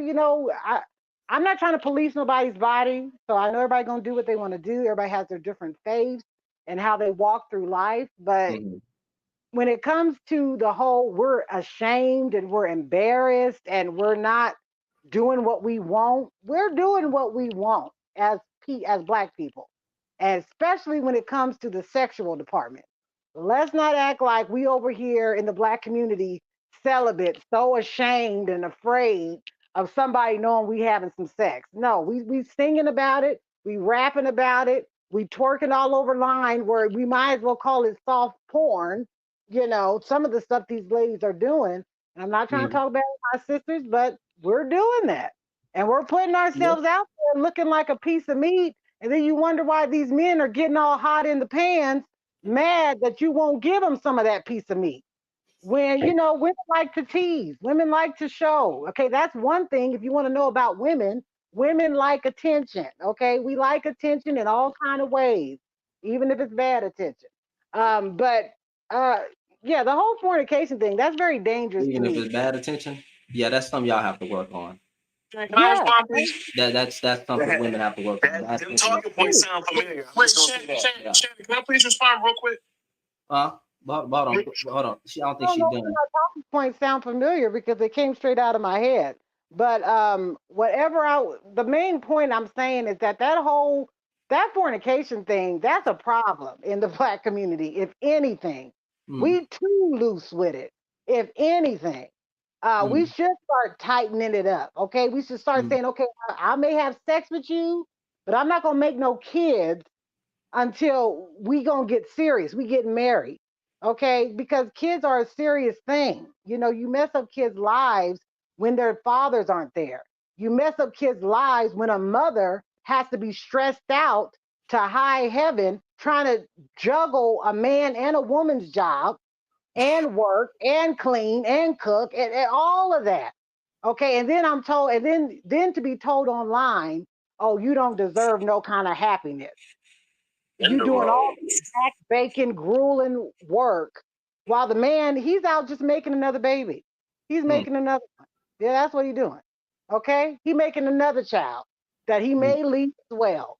So let's just like the whole fornication, that disturbed me because I'm like, we already got enough fornication.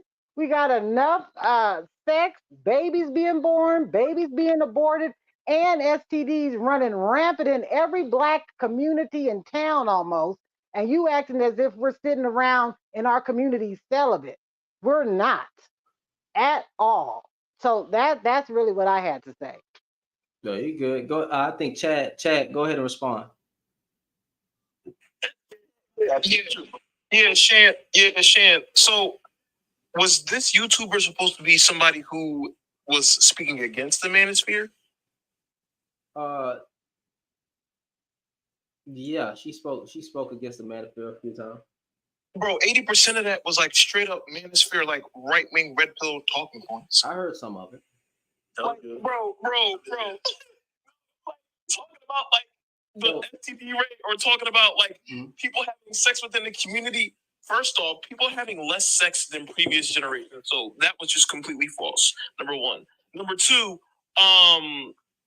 when people talk about people having sex or whatever, they then simultaneously say, "Oh, I don't want sex ed to be taught in school," but then their children end up having sex, not knowing what's going on. So that's contributes to people becoming single mothers, possibly because they don't know certain things and what to do in sex. And then talking about, rap music and stuff, that's just straight up respectability politics, straight up stuff you hear in the red pill manosphere. So I'm just confused on how she's like anti-manosphere when literally everything she said was like damn near like manosphere talking points that you hear on Kevin Samuel's live stream. Well, let's let her respond then. Go ahead, Songbird, because he wants to know how you're anti-red. Okay, see, excuse me, sir. Can you hear me? Yes. Okay, so my talking points are not coming from Manosphere. Manosphere's talking points, a lot of them are coming from the Bible. That's where my talking points are coming from. So maybe if you open up your scriptures, you'll kind of see some of this rhetoric.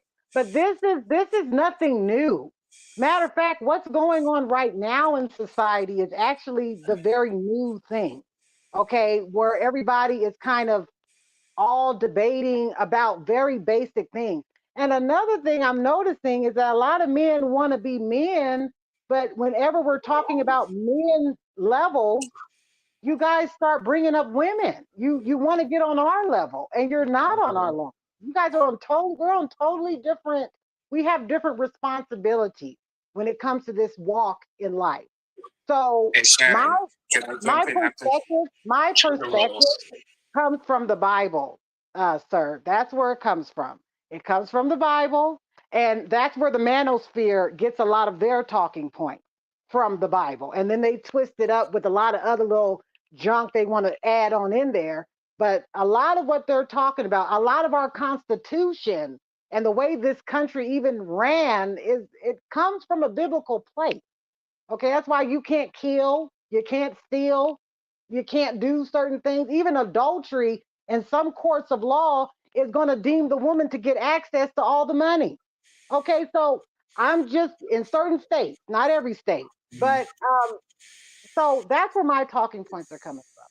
They're coming from a biblical place. So Shannon, can I jump in for a second? Wait, give me a second, Chad. Okay. Here's what she said. She said this has come from a biblical standpoint, right? But at the center of her argument, she said that women are dressing too tight, and that's distracting the men.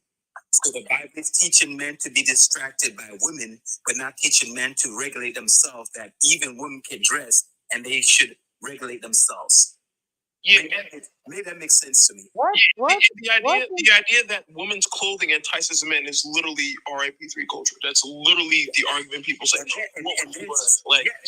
This is literally verbatim red pill talking points. Yeah, he said not to bring the man and saying it's let's not act brand new to the freaking world. Yes, if a woman is walking around with her body hanging out, that's not really appropriate. And whatever attention she ends up getting, if she does get dragged into a bush, I'm not saying she should, But if it happens, you really shouldn't be putting yourself out there like that as a woman. That's what I think. That's what I personally think. Okay, I don't think you should be. Now, if you covered up, it can still happen to you. It can still happen to you covered up. That's not the point. The clothes that people wear is never going to be a true problem. Now, there's certain attire that you probably have to wear in certain places because they have a dress code and stuff like that.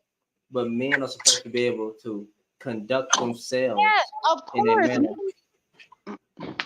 Of course, men are supposed to be. The funny thing about this is the Bible says both things at the same time. That's what I think she's talking about. The Bible says both of those things at the same time. Men are supposed to have control, and we're supposed to reinforce each other about having that control at the same time. When you say control, you mean self-control, right? Correct. Okay. Correct. Exactly. Thank you. You're supposed. The Bible is saying these things should happen simultaneously, not if-then statements. Okay. That's why the people in the middle need to be having conversations, and not the people on the extremes. She's saying that the Bible is saying, men, you are supposed to walk around and have control. And we, as the manosphere, are supposed to police each other about how we're partaking in what we're seeing visually. At the same time, women are supposed to walk around dressing modestly and not out here dressing as if they're supposed to. Yeah, you see, y'all see the word supposed to. Hello? Am I able to say something? I guess I'll be.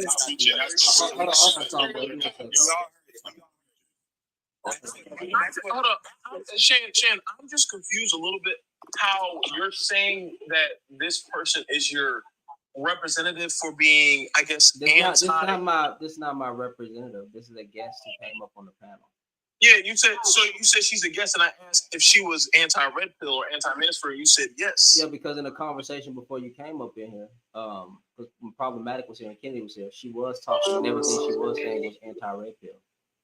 But everything she said thus far is like literally 90% still talking. What you will find is some women identify with red pill talking points, but they just don't want to be identified with red pill.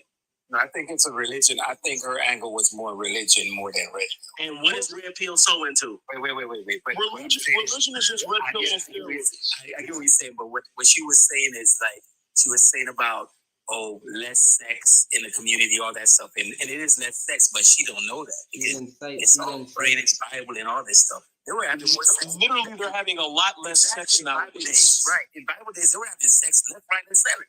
Reading the Bible. But what I'm saying is, when it comes to red pill and their talking points, it's sold in what? Religion. Well, you got women like Didi on YouTube that identifies with the manosphere as a woman, and so she holds women accountable. I think you can hold women accountable without being red pill. In fact, usually red pillars don't really hold women accountable. They just say what they do is wrong. Because if you ask like the average what's the face? If you ask like a progressive black woman what black women need to like improve on, the stuff will be stuff that's actually meaningful. Saying that, you should choose better. That's like an 8th grade analysis of what's wrong with the black community. Is it? Yeah. I mean, it's a talking point, but it's something that needs to be expounded. Bro. It's definitely something that needs to be addressed. Wait, because I actually like the term choose better. I think men should choose better. I think that goes to the men because I love child support. I think if a woman gets you on child support because you released your seed in a delusional woman, you deserve what you got. Choose better. Wait, so Shan, let me ask you a question. Wait, Stan, let me ask you a question. Let's say tomorrow miraculously, every woman and man chooses better, and everybody gets married and has the magical nuclear family, right? Yeah. Okay. Does that stop police brutality? No. Does that stop gentrification? No. Does that stop the lack of home ownership for black families? Yeah. Actually, kind of. I mean, two income. Hold on. Does it solve the disparity between home ownership between black families and every other race of people?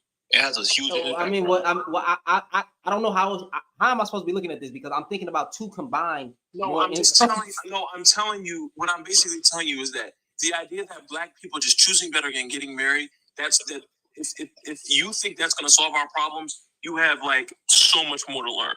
I don't.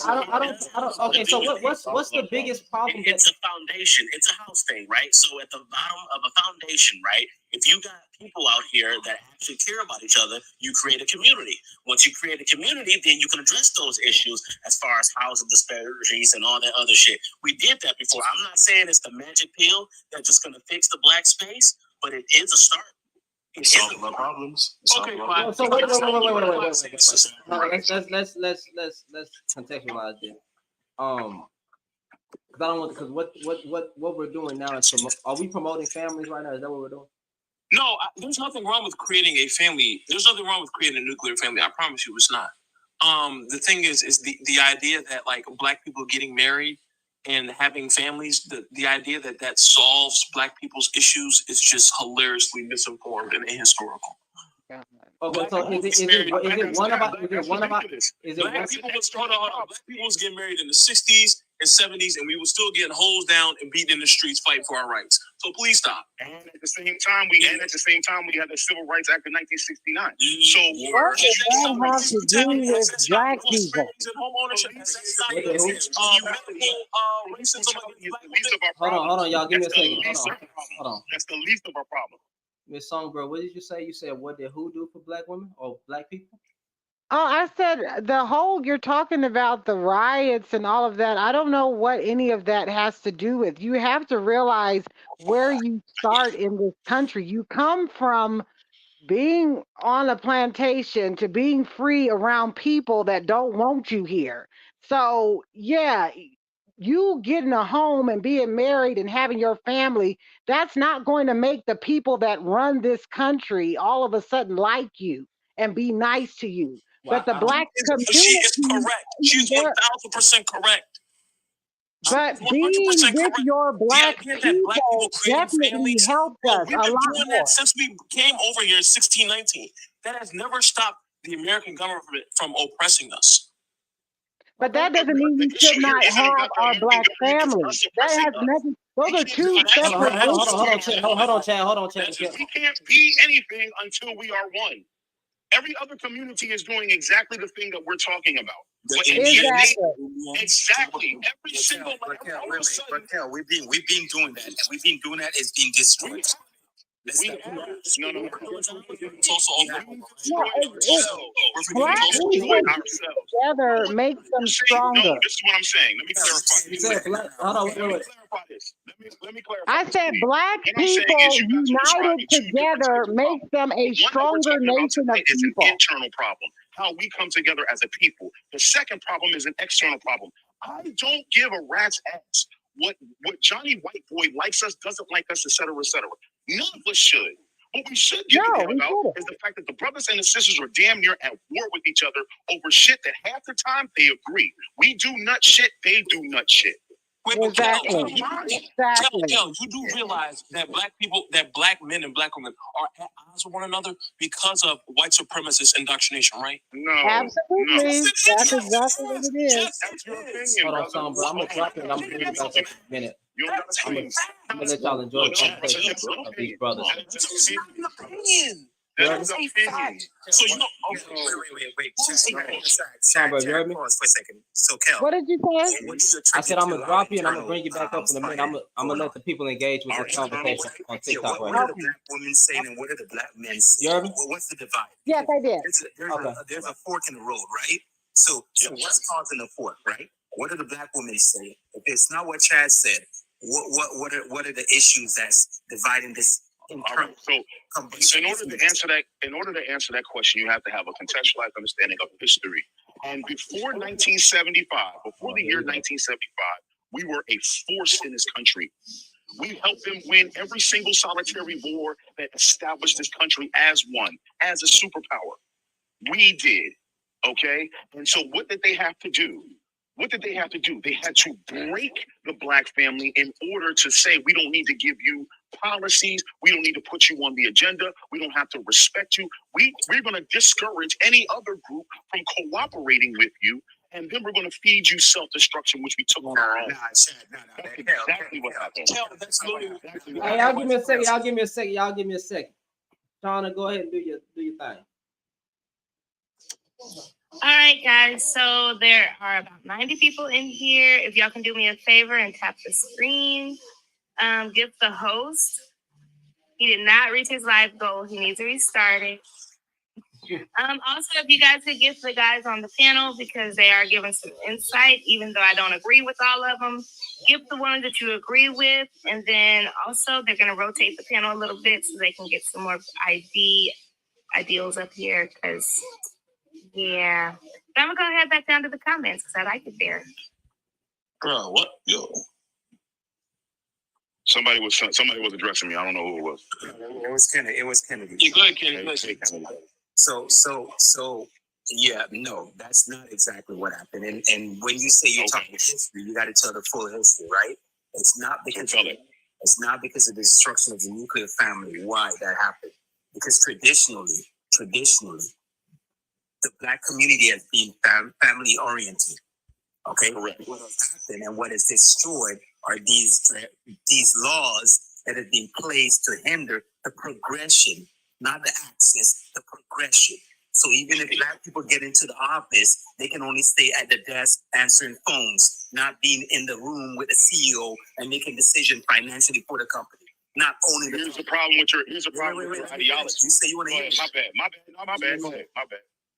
So no, it was not even it was black people in the black community access to capital and resources so that we can move forward.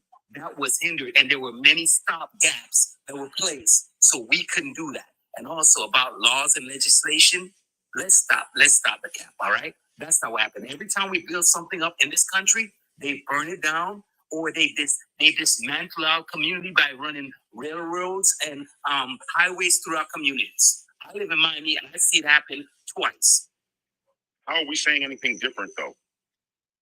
We're not saying anything different. We're not saying contextually, we're not saying anything different. You just got done saying that the attack started at the family, which is exactly what I said. No. Your ideology requires that we all got to plow into their economic system, which we you have to. If you don't, you survive. Somebody else just told me. Y'all getting out of hand. I don't want to start muting mic. Y'all getting out of hand. Somebody else just started talking about Tulsa, Oklahoma just a second ago. Self-determination is us building us. We did that already. What happened to Tulsa, Kel? Tell me, Kel. What happened to Tulsa? What happened to Tulsa, Kel? I know what happened. They burnt it to the ground, and we had no federal response to stop them. Hey, Kel, let me ask you a question. What happened in the 1950s and 60s? Hold on. Let me ask you a question. What happened in the 1950s and 60s when the Black Panthers organized and were trying to do stuff within the community? What happened? COINTELPRO.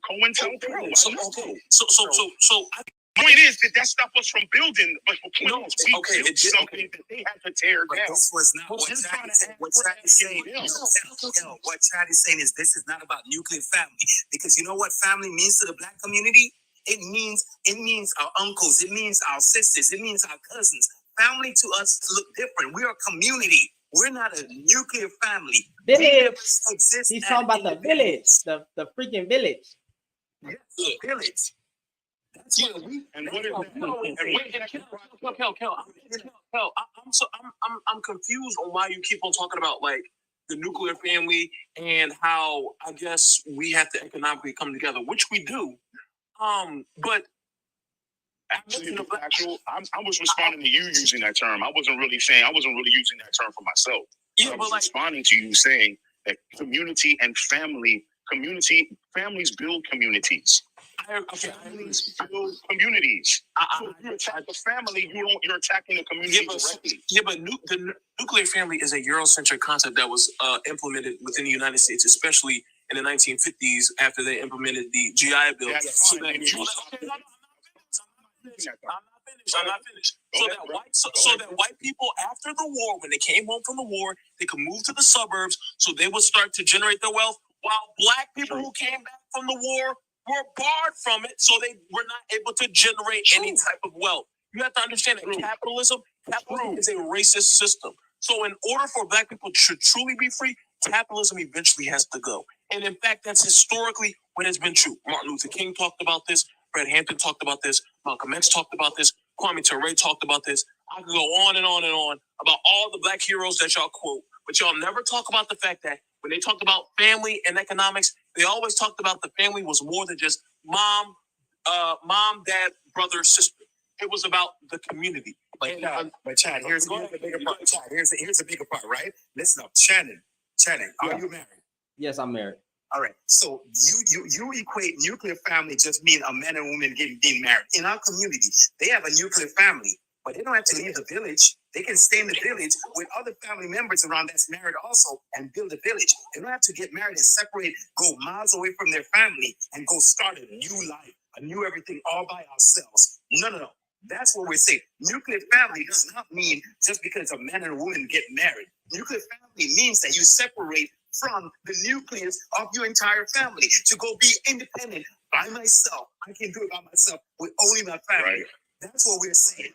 Let's get it right. That's exactly the point that I was making. Thank you. But Kel, I keep trying to tell y'all we're closer in ideology than what you believe.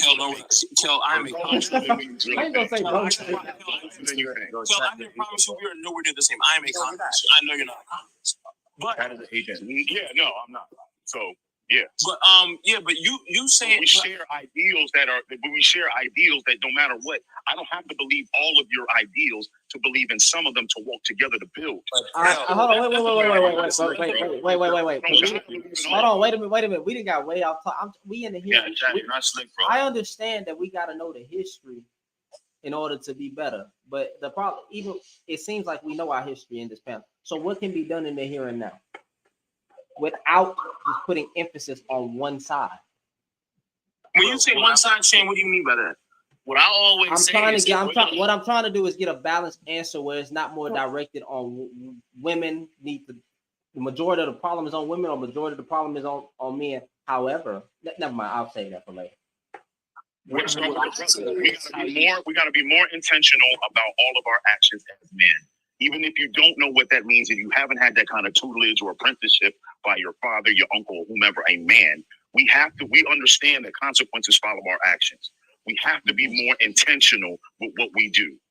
You know what I'm saying? Your recreational sex needs to be strapped up. Period. End of story. You need to have those conversations with women before you're getting in. If you had that first smash session or whatever, hey, we didn't protect ourselves or whatever. We need to have a conversation right now about how we're going to move forward. Are we having a monogamous relationship, or this is what we do and this is what it was, and then we're out? We have to be intentional. That's it. If we become intentional about our actions, then it doesn't matter what sister said, good, bad, and different, we're still going to be solid. So this is what we need to do. So Kel, this is what we need to do, right? We need to lean on the strength of our community. We need to find the individuals in our community, in our village, who we know are good at certain things, and they're good at it not because we place labels on them being good, but because we know they're stronger. And we need to lean on those people to lead us. And that's what leadership is. You look around the table. If we get lost, look at Survivor, right? Survivor, when they get in the woods and they don't have all the technology and everything, they lean on the strength of everyone else. Irrespective of how you feel about them, it could be a woman that lead them to the front. It doesn't matter because they need to get to the front. Yep.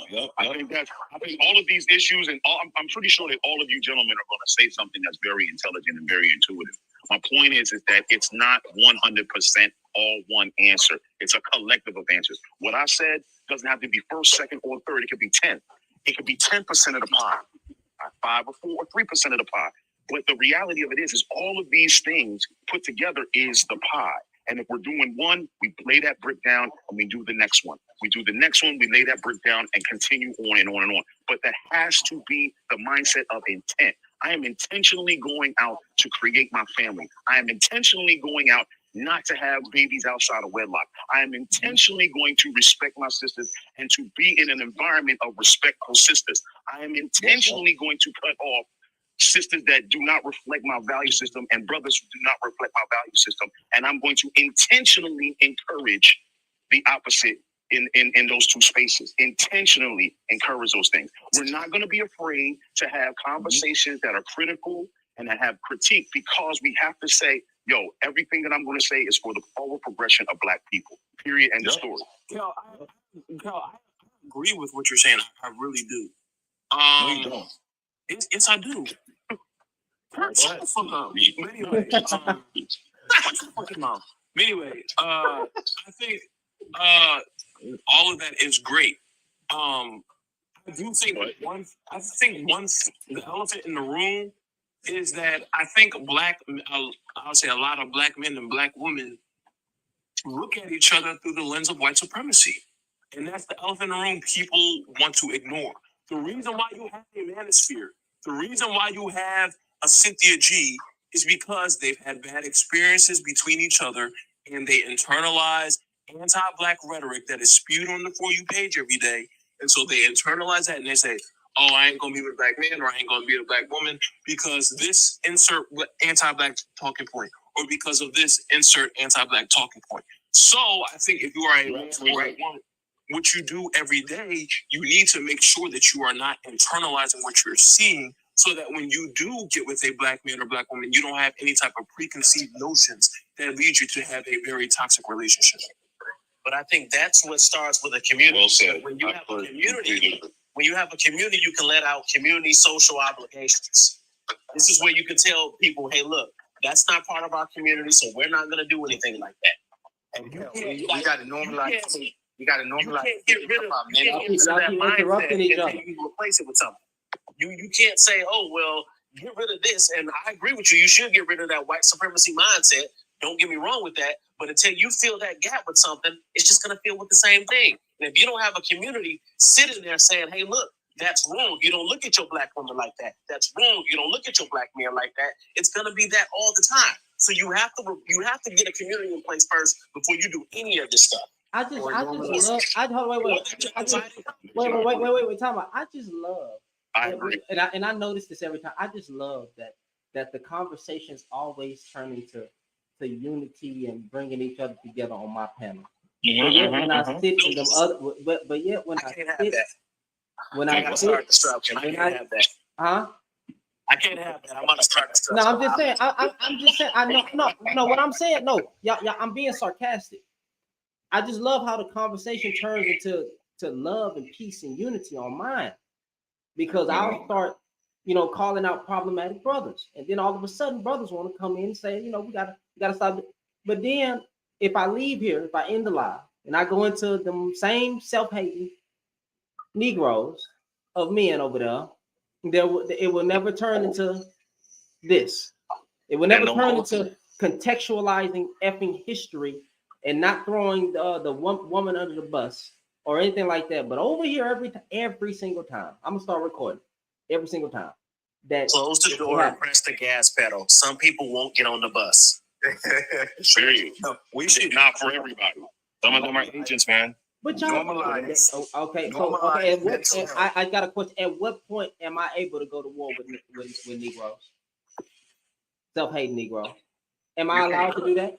So if you see a topic, if you see, I go off the Frederick Douglass quote. It's better to build stronger boys than to fix weak men. No, I'm not going to sit here and continue to go after these men if they got their mind made up. I don't give a damn. I am. I am, because y'all don't tell. I ain't gonna say y'all. The men ain't telling the men to shut the fuck up. Here's my question. I'm trying to fix them. There's a bunch of boys that need your help. There's a bunch of boys that they need my help to see me stepping up for the goddamn women, because them dudes over there are leading the young young Black boy has more influence online by these dudes, these soft men, than they do of a balanced man. But that's why I told you when we first met, Shannon, what did I tell you that you should do? You reflect reflect that energy and make better content. Give them a choice. Let them know, hey, look, it's not all about black women shaking their ass on a pole. It's actually some black women out here getting married. I did it's that. Actually some, I do that when I hold conversation, have a prompt saying, hey, majority of black women are not degenerate women, right? When I have some up there, you know what I get met with? Niggas. Right. That's why you gotta find that community that think like you and branch out, brother. Hold on, let me say this. Hold on, let me say this. Look, did Morpheus go fight fight Agent Smith, or did he join a collective first?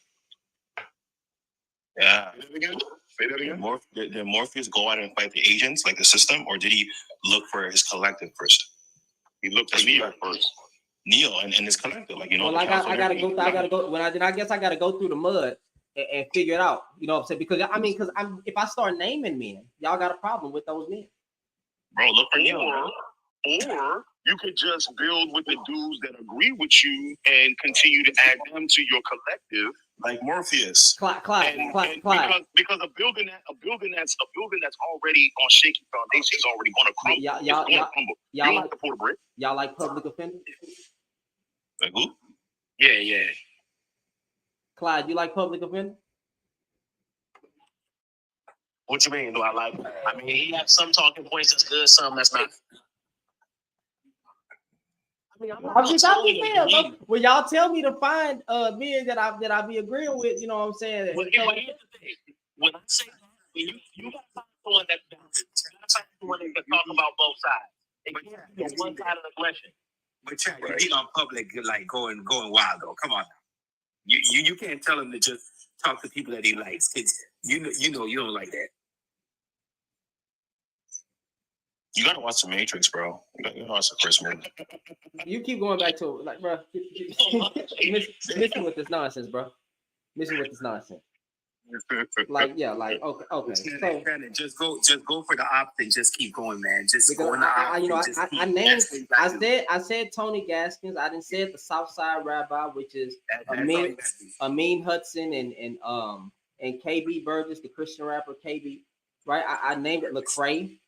I've given so many examples of decent men. Y'all, they don't want decent men, fam. They want to keep those. When y'all say find them, I found them. I shout them out. I bring awareness to, hey, you might want to listen to these type of guys. You know, they get mad. Not the women. The women send me DMs like, hey, who did you say go listen to? Oh, Tony Gaskin, Amin Hudson, right? But I got shamed for holding a single mother's appreciation panel on Mother's Day by men, fam. I mean, like it doesn't matter what let me how can I not degrade other men by saying it don't matter what real ones say, because I don't need male validation. And honestly, bro, I don't care about your bad experiences. Don't let your bad experiences define you. I don't care about your dating life, bro. You think I've been in great relationships with every single black woman? No. But have I ever, you can't even find a post of me talking about black women of this, a black woman of that, and BITC, because never. We out the freaking bad one from the good one. That's it. It's trial and error. You're going to make mistakes. This is life, right? But then it's certain things that we know as men that we be doing. We know that we had a multiple good women and we fucked a lot of those relationships, but vice versa. That the woman has had some good men, but there was something missing. I hear that rhetoric too. There was something missing. He didn't have enough this or enough edge. He wasn't stern enough, masculine, whatever. It happens, fam. Be ye equally yoked. Right. Find you a woman or a partner that you can be. Well, if you're looking for a relationship, fam. If you're not looking for a relationship, feel free to do the 4B, whatever y'all got on. Be central men. That's cool. That's all. I don't care if you're in a relationship or not. But if you're looking for a relationship, bro, be ye equally yoked. Period. That's it. It's hard. It really ain't hard to find a good woman. I don't know why people be acting like it is. I say, dude, hey, y'all. I say 3 kids that need my help. I got 3 kids and a wife that need my help. You know what I'm saying? It was wonderful talking to y'all, man. Keep going, man. Take care of yourself and keep the fight up. You know what I'm saying? Easy. Hey, you too, man. Appreciate you. I'm a follow. I say do both, man. Just do your thing where you got a little bit and go into the ops space and speak on that and, just expand. Because, you got to make an impact. And they're over there saying all this stuff. And if they have an echo chamber that they don't hear you and hear someone who's married saying this stuff, it's not going to mean anything, even if you're in your space. So go into their space and, do what they do. I do go into their space. I go into their space as soon as I hear it. I go up, I address them. I say, hey, well, my experiences with black women are that I had some bad experiences, but majority of my experiences were good. Well, you watch this. Well, you one out of few. Yeah, you a rarity. Yeah, I see that. I see it. I'm like, huh?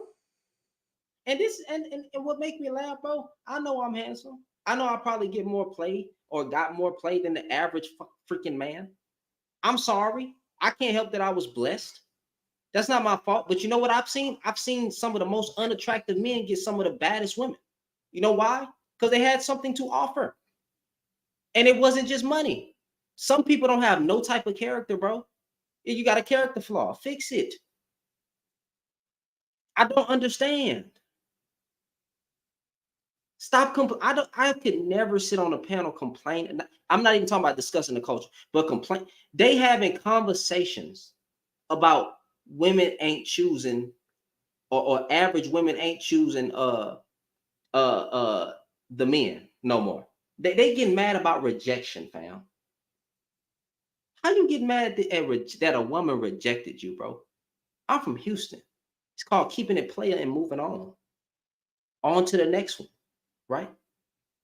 That's it. I don't understand how people don't have this mindset. There's plenty of women.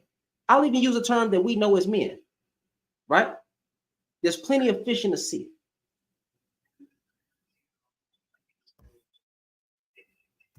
I don't know what y'all want me to do with that. These men are soft. M7, have you spoke yet? Brother, I will talk now. I am Arab man, okay? I want to upgrade my talk in English. I come here to talk with you. Mm-hmm. Go ahead. Yeah. Yeah, talk, but not, I'm not know about English a lot. I know a little bit of English. Okay, so what were you talking about the topic? You want to talk about the topic? What are you saying?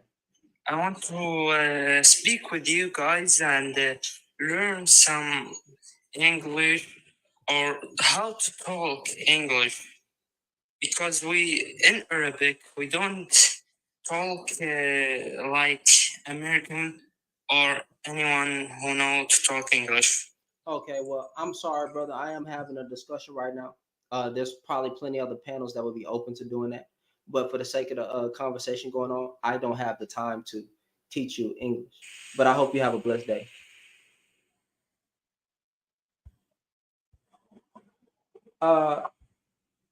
Who is this? All right, we got some women on the panel now. I don't know. Shauna, go ahead and do your mod thing, and then we'll keep it moving. Shauna. Oh, sorry. Ooh, cartoons was loud in there. So if you guys could do me a favor and just tap the screen. I don't know what's going on, but it's taking forever to get to 40K tonight.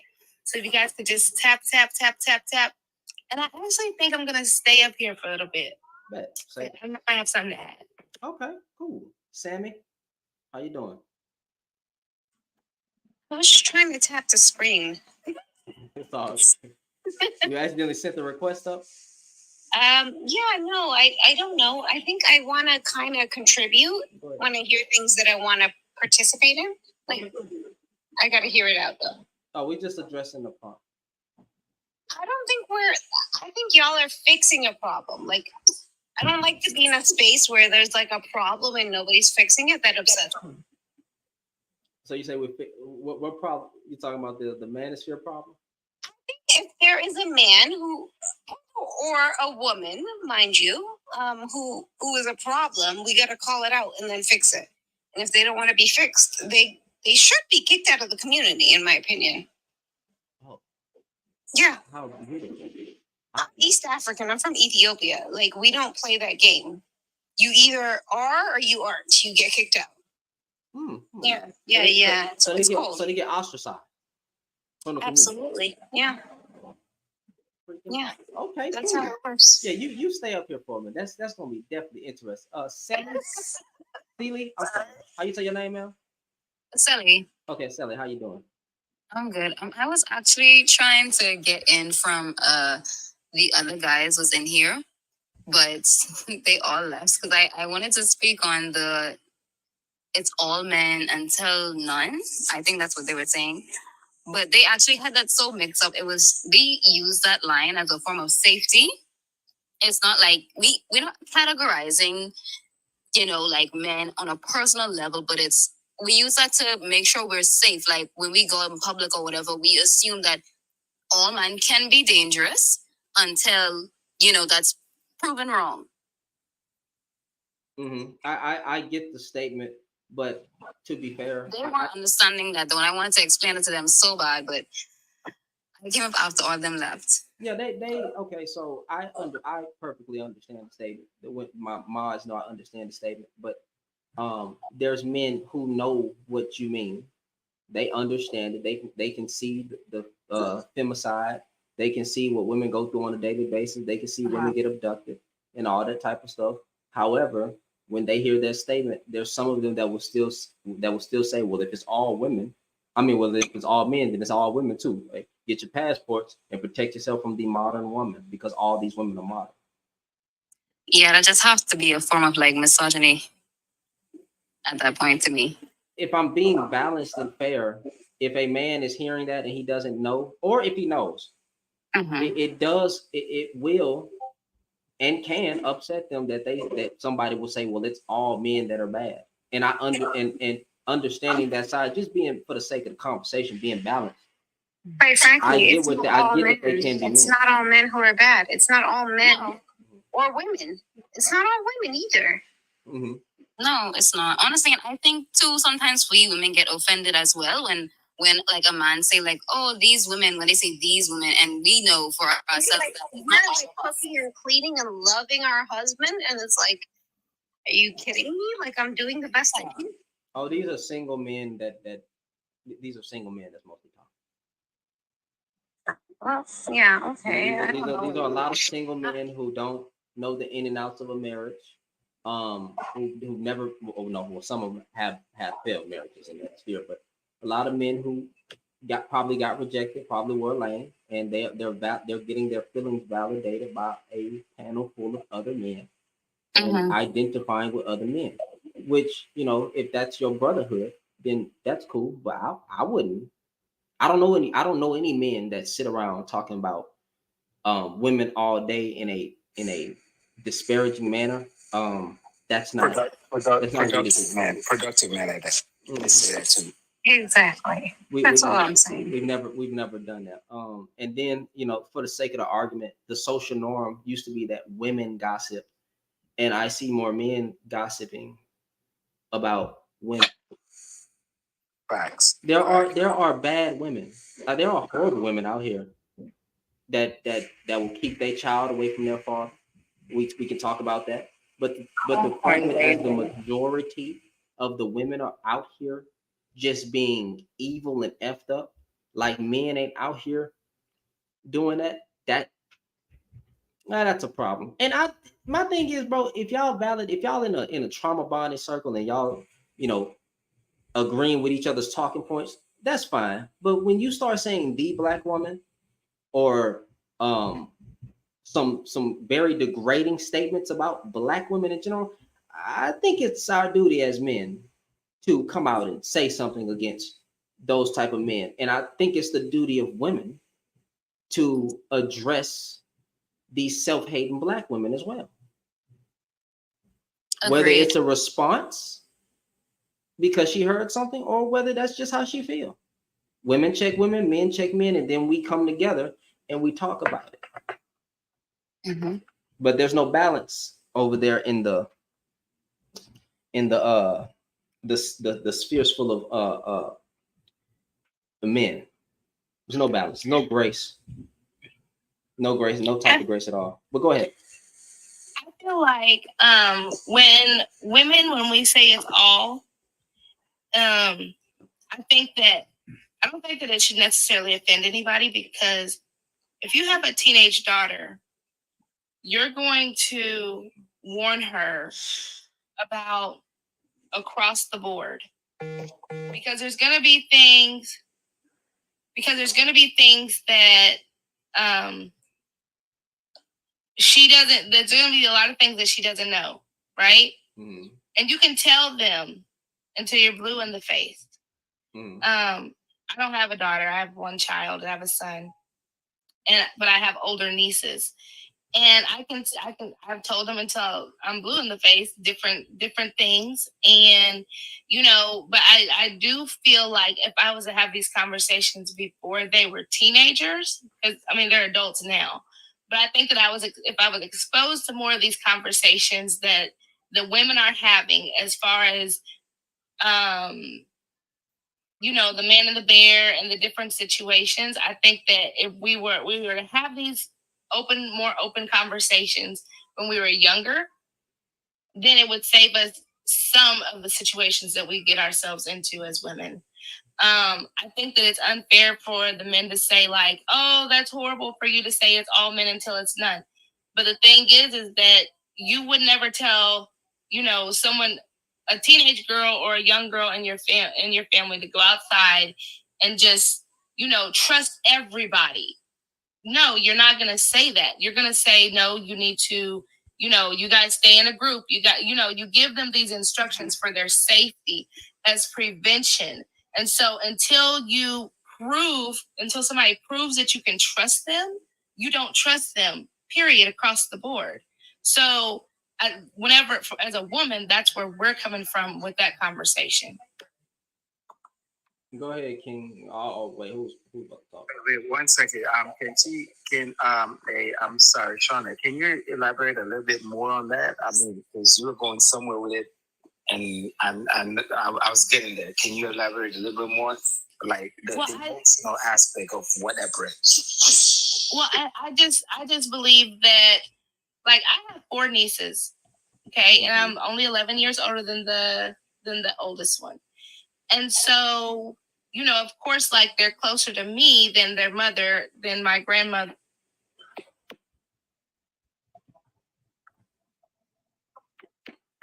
Go ahead, King. I'm sorry, can you hear me? My bad, I got a call. No, mind. I got a call. Okay. But I'm back. But what I'm saying is that you would never tell your child to just, go and trust everybody, because not everybody is trustworthy. So you're going to teach them to be apprehensive about who they trust, people that they go with, people that they, because you want them to be apprehensive. You want them to be safe. You want to make sure that they're protecting themselves whenever they go out in public. So for us as women, well, as for me, I understand and I believe that it's all men, because whenever you go out, you don't know these people. It could be anybody. People present themselves a certain way and they put on a mask. So it's not necessarily to say all men. It's all people, because people use people to do other things to people. Got it. Wow. But I do understand when some women say it's all men until it's none, because a lot of times it's specific topics that we're talking about. We're not talking about women being in relationships with women. We're talking about women being in relationships with men. You have to be mindful of teaching each other to be safe. And I'm happy you said that, because this is like the textbook relationship of intersectionality. You know what? Because guess what? As a black man, my mom has taught me all the rules about walking out the house. But as a man, I walk out the house not thinking anything about me being a male. But as being a black male, I think about all the checkpoints. So when you say it's all but, and that's exactly what mom told me, Watch out for the YT people. That's what she didn't mean that all YT people are evil, but she knows the metrics that we have. So I'm happy you said that, because you know what? We see it, but we don't see the intersectionality of our experience in the world exists. Go ahead, King. I know you've been trying to talk. Okay. Can you hear me? Yes, sir.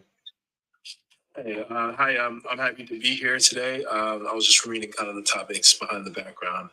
I think the first topic says the Black Manosphere is unbalanced. It's all one topic. It's all one topic. Oh, it's all one. Oh, it's all one. Yeah, I'm using that second sentence. You can go ahead and read it, but that second sentence is just me giving an example. Okay, on the Black Manosphere is unbalanced. They got more smoke for Cynthia G, but not the men who have said far worse. Cynthia G unfairly banned. When you say they got more smoke, who are you referring to? When you say they? The bussy popping sphere of men. The who? The Manosphere. Oh, the Manosphere? Yes. Also, play nice, by the way. I'm trying to. No, I am. I'm curious on the position. I mean, I want to learn a little bit more, because I know a little bit about Cynthia G. You know, I know that I did watch her for a little while. I do know that she started off sort of as a pro-Black sort of content creator, sort of in that space. Yeah. And then it shifted, and then I noticed towards, like I said, I haven't seen her stuff lately. I didn't know that she was banned. But towards the end, I would say it was more so of a, I guess her focus was more like hating Black men. It seems like, at least to my view, I haven't seen her in a while. I didn't know that she was banned. So she's been banned. She's been banned for several months. I was just using her as an example. Now, okay. With that being said, you said how so? Well, start naming names. The Manosphere. I want you to just do this for me. Type in your biggest red pill man, right? And you will see more women in a thumbnail than a man. Throughout his page, throughout their pages, they have more smoke for what women are doing. They always got something to say about women. Women. But there's no smoke for a man. Now, everybody got mad at Cynthia G, even with the information contextualized as far as the yeet Black boys. But they didn't read the whole sentence. Now, it's still trash, right? It's still trash. And horrible thing to say. But she said, if Black men keep blaming us for having children and we're getting shunned for having them, well, then stop having them. Every Black man got mad at that statement. And I'm pretty sure they mass reported her. I'm pretty sure, because it's soft. But those people, now she got yeeted off of YouTube. So I just find it funny that a person named Anton Daniels said, he used an analogy, but he said, throw out the baby with the bathwater, get a whole new group of women and start the community over that way. Now, that's a Black man who said that. I thought there was Black men on TikTok, YouTube getting mad. Oh my God, she said this and blah, blah, blah, blah, blah, blah, blah, blah. But when Anton Daniels said that, where was the collective smoke of Black men that was mad at a Black man for saying it? You know what I saw? I saw men agreeing. I saw a Black men agreeing. They agreed. But when it comes to brothers like me, which I know I hate, I don't believe I'm a rarity. I don't believe I'm this good man. I'm not a good man. I'm just a man who loves his wife, who loves Jesus. Yes, I subscribe to religion. Even my moderators who are not, Christian, know that I identify with Christ. The problem I'm having is they get to stay and their pages grow. They get to stay and their pages grow. Why don't Black men get mad when a Black man says something evil about their sister? And when we do speak out, they get called a panderer or a simp or a weak. Go ahead. Well, you know what it is. Okay, so let me give you my opinion and my take. Like I said, I did follow Cynthia G for a long time. Like I said, she was more in the pro-black space, and I know later on it shifted more so towards the critique of black men, which I don't have a problem with. I think every content creator has the right to be able to voice their opinions. But why she got banned, I'm not sure. Maybe she violated TOS. I'm not sure. You have content creators like Fresh and Fit also who at some point in time violated TOS, and they get their pages banned as well. Also, you gotta address what he said though. Come on, also. You gotta Also, I'm gonna get there. Come on now. But you gotta give me the chance to land the plane first.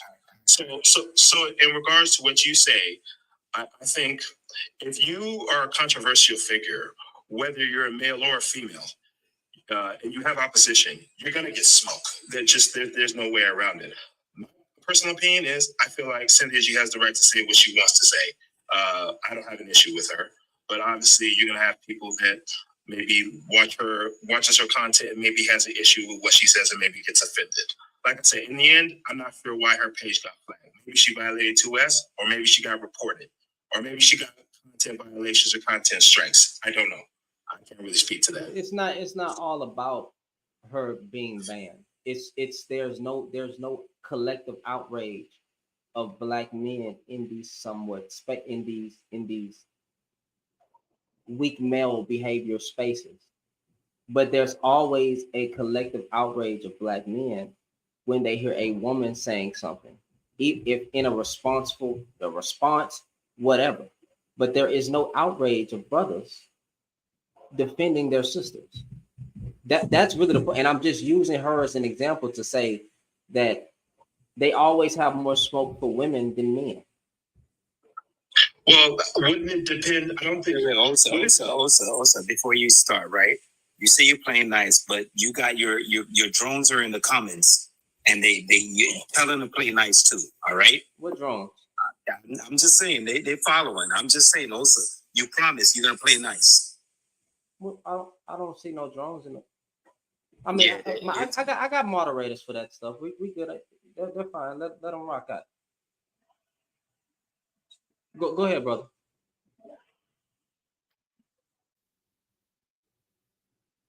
Osa?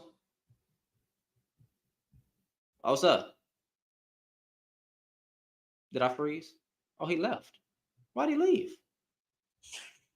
Okay, can I answer his question? Go ahead.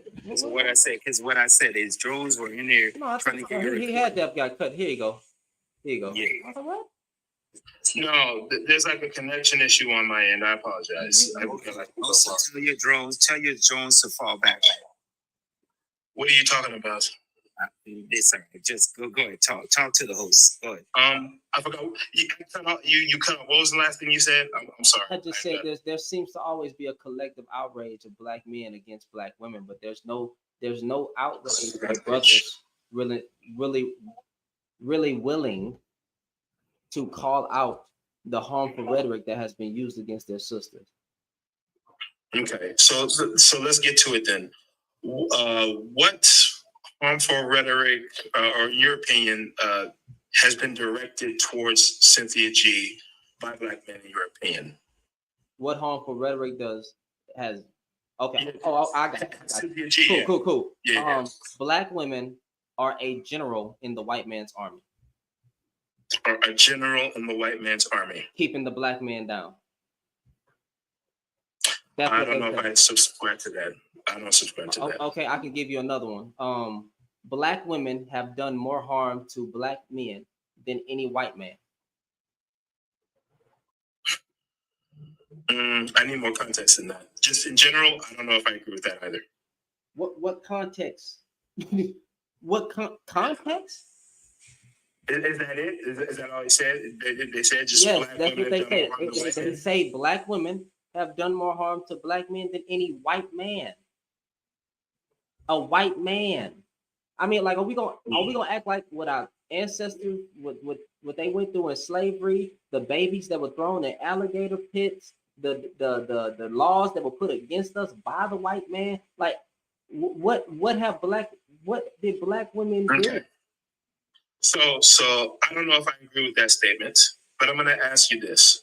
Also, what is your? You say you don't know if you agree with it. You don't know. I want to ask the host a question. I'm gonna get to it. It's gonna get. No. Hold on, Kennedy. Let him ask. Don't worry. Don't worry, Kennedy. It's gonna get a little spicy in a minute. So I'm going somewhere with it. So then let me ask you this: What is your view on abortion? On abortion rights? I don't agree with it. What on abortion? On abortion? Yeah, on abortion. You don't agree with it? I don't agree with it. Okay. That's fair enough. That's all I want to ask. Okay. Okay. Listen. Do you know who Christ is? Absolutely. I'm also a Christian. Okay, I carry the heart of Christ. So I try to carry the heart of Christ. So I understand that there's women that's going to have intercourse and they're going to get pregnant and they're going to go into there, right? And they're going to run out. Because there's testimonies of women where they're so heartbroken by the decision that they did, and there's some where they even said they felt a voice in the back of their head saying don't do it, and they left. I'm big on personal conviction. Okay, I'm very big on personal conviction. What I'm not going to do is shame her for doing it. I'll say I'm not for it, but when they need a shoulder, like if it was my daughter, because half the men that's against abortion, if their daughter was to get pregnant at freaking 15, right, by some older man, they'll be first ones in the abortion clinic. They'll be the first ones. So with that being said, what I'm going to do is have grace and understand that this woman is still human. That baby inside of her, or the lack of life, if she takes it, right, she needs some grace. I can't throw Black women or women in general under the bus based on their biology. I'm not promoting the behavior, but I'm going to be there with you. You're not going to be judgmental of them. That's what you're saying. Yeah, I'm not going to be judgmental of them. So do you think that abortion? Do you think that does our community harm in the long run? I think life inside the womb being taken is harm. That's my stance, and I'm not running from it. Okay. Yeah, because I would say that, because I definitely agree that from a systematic standpoint, there are a lot of things that have occurred within the past 150, 200 years that have severely impacted. Give me 1 second. I'm so sorry. It's my fault. Nomadic, one thing I want to say is thank you for the super chat of $20. I appreciate it. These rim bros have got to go. These guys all have the same condescending tone. I don't think she's talking about you. I think she's talking just in general. Okay. But go ahead. All I was going to say was, because there have been, I think we both can acknowledge that there have been things that have systematically been used to work against the African American community. So if you're talking about the institution of abortion, you have a lot of people that support it, and you have people like me who say, I think it does our community more harm than good. So when I think that's why I asked you for that past statement, there has to be context. So if you're saying that, also, what's your metric? Why do you think that? Because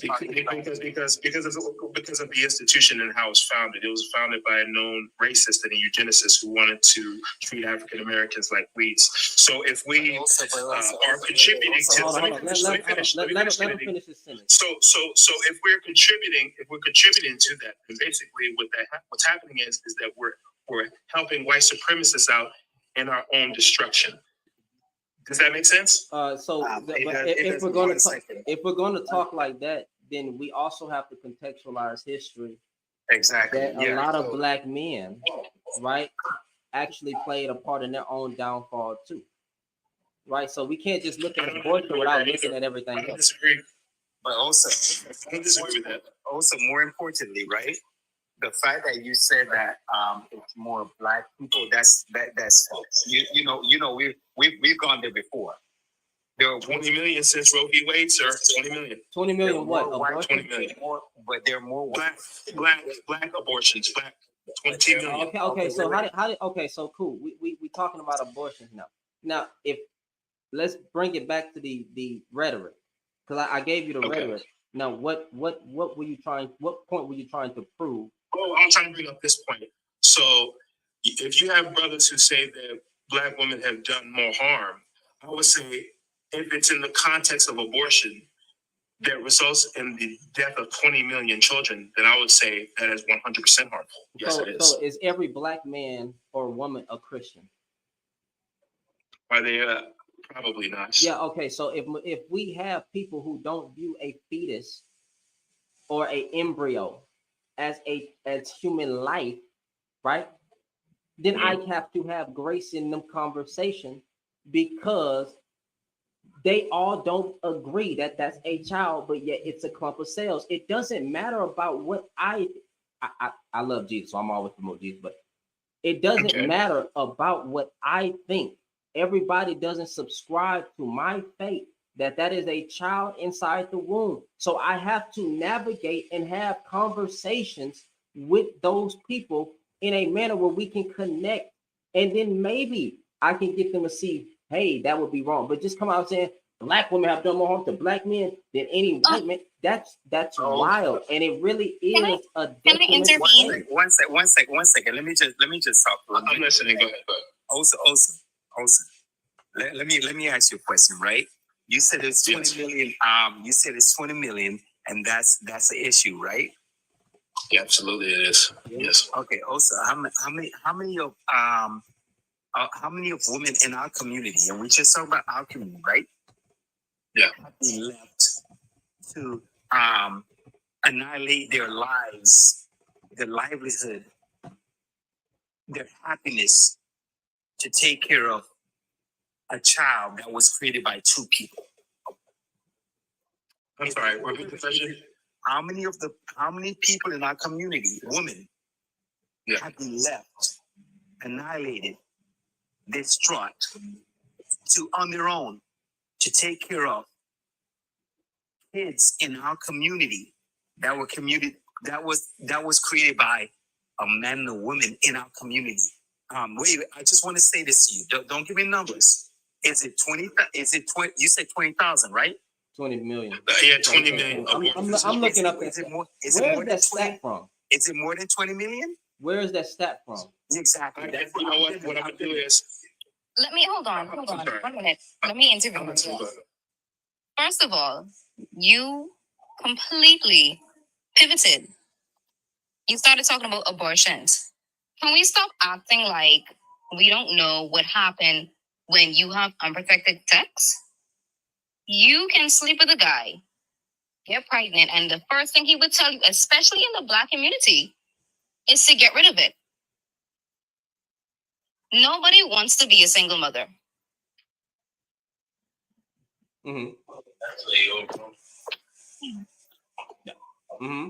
So, if someone decides to make that choice, it isn't fair that they will have to raise a child on their own. Pregnancy is not a joke. That can kill you. So let's not act like you shouldn't be afraid of the consequences of pregnancy. Not validating abortion at all. But can we just actually start saying that men should also take accountability in this whole abortion thing? Because some women do not want to get abortions, but a man can literally tell you, oh, I will not take care of that child, and that's what you have to do. And that's a woman's perspective, but also you said you're going to play fair. So let's have conversations that are very genuine. Let's have genuine conversation. So I know you have your talking points, all right? So you're talking about abortion and all the portions, okay, and all the numbers, right? Did you compare them to how many women have been left with kids and abandoned their lives for 20, 40 years to take care of those kids that men are not involved? You track those metrics also? It's very difficult to track those metrics. It's very difficult. No, it's not. Because you wake up every day, you're in a community and you see it, and you have a friend that see it, and your friend that's friend that see it. You don't need the numbers. You know the numbers are large. And you have a friend who has not been raised by their father, but rather by their single mother. When you look at NBA, and you look at how many NBA players have been saying, oh, my mama is in the stand, my daddy's not. When you look at the football field, and you look at all the players that say, oh, my mama is up there cheering for me, daddy's not. When you look at all the soccer players, when you look at all the gymnasts, when you go through all the metrics in life, Let's not play games here, Osa. You know the numbers. But you change the numbers. Osa. I'm sorry, go ahead. Osa, you said you're gonna play fair. Let's do it. Absolutely. Yeah, sure. So you I'm not running from the face. How did we? I just understand getting to the.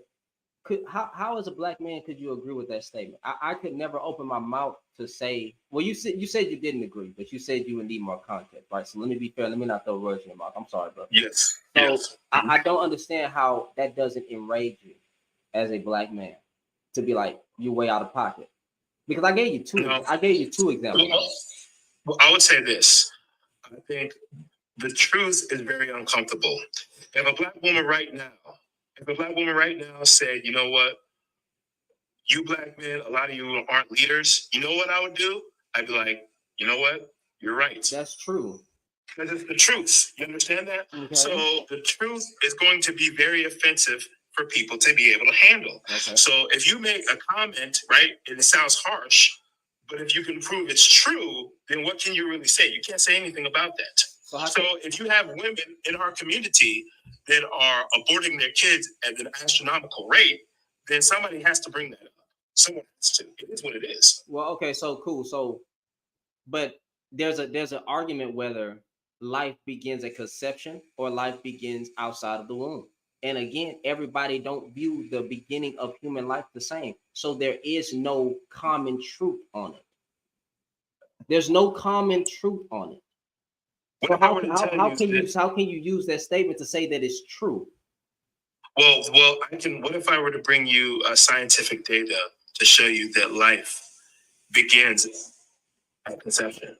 Yeah, I just said that there's a debate. There is scientific evidence that says that they believe life begins at the moment of conception. Those are scientists. No, yeah, it's basically there's an overwhelming. What if I also were to demonstrate that in the scientific community there is an overwhelming consensus on this issue? What side? The vast majority of scientists agree that, you know what, life begins at conception. What if I were to show that? What source? What source?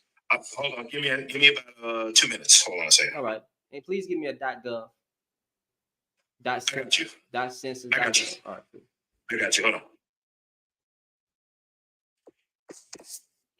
And even with that, if you do give it to me, does it justify that black women have done more harm to black men than any white man? No, it doesn't, because guess what? After the abortion that happens between other communities, it's not disclosed in medical records because they don't go to clinics. They do it privately because they have access and resources that they can do that. Do you know that half of the abortion that happens to upper level, like upper class women, white women with access to funds who are being told, just like we see in a deposition by DT, that he says go have an abortion. It's in the deposition in the court records that Trump told that to a white woman when he found out she was pregnant. So I'm just trying to figure out, because you said you don't agree with the. So if I'm addressing harmful rhetoric as a black man, even let's say if you did agree with the abortion one, was the other two that I gave, does that not justify me going after men who say that? I'm sorry. I was trying to do two things at once. I know, because I know you're trying to look up the information. I'm sorry, say that again. Sorry. Even if you find like the site of source, right? Did the other two examples I give, does that not justify me checking black men who say such harmful rhetoric? Look. I mean, I'll put it to you this way. If you feel like someone is saying harmful rhetoric that's detrimental, I would say you have every right to voice your opinion. That's what I would tell you. Or your view, and say, you know what, I don't agree with this statement. I felt like you were out of pocket for saying X, Y, Z.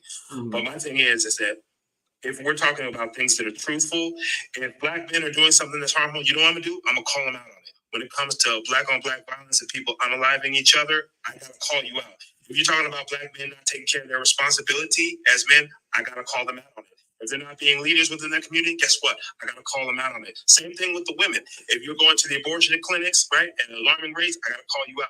If you're engaging in reckless behavior, I got to call you out. If you're sleeping with men who aren't marriage material, I have to call you out. It's not gender specific. Hold on, wait a minute, Kennedy. I wanted to finish because he said like I do believe that if women are participating in a crazy behavior, cool, call them out. But when they throw the majority of the women under the bus and they say the black woman or majority black women, that is where I think we have to draw the line.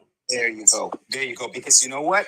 Also, when you do that, that's the woman you're speaking about that Shannon get married to. That's the woman you speak to that my dad got married to. That's so now you're telling our entire culture is built on men cannot have relations with women because you're telling us these women are promiscuous and they're not good. And that's not a fact.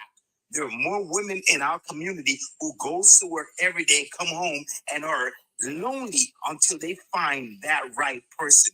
Black women are not jumping around, hopping around like apes, trying to get with everything. No, they're not. Let's be real. Okay? Black women is vetted. They're vetted. And in fact, black women, when you see them, most of them, they live with their sisterhood.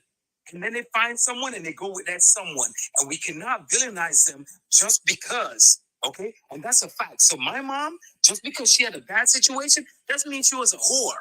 Okay? My auntie, because she had a bad situation, doesn't mean she was a whore. And that's what I'm saying to you. Jumbo, I saw your question, but what I wanted to say, I actually forgot it. It'll come back. It'll come back in a second. Go ahead, Jumbo. I know you wanted to clarify your question. So what's going on, y'all? My confusion is: are we saying black women have abortions to hurt black men? Because I guess he said he never clarified he said that he doesn't agree with it, and I don't know how this is going to play out. But the statement that I used to say what Anton Daniel said, which was black women have done more harm to black men than any white man. I guess what he's going to try to do is say if Anton was to be speaking in abortions, then that would justify that statement being said. So yes. Yes, that's his stance. That's Osa's stance. That's why I said play nicely, because Osa has these convoluted ways of speaking. I've been on live with Osa, so I told him speak exactly what you want to say, and he said he's going to do it. So I'm waiting for him to do it. Well, I don't want to attack the brother because we are black. I just want to get some clarification. We're not attacking him. No, we're not attacking him. But Osa's going to speak. He's going to speak clearly about this. It still doesn't make sense in reference to black women having abortions to, I guess, harm black men. It just doesn't make sense. And one last, before I even go further, one last clarifying question. I think Osa said 20 million black abortions. Over what time frame do you think that is? Since 1973. That's right. So I'm getting a stats for you. I'm getting a stats for you too, by the way. I'm doing two things. I got you. Hold on. But yeah, since 1973, since Roe v. Wade. But also remember, you got to track those numbers across all groups because you cannot talk monolithically about one. But were you saying black women specifically have done? Total is like 50 or 60 million total. Among black women, it's like 60. I mean, sorry, 20.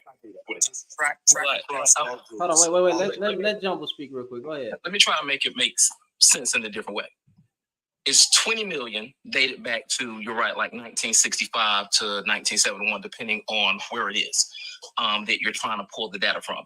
On average, black people or black women have an abortion somewhere at 100,000 to 300,000 per year.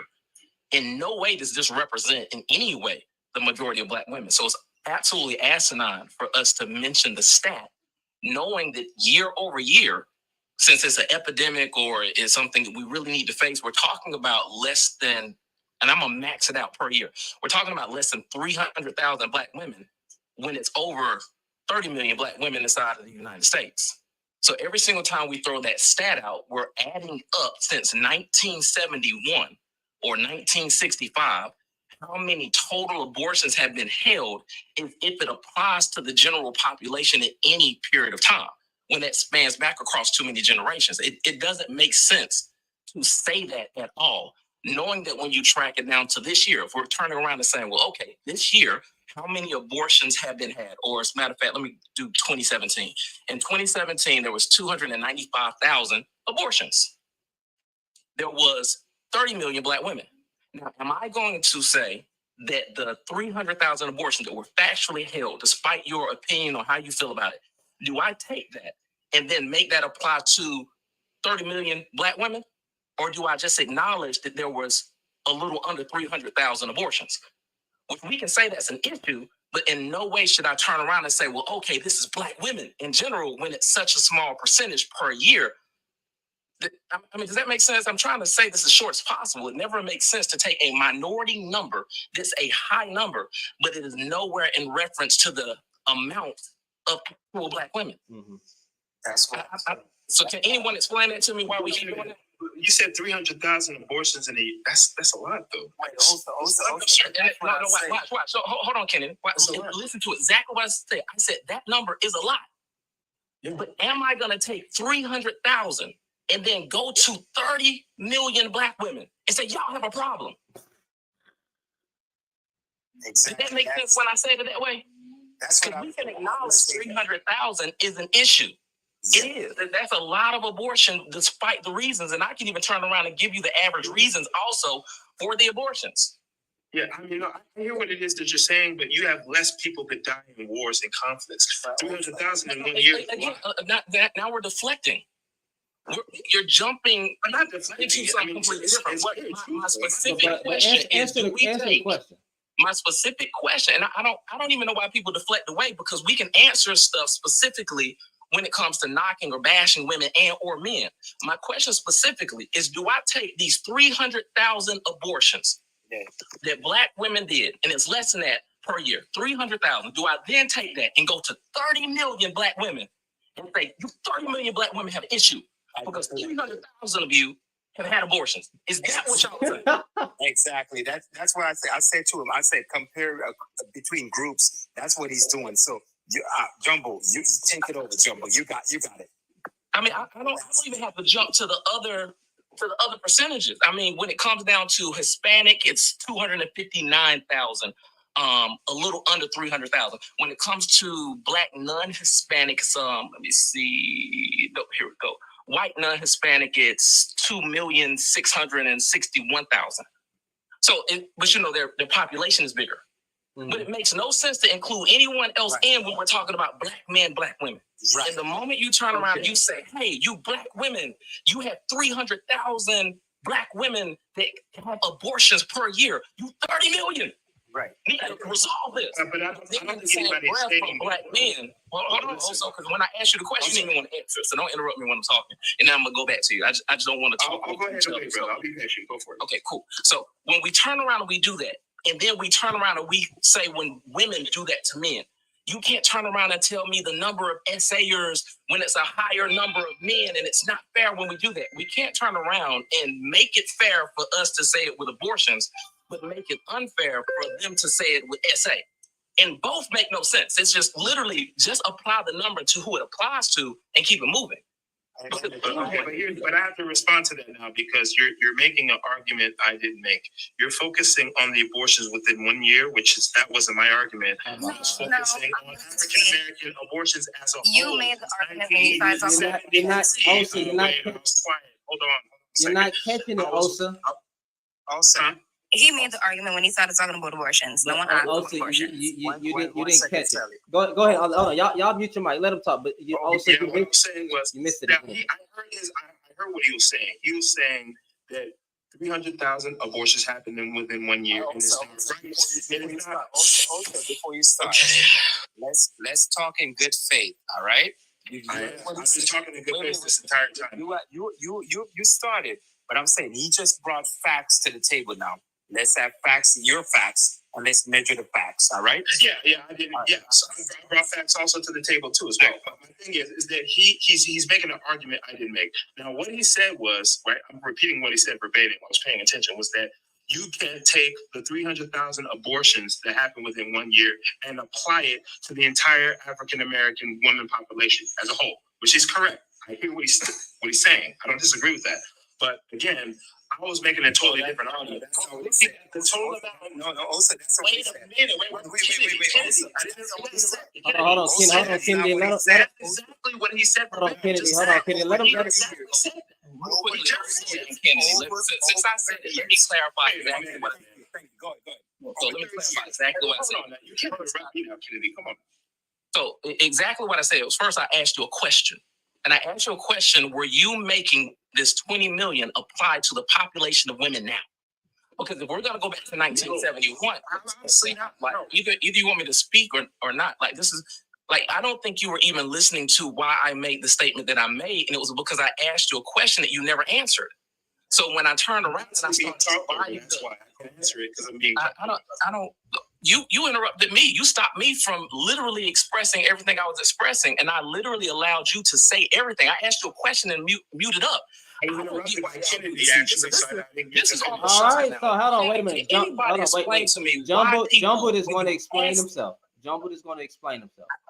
I just don't get why when people ask a question, they don't answer it. And the minute you start talking, they cut you off and want to say everything and then say you didn't give them an opportunity to speak. I was muted up and literally asked permission to ask a question. Let's not be disingenuous. Not you, Kennedy interrupted, not you. Kennedy did. Cool. So long as you're not talking about me. All right. So okay, what I said that's not the question that was asked. And I said, he said over 30 years. That's all. I want clarification. You say you're going to play fair, Osa. You said it. So from one standpoint, since we had the conversations, from my understanding, the conversation was being held with Black women today. Black women today need to take accountability for these 20 million abortions. Well, the bulk amount of those women are dead now. Dead or old and not in the conversations anymore. Because if I'm going to go back to 1965 and I'm talking to the women of this current generation, I am way off with who I'm talking to. I literally have to add up the amount of abortions from their lifetime from when they could conceive, not all the way back to 1965. It just doesn't make sense, even when you do it that way. But the conversation wasn't there at the very beginning. The conversation at the very beginning when I asked my clarifying question is, how many are you saying? You said 20 million. And I said, who does that apply to?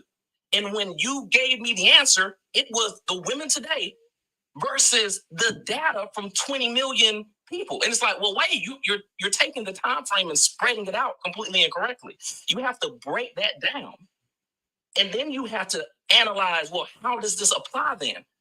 So either way it goes, the number that you're giving, the 20 million, does not apply to the population today. And unless y'all trying to build a time machine to go back in the past and to start from 1965 to start talking to the women in 1965 about abortion, it doesn't make sense to bring up something that doesn't apply to the women within the time frame that we're talking about, which is in general the women right now, from my understanding, when most men have that conversation between 25 to 35.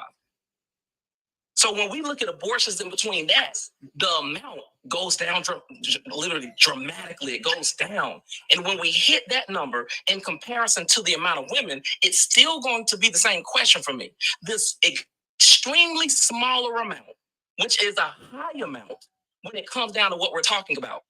How does this apply to the women that are the majority?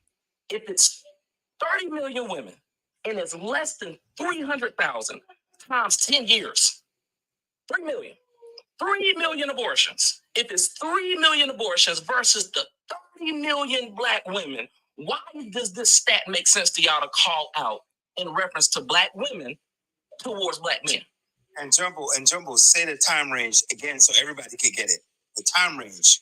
Well, it's difficult to say it because they keep shifting around. And anytime you shift around, it's like you're in between trying to get them to answer one question specifically. They shift to a completely different time frame or they deflect away. So we're either talking about the 20 million, which means I got to break down from 1965 all the way to 2024. Or we're talking about the women of this current generation. And then I got to adjust my 1965 and I got to bring it all the way up to when those women were born. And then look at that data and then analyze how many abortions within that time frame. If either way it goes, the way you use it, it just doesn't make sense, because I should never take the majority of Black women, these 30 million Black women, and say, well, hey, let me take this less than 3 million and see how I keep making the number go up.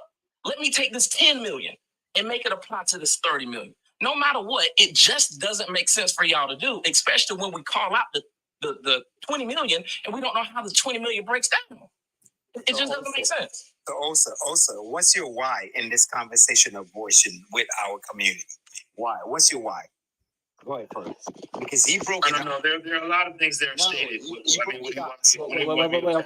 Wait, Kennedy. Let's let Osa have the floor because he hasn't been able to articulate a statement. So let's be quiet. Let's try not to interrupt. Let's see if he. No, I'll just say this. I'll try to keep it short. I know everyone wants to talk or whatever. I would say that if there are abortions that are happening since 1973, which is 51 years, and there's hundreds of thousands of them every single year, that's not something that we can just simply sweep under the rug and just ignore it. I think it's an issue and it needs to really be addressed. That's all I would say to that. Now, in regards to the 300,000 abortions that happened within the 1 year, do you know how many Black men that have been unalived by cops, or Black people in particular? It's a little over 350. So I want that to kind of marinate. I'll go ahead and mute. Also, hold on, fam. Because I was going to step out and give me some sweet tea, but I heard what you said. I still want to hear you answer the question whether Black women have done more harm to Black men than any white man. Are you justifying Anton Daniels' statement because of the abortions? Because that's what we're waiting on. We're waiting on your specific answer. Unfortunately, the answer is yes. I'm sorry. It's yes.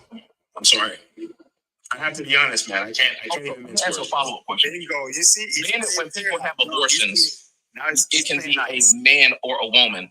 How are we accrediting the abortion to hurting men alone when you're aborting a baby? It can be a man or a woman, or a girl or a boy. It's still, even when you go backwards, it just doesn't make sense for us to say this is being done to hurt only men. I would say ultimately women have the final say in terms of abortion. Yeah, women do have the final say. We agree upon that. But when they're having an abortion, it can be a girl or a boy. How does that hurt just men?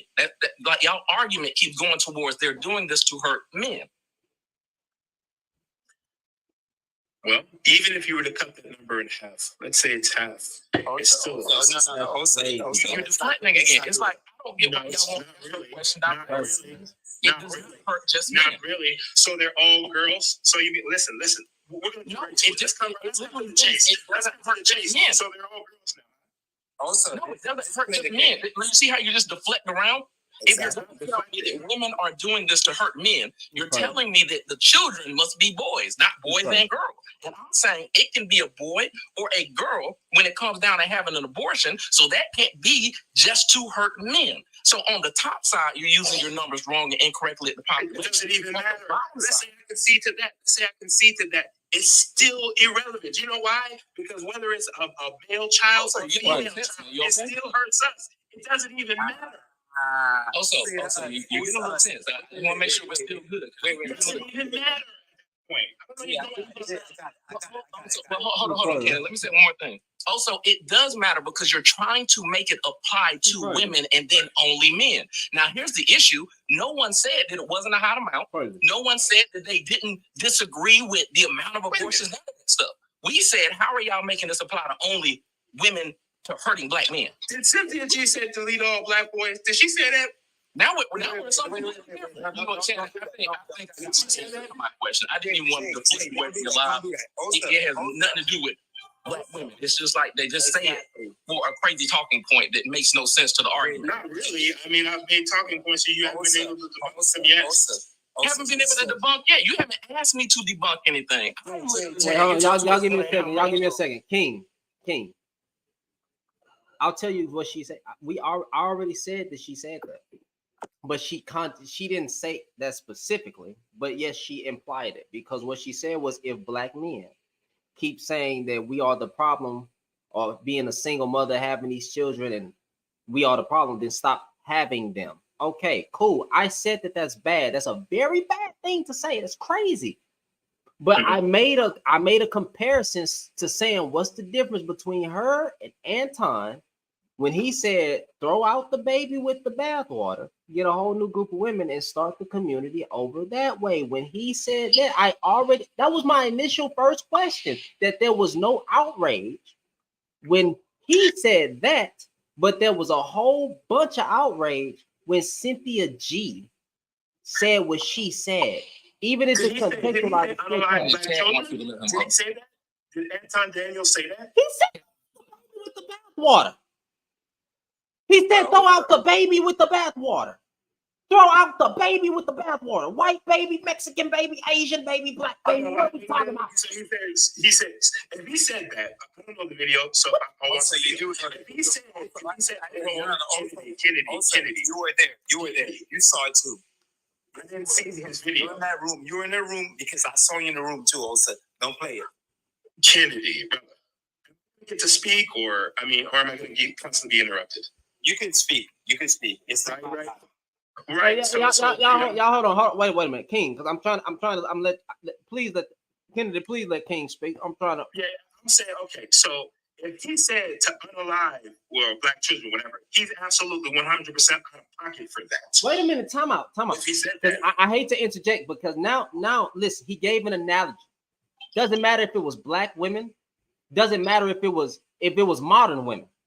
The moment when you say throw out the baby with the bathwater, get a whole new group of women and start the community over that way, that is promoting damn near genocide of children. Now hold on, because I got this bussy popping dude in my freaking comments talking about that's out of context. I can't stand it. Now when Cynthia G contextualized her statement, even if it was more directed towards black boys, y'all don't have no freaking outrage for a man that can say that, but then you have outrage for Cynthia G when she contextualizes saying, well, the black men are saying that we can't do good raising these children, and they saying when we raising these children, they becoming mass pupils, gang members, and all that stuff, then stop having them. How y'all get mad at that, but don't get mad at Anton? Can you do me a favor? Just real quick. I'm sorry. One thing.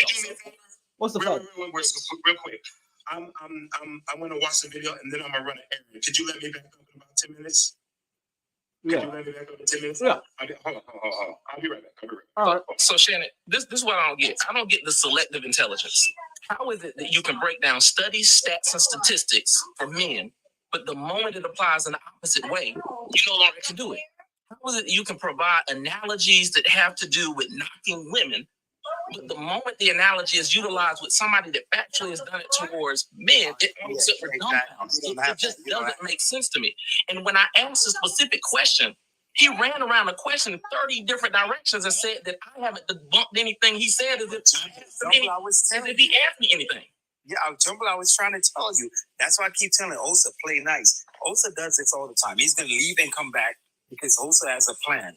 Well, I know. I frustrated Osa without a while ago. He used to follow me. And hold on. But I do that to a lot of people. So Osa is a certified coon. Like he could play Uncle Ruckus in the Boondocks reboot. He's a super cool. But Chad, I like your background, by the way. What the fuck is going on? I don't know who Osa. I don't know.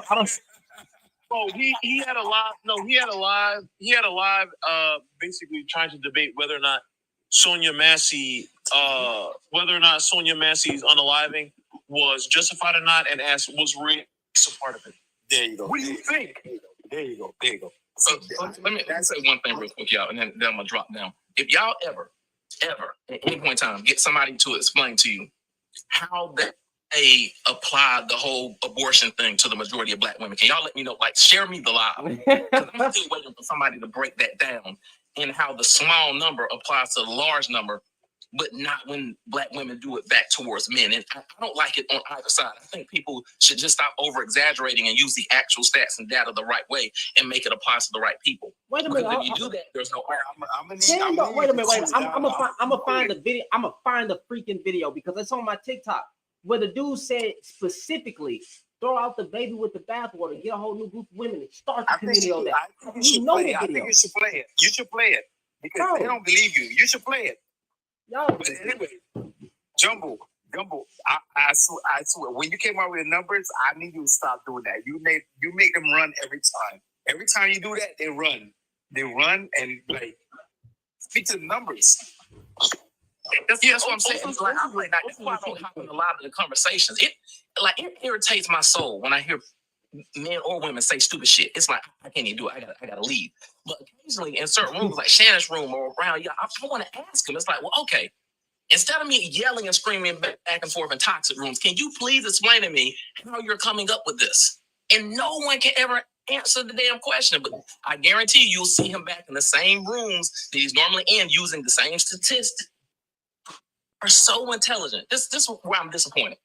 If we're so intelligent and strong and alphas and all this other crap as men that they claim, but you don't know how to use a stat, study, or a story properly, I don't know why you're bragging about intelligence or anything else like that. It just does not make sense to me. But if y'all ever get anyone that wants to explain how it actually breaks down and applies to the majority of women and how they're supposed to correct that versus the women that it does apply to, and then even for that, I'm gonna do one more thing. Let me pull up one more thing. Hold on, just a second. Let me find it real quick. Where is it at? What's the face? Osa has said that white supremacy isn't an issue in the black community, so I can't take anything he says seriously after that. But Chad, I take it seriously. You left me hanging, man. You dropped on me. I was here by myself, like I was fighting for my life. Not bad, but I had to take care of something. It's funny. Well, I think when you talk to people who don't have a anti-capitalist basis, it's pretty easy to debunk a lot of their talking points, to be honest. Go ahead, Nisi, because I know you've been waiting for a minute.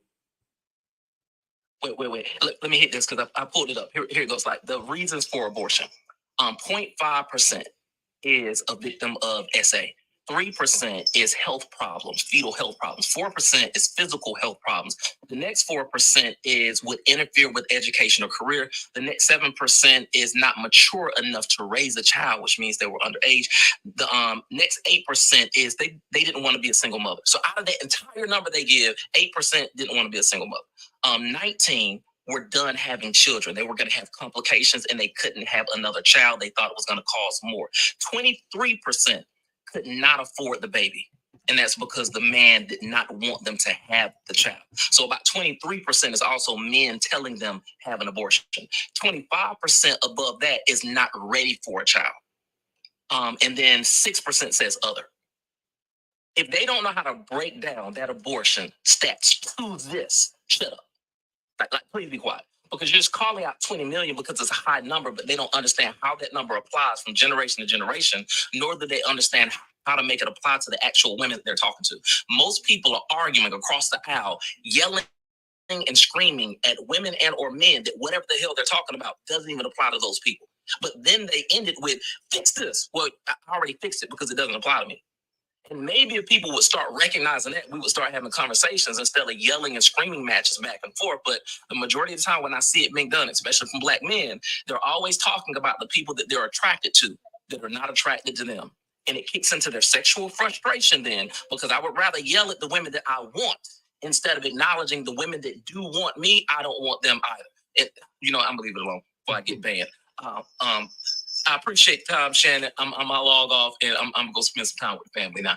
Y'all just remember, if y'all ever have them explain what the hell they're talking about with the abortion thing, just share me the live. I won't even say nothing to them. I'll just sit back and listen. I got you, bro. I appreciate you for coming up. Yeah, I wonder if Uncle Osa is gonna come back. I really want to see if he's gonna come back because they always talk about the abortion talking point. Like if you want abortion banned, then you should say that with your chest. But if you believe in abortion being banned across the country, then you're a fascist and you despise black women for the most part. Oh, he's back. No, he said, I'll be back.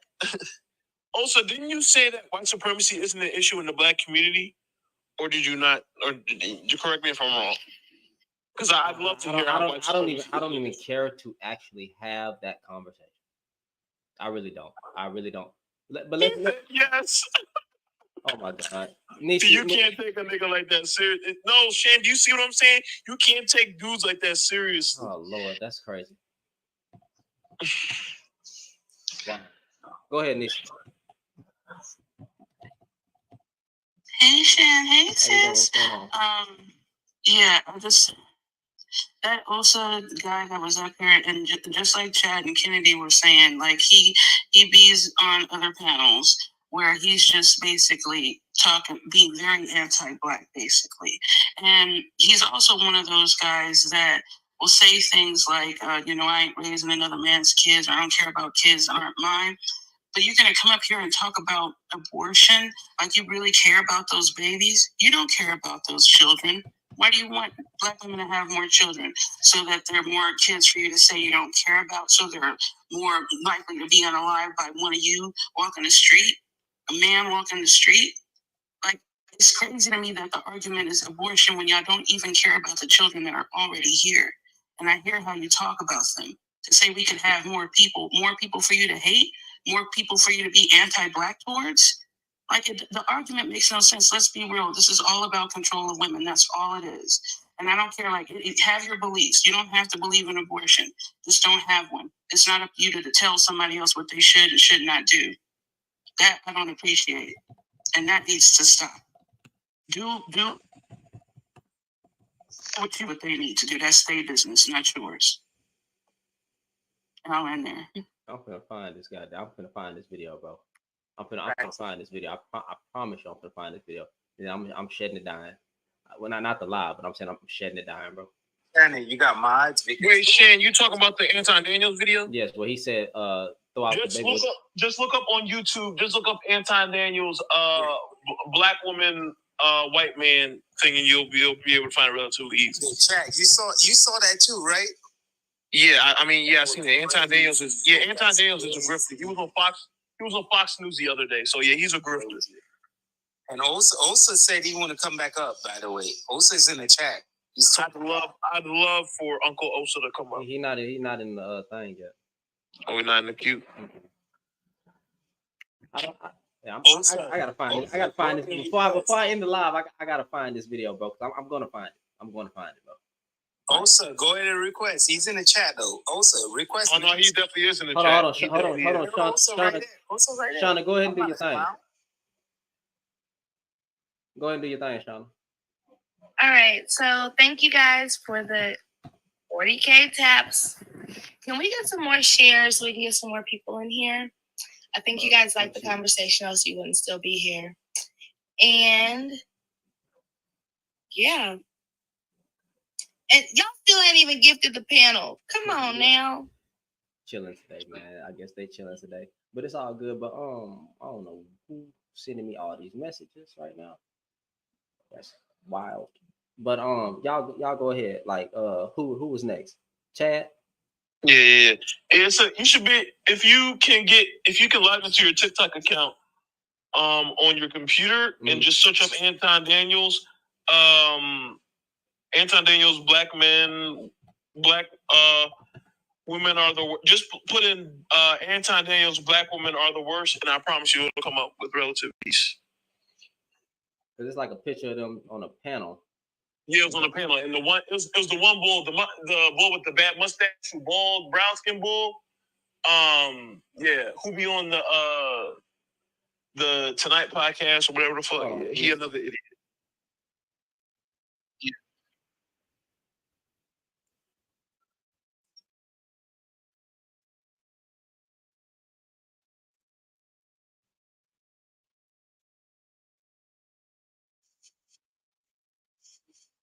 But Shannon, you gotta cue it up. You gotta cue it up. You gotta cue it up though. No, that's not it. That wasn't the right one. Okay. I'm gonna find it. I'm gonna find it. Hey Osa, there's a spot for you, Osa. Let's come up, man. Osa, we're gonna talk. I don't think Osa coming, man. I don't think Osa coming. But what y'all can chop it up. Shoot, I'm gonna try to find this video, so it's gonna be a little quiet on my end. Uncle Tomosa. Hold on, Shannon. Like, there's one thing I kind of want to clarify about what Cynthia G said, because you read word for word what she said. She's implying not to have children. She's not saying unalive all the Black men that exist. Isn't it logical to say if Black women are horrible mothers because we're always single and we can't guarantee that a man will stay whether married or not, because there are a lot of divorced single mothers as well? Doesn't it also make sense to not have children? Yeah, I get it. It makes sense to not have children. Yeah, She specifically said to delete male fetuses, so no, yeah, she's No, using she this. didn't. No, that's what somebody said, repeating what they heard of her say. She said verbatim what Shannon said. If we are the problem, then and we're such horrible mothers, then stop having them. That's specifically what she said. Yeah, what I heard was, I checked, I'm just saying, right? What I heard was, if we are, then stop having. That's what I heard. They cut off after that. She said, stop having them. That's exactly what she said. And she continued to say that. And she also never said abort black boys because that's impossible to do. Their sexual organs aren't developed at that time. Wait, F1 for a second. F1, excuse me, but yeah, your sexual organs are not developed at the time frame in which you can have that procedure. So it would be impossible to only do boys because you don't know what the sex is. So that's just dumb. Or maybe I'm sorry, Sean. Or strategic saying that, males carry the genetic, it's a fathom of like males. You understand? Like No. males. I think there's what you were saying is like There's no way to know what, like, by the time that you can have that procedure done, there's no way to know the sex of the child. They don't give you that information. But what I was gonna say is that Nikki brought up a really great point about single mothers. But what about the married single mothers, where they have the man in the house and they don't do nothing with the kids and they don't do nothing for the kids, and they share in bed, and that just happens. Yes. Literally, that happens. I have friends of every demographic and it's more prominent in the YT community that they're not interacting with their kids. Not in the same room. Yep, you're right. They don't go to activities. They go on vacations if they have to take them on vacations. They'll do it to show off for their other friends, but they don't interact with those kids. Those women are running circles. I have one YT friend, and she's married, and she works, he works, and YouTube, he has a brand new car. Her car is like 10, 12 years old, always messing up. He has a very, very high-paying job, six-figure guy. Whatever. She thought she caught a great one, and then, it was like, oh, well, now I just have these kids and live in this house, and it's no different than when I was a single mom. I just have more kids. Now she's stuck because she already had a kid. Now she got 3 kids. The video title and on YouTube. What? Have the seat. You trying to wait until the kids go to school so that you can get a divorce so you don't have to worry about paying for childcare? Because you can't, while you're working, you have to pay for the daycare. So it's just like, what? Damned if they do, damned if they don't. It don't matter the race. I get you. I get what you're saying, because we need to normalize like this thing about having kids. It's mama's baby, papa's maybe, and that's what it's going back to. Like, okay, so because the mom has a child, what are we doing here? Like, seriously, and that's what people need to think about. Like, what are we doing here? Like, it's still 2 people that made that child. Mom don't wake up and have, a baby. But it's always a woman that gets like the back end of the I get it. But why, ladies? Why do you guys think that is so? That's because of the patriarchy, honestly. It's because of patriarchy. They have this idea that this is what family is supposed to be. And Chana, you're absolutely right when it comes to the dads being at home having like the same thing. There are a lot of married single mothers. Like, it makes me think there was like this segment that I think it's Jimmy Kimmel that has where he like walks on the street and asks people questions. He was asking married dads who were with their children questions about their children. And they all got all the answers wrong. They didn't know their eye colors. They didn't know the schools they went to. They didn't know their doctors' names. One guy, it was embarrassing for one guy, like his daughter's birthday was yesterday, and he's like, and he didn't even know the I don't know, and he didn't even realize. I'm like, how you gonna forget yesterday? But I give you guys a perfect example, right? My parents told me at graduation, we held together because we wanted you guys to be here. And we're like, we could have made it, like, but parents tried a lot of stuff, and it was because they wanted to secure us, and it doesn't matter. But they were living in, and we knew it, but we couldn't say it. That's what kids are seeing every day. They're seeing this level of dysfunctionality they can't speak about. And they go to school, they act out, they come home, they come home, they have the relationships that's broken with their friends because they're seeing things that they know is not it. And people don't understand that. They don't understand that. Oh, I preach this all the time because my parents had a very toxic marriage. I actually prayed for my parents to get divorced. It does take a toll on the kids. And don't get me wrong, I love my mother and my father very much. They just did not need to be together. This is why I always argue, don't just say, the nuclear family is the solution to everything, because healthy nuclear families are okay. Healthy mothers and fathers, okay. But toxic marriages are very damaging to children. And I know a lot of children that grew up just like me. They're separated, well, they're divorced now. And ever since they got divorced, they get along great. They're the best mom and dad they could possibly be since they're no longer together.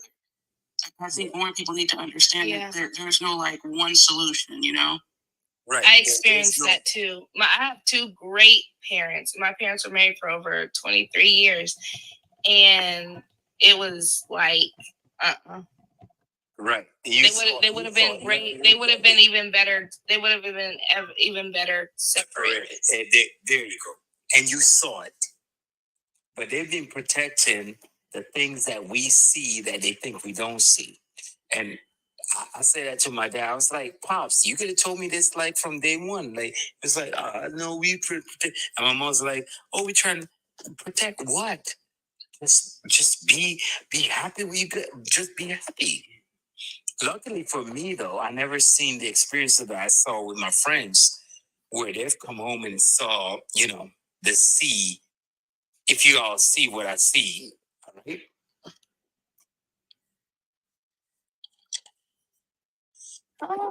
I'm confused. Yeah, they came home and saw mom and dad, with the other sea. I don't want to get there. I mean, it's TikTok. I don't want to be graphic. The other sea. Yeah, there was swimming in there were two pools, and another pool was going on. Yeah. Oh, they were swinging. they were not only they were swinging a lot. My friends, they had They were fornicating.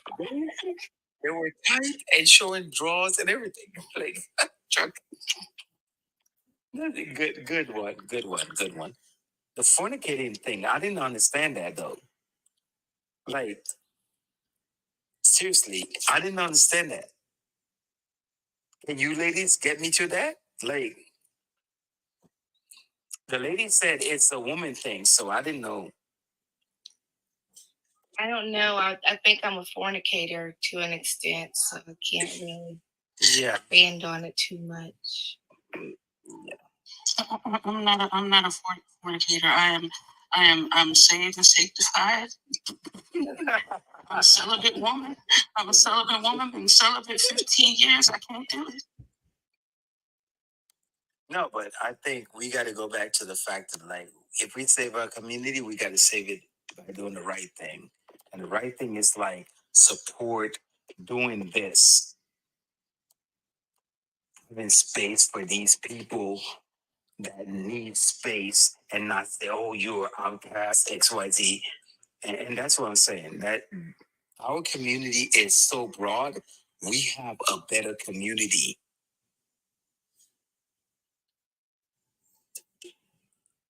I think that in our community, if everybody was to just lead with love, like we all have that annoying cousin, we all have that one crazy family member that's always doing something stupid. I mean, I feel like the outcast should be the ones that's touching and harming children. But I think that if we was if everybody was to choose to lead with love, then our community would be a lot better. I don't like the men attacking the women attacking the men. I think the best way for us to move forward is for the men to quote unquote take the lead and lead by example of showing women more love and more respect and more grace and more understanding, and stop always belittling, stop throwing stones and hiding their hands. Because at this point, women are tired. We tired. And like, I just thank God that I have the man that I have in my life. But if I'm ever single again, I'm gonna be sitting here chilling by myself. Me and my girlfriends, we're gonna be going on vacations. I'm gonna maybe find me a tenderoni and keep it pushing. No more conversation. Just keep pushing. I don't want to have to deal with no man. And I hate to be like that. But watching TikTok and watching the ideation of these people, I don't want to deal with that. And that's sad. Because I said earlier that I have nieces in their early 20s, and it's like that's what they got to look forward to. Because that's the rhetoric that the older men are pushing on the younger men in their early 20s and their teens. So that's what our young women are having to deal with. The mental manipulation, the games. The older men want to be in quote unquote competition with the younger men for the early 20-year-old women. Like, y'all are 40. Like, just go sit down somewhere. Go sit in a corner. Oh, you know what? And go do something else. You don't have to be spreading hate. I found it. I think I found it. Where you from, China? Go. Oh, you found. Wait, play it again. Hold on. I'm mute that.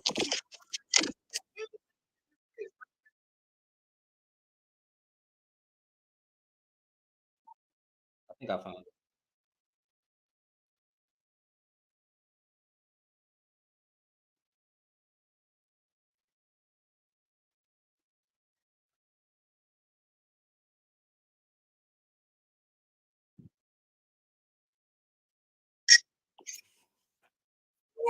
Oh, yo, play it again. Hold on, wait. YouTube, did y'all hear it? Did y'all hear it? Because I can share the screen if y'all didn't hear it. But did y'all hear it in the background? I'm gonna let y'all comment and ask y'all if y'all heard it.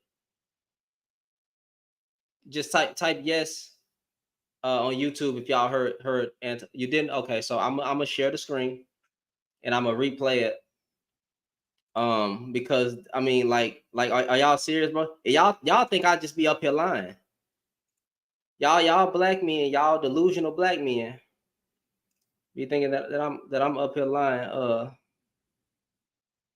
on, let me see. Let me okay, so we're gonna rewind this. All right, so let me add this to the stage real quick. All right, so we're gonna go over here and we're gonna play it. So YouTube, you should be able to hear it now. We're gonna play it again on TikTok. Watch this. This is Anton Daniels. You know what's really wrong with the black community is that the woman is out of her purpose and she's not a helpmeet no more. Yeah. She's the enemy. She's more of an enemy than the white man ever has. She's more of an enemy than anybody in history has ever been to the black community, because she's the very person that comes in with deceit and looks to use you and then disperse of you when she's done with you. And then she'll move on when it's all said and done, and then say, well, what about the kids? Fuck them kids and fuck that woman too. Throw that with the bathwater. Throw the baby out with the bathwater. Start the fuck over. Get a whole new group of women, and then fix the community that way. You know what's really wrong with the? So wait a minute now. See, this is what I'm saying. Hey, wait a minute now. That's Anton Daniels. That's his voice. I got the video playing in the background. Matter of fact, I'll turn off my green screen if you want me to, just so y'all can see his face. You know, I'll turn off my green screen and flip the camera if you want to see it on TikTok. You know what? We're gonna do that. We're gonna do it. Let me flip my camera real quick. Shannon. Shannon, like Vanity pointed out something that I remember as well. Remember, he's not even the first dude to say that. You remember that dude who was like wearing a mask, who was like, we need to unalive all the Black women and start over and create more women for our community. Do you remember that video? He like had on a mask. He was trying to be anonymous. That dude, he just, all I heard was he wants to go to war with Black women. I didn't hear him say anything about. He said we need to unalive all Black women. Oh yeah, he said he over the age of 13. He said he wants to go to war with Black. Yeah, the gold mask. Yeah, crazy. Yeah, this is what I be talking about. And all you man, I ain't trying. Let me not say that rhetoric no more. All you dudes who get mad at me, who say I'm the problem, when I'm just defending the sisters from harmful rhetoric, I need y'all to go talk to them dudes. Oh, y'all didn't hear it on YouTube? Let me try this again. I thought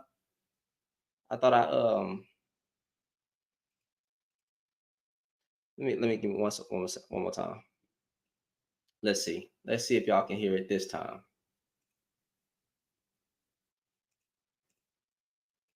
The Black community is that the woman is out of her purpose and she's not a helpmeet no more. Yep. She's the enemy. She's more of an enemy than the white man ever has. She's more of an enemy than anybody in history has ever been to the Black community, because she's the very person that comes in with deceit and looks to use you and then disperse of you when she's done with you. And then she'll move on when it's all said and done, and then say, well, what about the kids? Fuck them kids and fuck that woman too. Throw that with the bathwater. Throw the baby out with the bathwater. Start the fuck over. Get a whole new group of women, and then fix the community that way. You know what's really wrong with the Black community? I mean the woman is out of her purpose and she's not a helpmeet no more. You can't make this stuff up, people. You cannot make this stuff up. So I don't want to hear nothing from no Black men getting mad at me, bro. I don't care what y'all say. I don't care. I'm gonna be against you every time. Every time. I promise. Every time you get mad at what I'm doing over here, y'all need to get mad at them dudes. Now hold on, let me bring my phone right here. I want you to see his face. He at the top right corner on YouTube. I'm about to play it one more time. I'll play it one more time, just so y'all can see his face. Look at his mouth. What's really wrong with the Black community is that the woman is out of her purpose and she's not a helpmeet no more. Yep. She's the enemy. She's more of an enemy than the white man ever has. She's more of an enemy than anybody in history has ever been to the Black community, because she's the very person that comes in with deceit and looks to use you and then disperse of you when she's done with you. And then she'll move on when it's all said and done, and then say, well, what about the kids? Fuck them kids and fuck that woman too.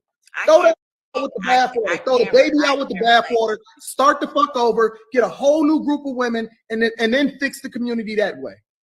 No, can't make this up, people. Can't make this up. Shannon, can I say something really quickly? I'm going to point out something that he said in that video, if you don't mind. What did he say? When he said, F them kids and F you too, because basically he's upset that she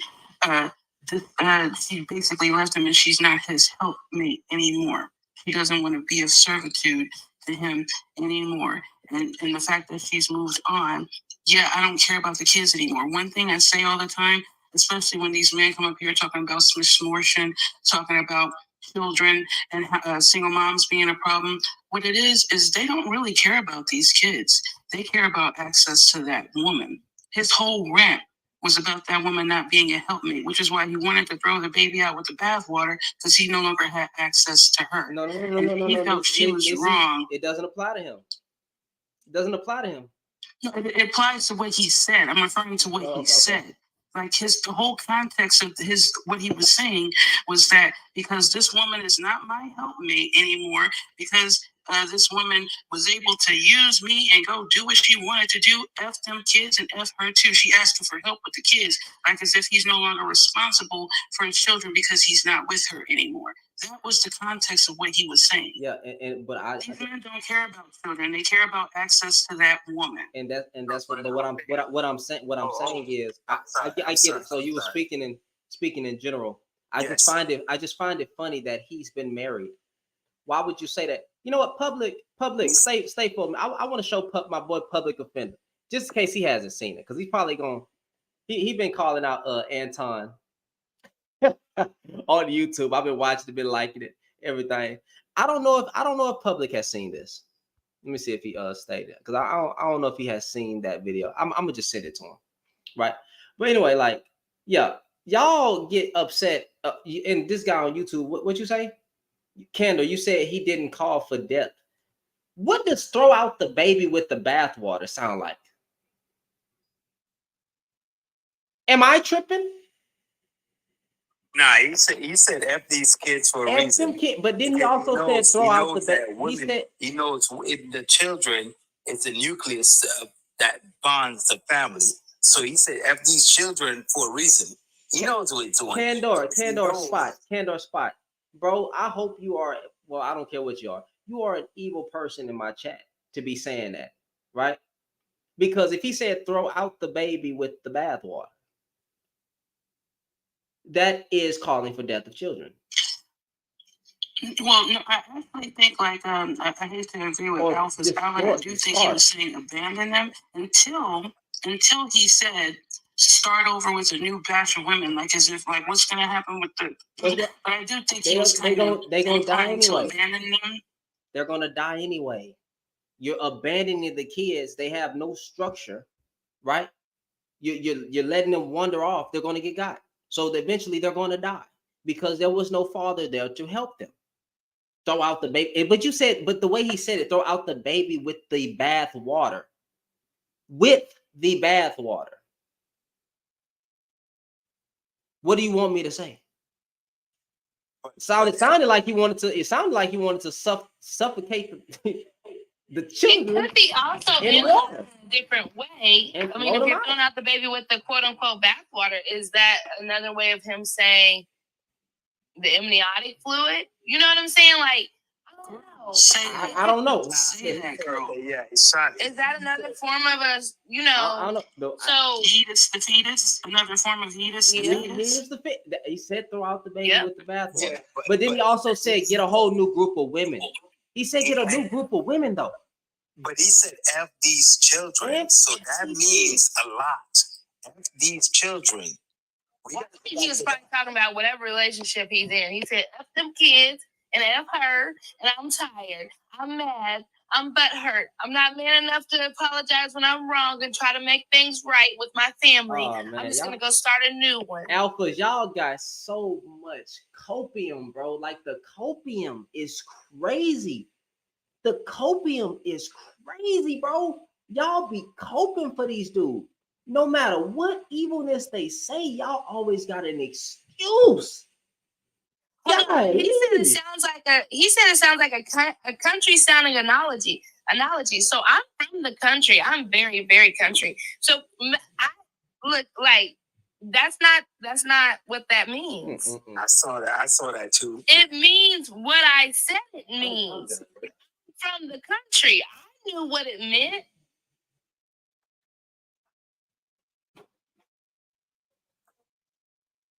You should tell him what he meant though. But I saw that too. I didn't want to get in on that. Yeah, I already said what I think it meant. He said get rid of that bath water, which is basically an amniotic fluid, which means go ahead and take that fetus out.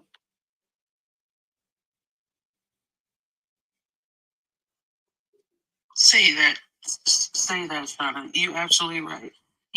That's his form of fetus to fetus. And I think, honestly, this is why a lot of men like, what'd you call him, Kennedy? Uncle, what? I'm not gonna do that. I'm not gonna do that. But anyways, I'm not doing it. When he was up here. Yeah, you know, the uncles are up. Just saying, the uncles are up. Just say that. But the fact that I'm just shocked about this though, because you know what? He says all that stuff and they're against abortion, so they want to feed us out or not. No, listen. The reason why he would say something like that is because this is what a lot of men will do, and they will deny it up and down. Is they want women to have all these children, particularly children by them, is because they want to use those children to tether themselves to those women. This is why they claim they care about Smithsonian and the life of fetuses and things like that, is because they want to be able to trap a woman to be forever tied to him in some form or fashion. And if he doesn't accommodate to his needs, I can just abandon you. Now you stuck with a baby and ain't nobody gonna want you, because don't nobody want single moms. They do this. They do this. And I feel like when the uncle guy was up here, he's one of those people that will drag single mothers, but sitting up here complaining about misfortune. You don't give a damn about children. This is all about control of women, period. Maybe the next topic should be is stepdaddies winning. No, they not. Stepdaddies get shunned. Stepdaddies get shunned by all the men, bro. Every man hates stepdads, bro. Who cares about what they mean to other men? It's about what they mean to us as women. The child is winning. Stepdaddy's winning. No, the child is winning. The child that is being taken care of by the stepdad is winning. But the negative stigma applied to the step. I understand what you're saying. The only reason why it's a negative stigma is because of these pick-me men. I get it. I understand what you're saying, but I'm saying they are winners because they love that woman. They take in that child. They raise that child as if they're their own. Blah blah blah blah. They take that risk. Cool. I think that should be applauded as a win. However, because of the negative stigma coming from the soft men, there's more men out here creating babies than it is women. So there's more stepmoms and baby mamas out here than it is. Like, so the men are the ones that's producing all these kids. So, I mean, come on. But honestly, I don't know why stepdaddies winning, because stepdaddies don't always have kids out here that they are raising. There's a lot of stepdaddies have the families. Right. The families. And I don't know why people keep making it seem like blended families aren't very common. My mom had a son when she got my dad, and my dad raised my brother and continued to raise my brother even long after they were divorced. That's the only father he knows. Well, he's rewarded the fact that he has 5 children that love him very, very much.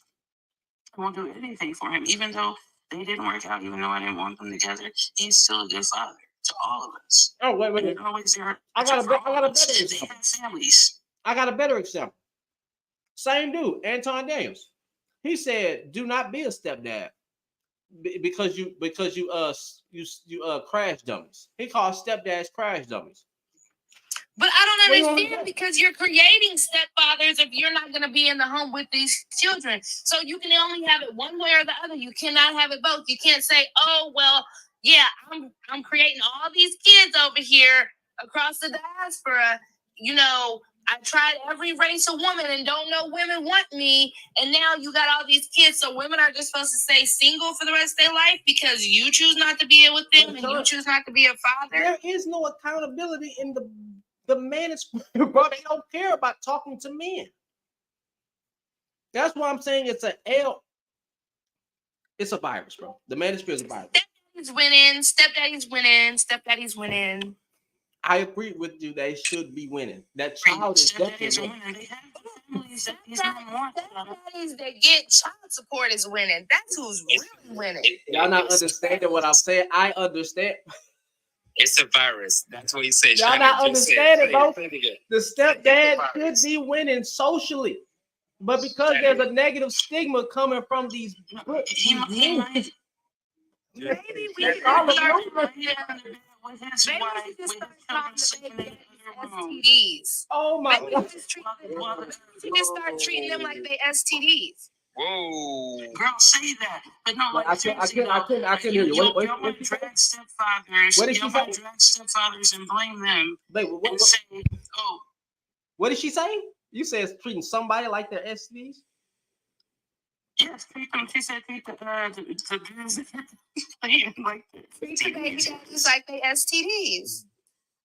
Yeah, treat them like that, because how you gonna be sitting up there like the dude? Remember, single mothers like that, but they keep on creating all the single mothers. So if we start treating them like they STDs, because they the ones that's spreading it anyway. Yes.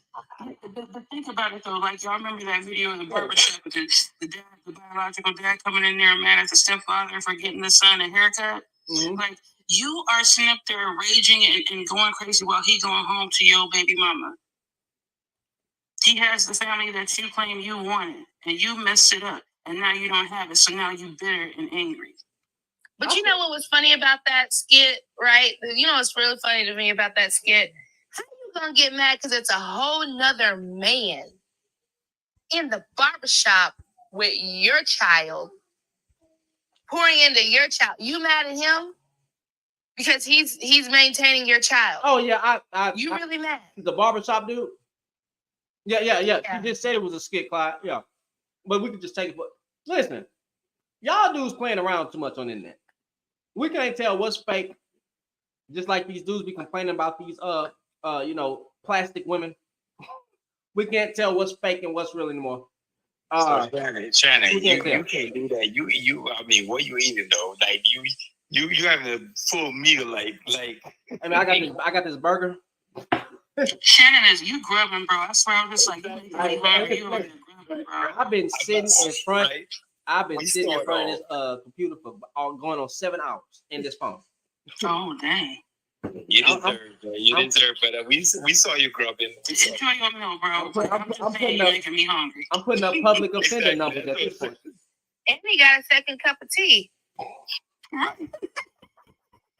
Man, leave me alone. It's about to be some red wine in a second. Leave me alone.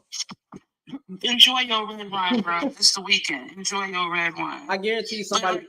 Skit or not, though, skit or not, there's a lot of scenarios that are going around online that are skits that people have conversations around.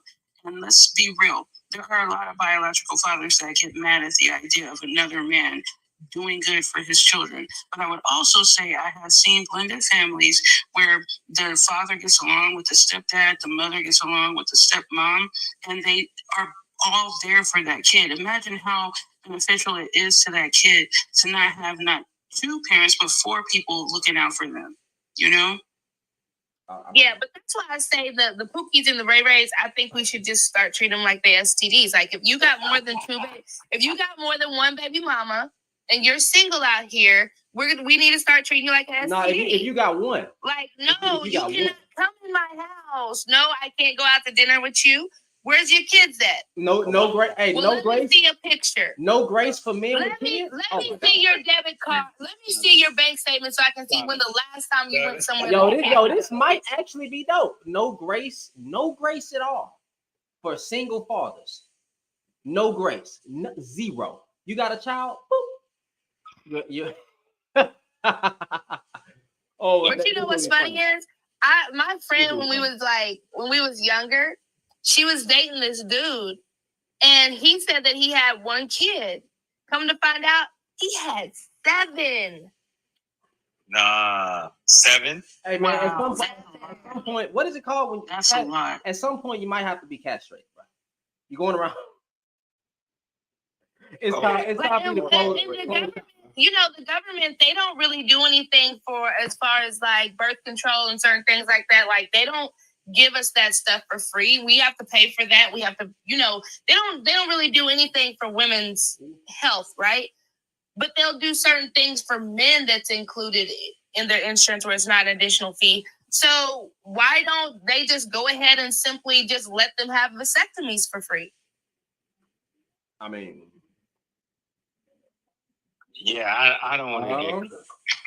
No, actually, I think that's a great idea, Sean. In fact, I think, one way we can prevent, some abortions, if that's such a bad thing, if they all had mandatory vasectomies until they either got married or become of age, then we wouldn't have all of these unwanted pregnancies and single mothers running around. If these STDs were not running around here impregnating multiple people, then we wouldn't have these issues in our community.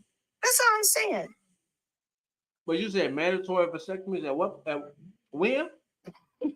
Yeah. We know. Wait. Let's vote. Let's vote on this. Like, we don't want that. We want. What they say with the vasectomy, you can go back to work like the same day. It's just like an outpatient visit. It's a speedy recovery, and it's 80% reversible. 80%. That's not good enough. It's not good enough, man. Yeah, and you know what? hold on. You guys can't be being whiny about this because I'm sorry. They cut us wide open. Something slide. They cut us wide open. Something comes right out of us. And we don't get no sleep for about 6 weeks. And then they want us to go to work knowing damn well we ain't going to get to go back to sleep when we get off work. I'm defending the brothers. I'm defending the brothers now. We need 100%. I'm sorry. Yeah. I'm sorry. 100%. Well, the thing is, you know, you'll have to talk to the government about that. But they do need to come up with something. I wouldn't mind. These STDs, so these STDs can stop spreading. In all honesty, you know, I think I'm gonna go to the Manosphere page and I'm gonna get up there on their panel and say that. But look. Shauna, I got an idea. Like that is such a great, like mandatory vasectomies, or if you don't want to do mandatory vasectomies, there was a trial of male birth control, which was like a cream that you can, just said it. Put on yourself. He's saying it in the comments. It's jail. Well, I don't want you putting that inside. It already came out, but they No. You didn't know what I said. I don't want them putting that inside of me. Putting what inside? Like whenever they rub it on them, I don't want them putting that inside of me. It's STD again. It's STD again. Bruh. So your pH balance all the way off. All the way off, honey. Shit, Talking about blue waffles. They already think most women don't know how to take care of themselves. They still think y'all wife from from back to front. Hey, ladies, I want you to see that Shannon. That's not me. I'm not. I'm saying that's what they be saying. It's not me. It's not me tonight. That's what the men be saying over there. They got all kind of subliminal shots. No, she's not lying. Thank you. Yeah, that's what men say. You women stanky. These women out here pH balance. So these women out here, black women got the most STDs and blah blah. Who they getting it from? They got the STIs from the STIs. You better preach. We're not gonna call pookies and ray-rays no more. We're gonna start calling them STIs. Shauna, you can't. And when people ask you, what is that? You just tell them. You just say you. Anybody that got more than one baby mama. Shauna, you can't do that no more. But it's funny. I don't understand why not. They say a lot of hurtful things to women. So I don't know why we can't say that. You better listen. Look, they gonna start saving men in their phone contacts as STI, STI1, STI2, STI3. How do you know we don't already? Y'all don't be in our phones like that. If y'all are saving men as contacts as an STI, and I never knew about it today, y'all are some evil. Y'all are some evil. Technically, I save them as don't answer 1, don't answer 2. And those numbers, I just list them. So wait. I got. I actually put them as like creepy thin man, creepy thick man, creepy small man, creepy tall man. But she don't get to don't answer 3. I'm joking. All of them. Anybody that I don't want to talk to, I just save them as don't answer. So the name don't even pop up. I don't even know who it is to be concerned about it. Wait. Hold on, because we didn't factor. Women will oftentimes give out their number or a fake number, but then the dudes be trying to call the number. They'll give out their number just to stay alive, because nobody wants to talk about that. Nobody wants to talk about these women that be out here getting pop.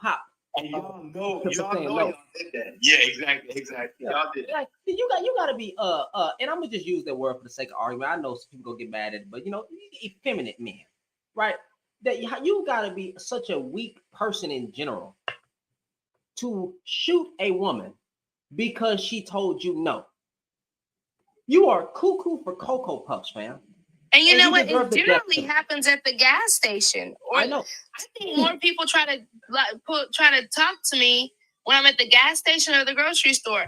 Like today, I was at the grocery store, and the little old, he was probably 50-year-old man. He probably walked past him, and he said, "Swear to God," and he said, "Oh, I bet they made fun of you in school." And I said, "Why?" He's like, "'Cause them bow legs, baby."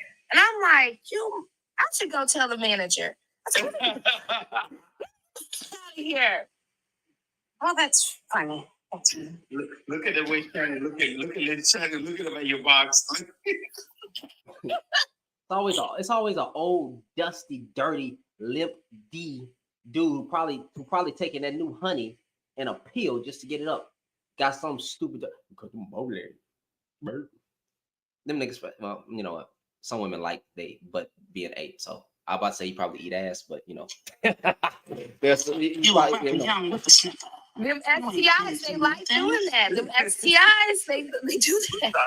Shana, you met it. I'm being today, bro, man. Old dirty, dusty. STI is back in games. STI is back in games. Oh man, hell no, hey man, women protect yourself at all times. Get some bear spray. Some mace get you a gun. I'm a friend. Women, you need. I think I'm gonna create like a spray for creepy old men.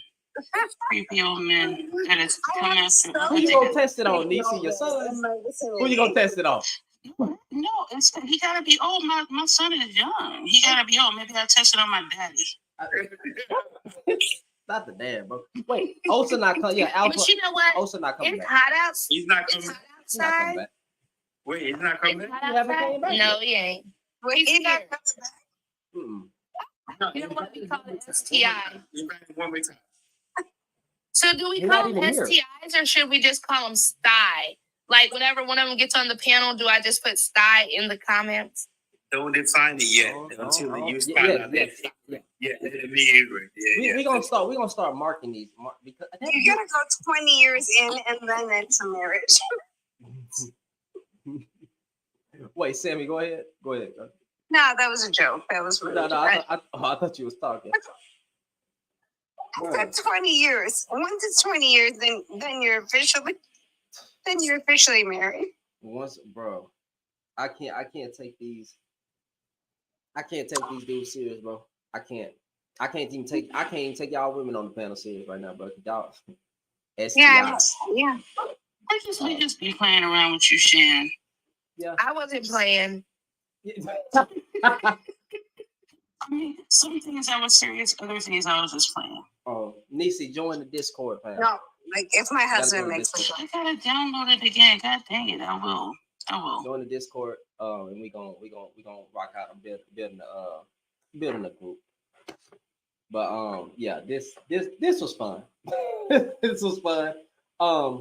The next topic will probably be you coons using Kamala Harris as a reason to degrade black women. Y'all keep finding something again every time.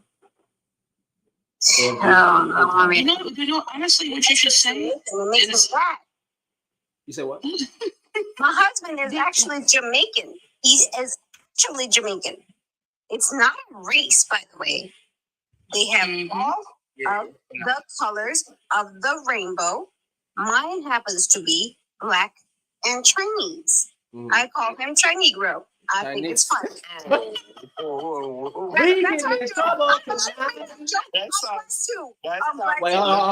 on. Alpha Outlet asked me my voting for Kamala Harris. Why? She's not black. She's not black.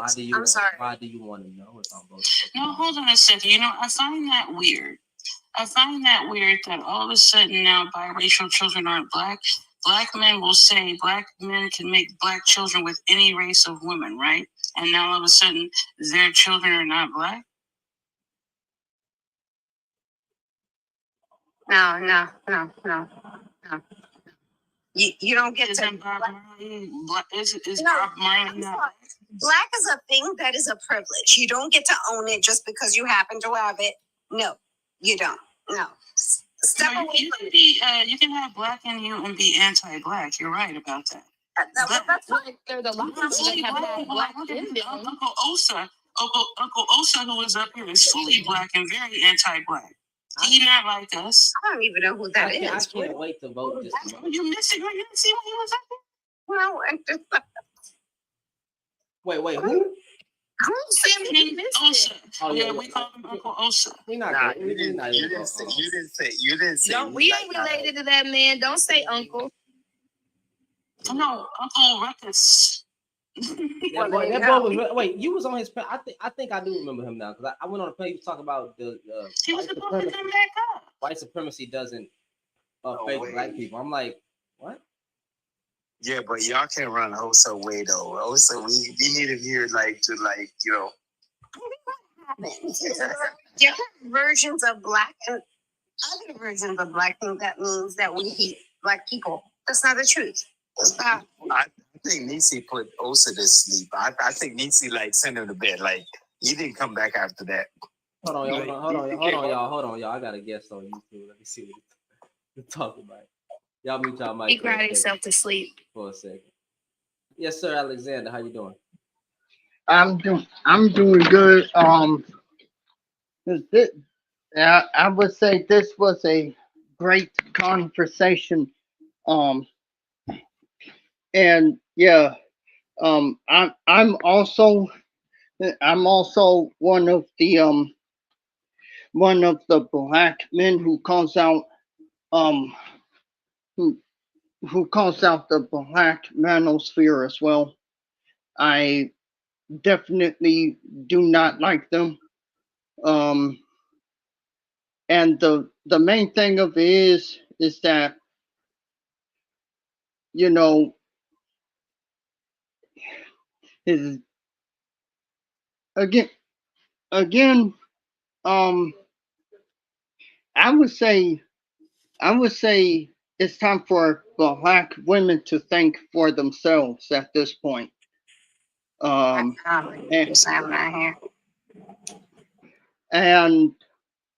also I think it's time for black women to, to explore different cultures.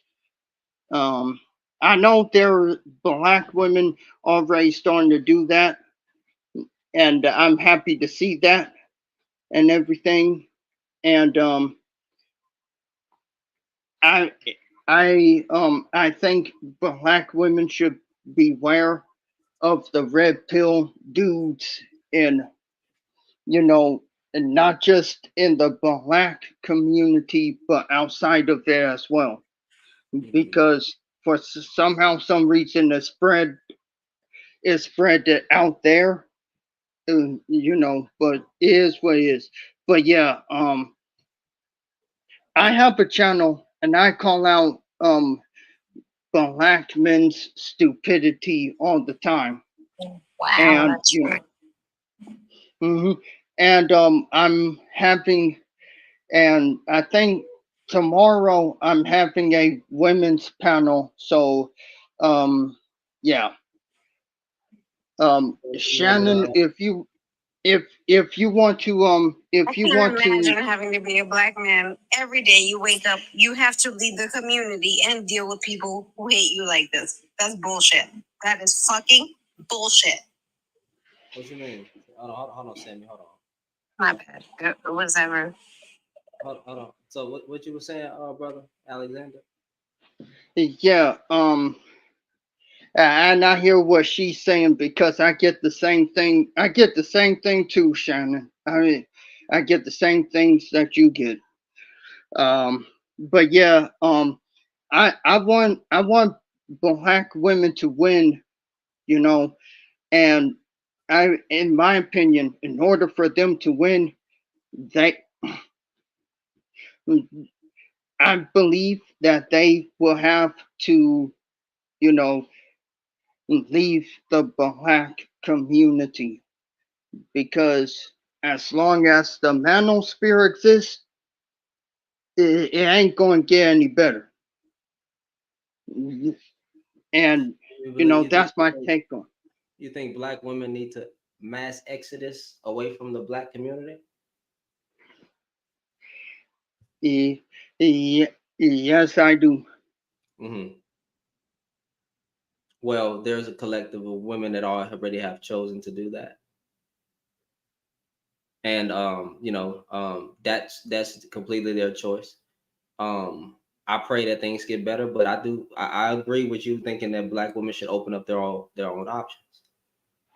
I mean, open up to other options of men, because black women are race loyal, meaning majority of them only want a black man, and majority of them are not dating out. And it's not necessarily because other groups of men don't want them. It's because black women don't want other groups of men.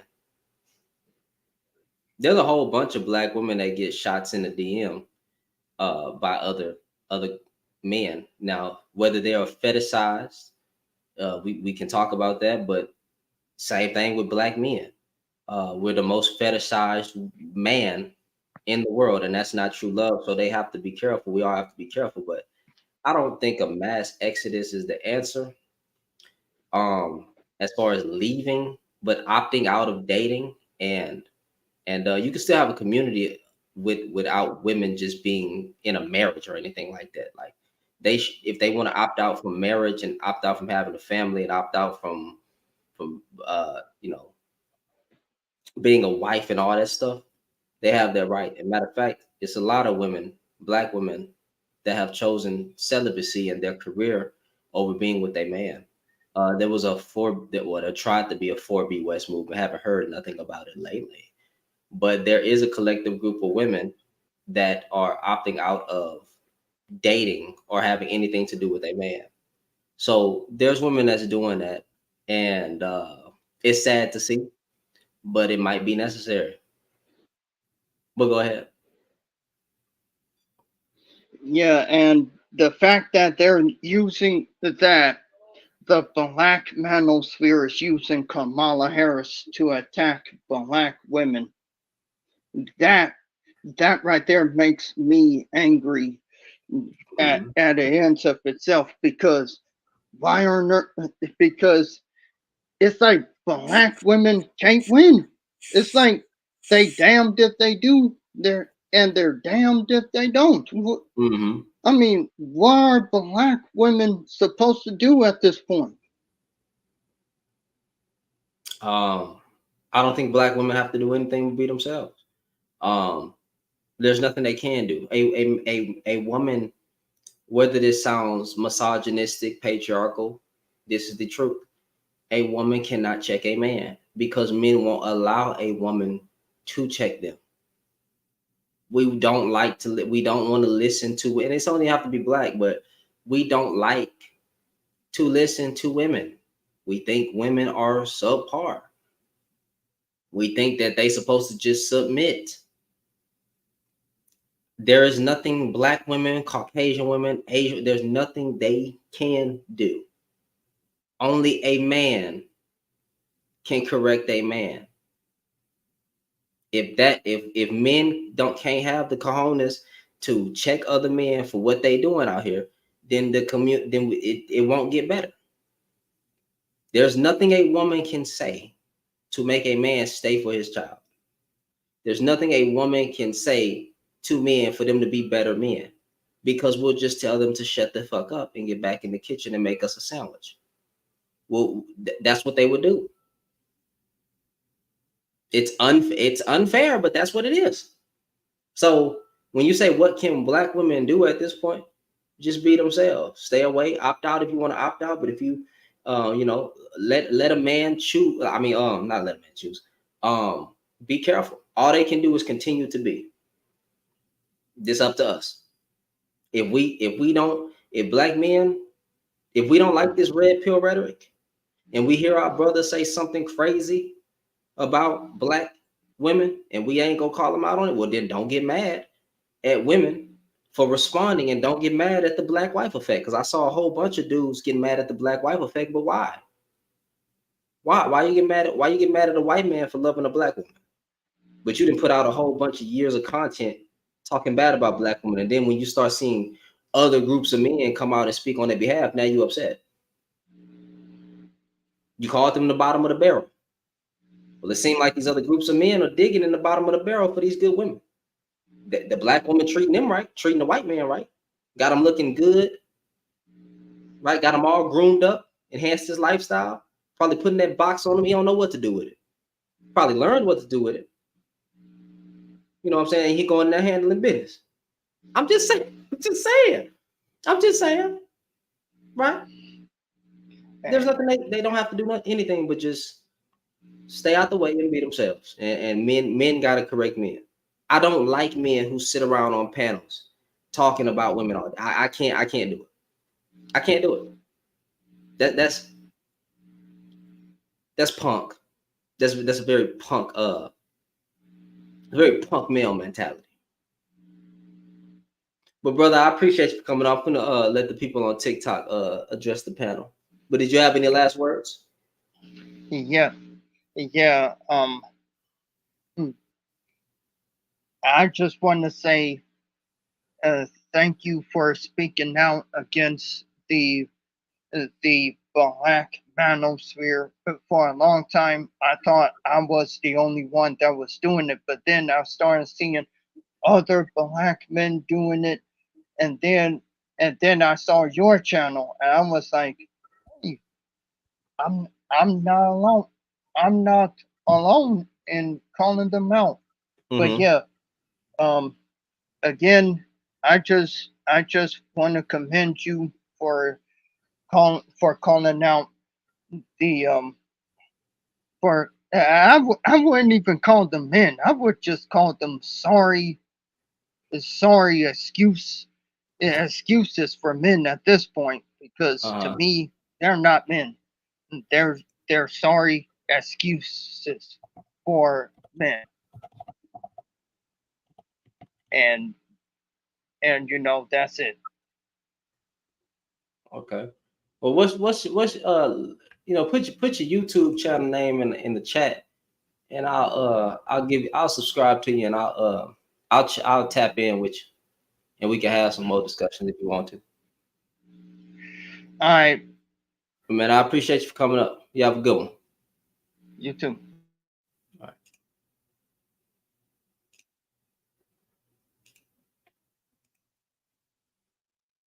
Well,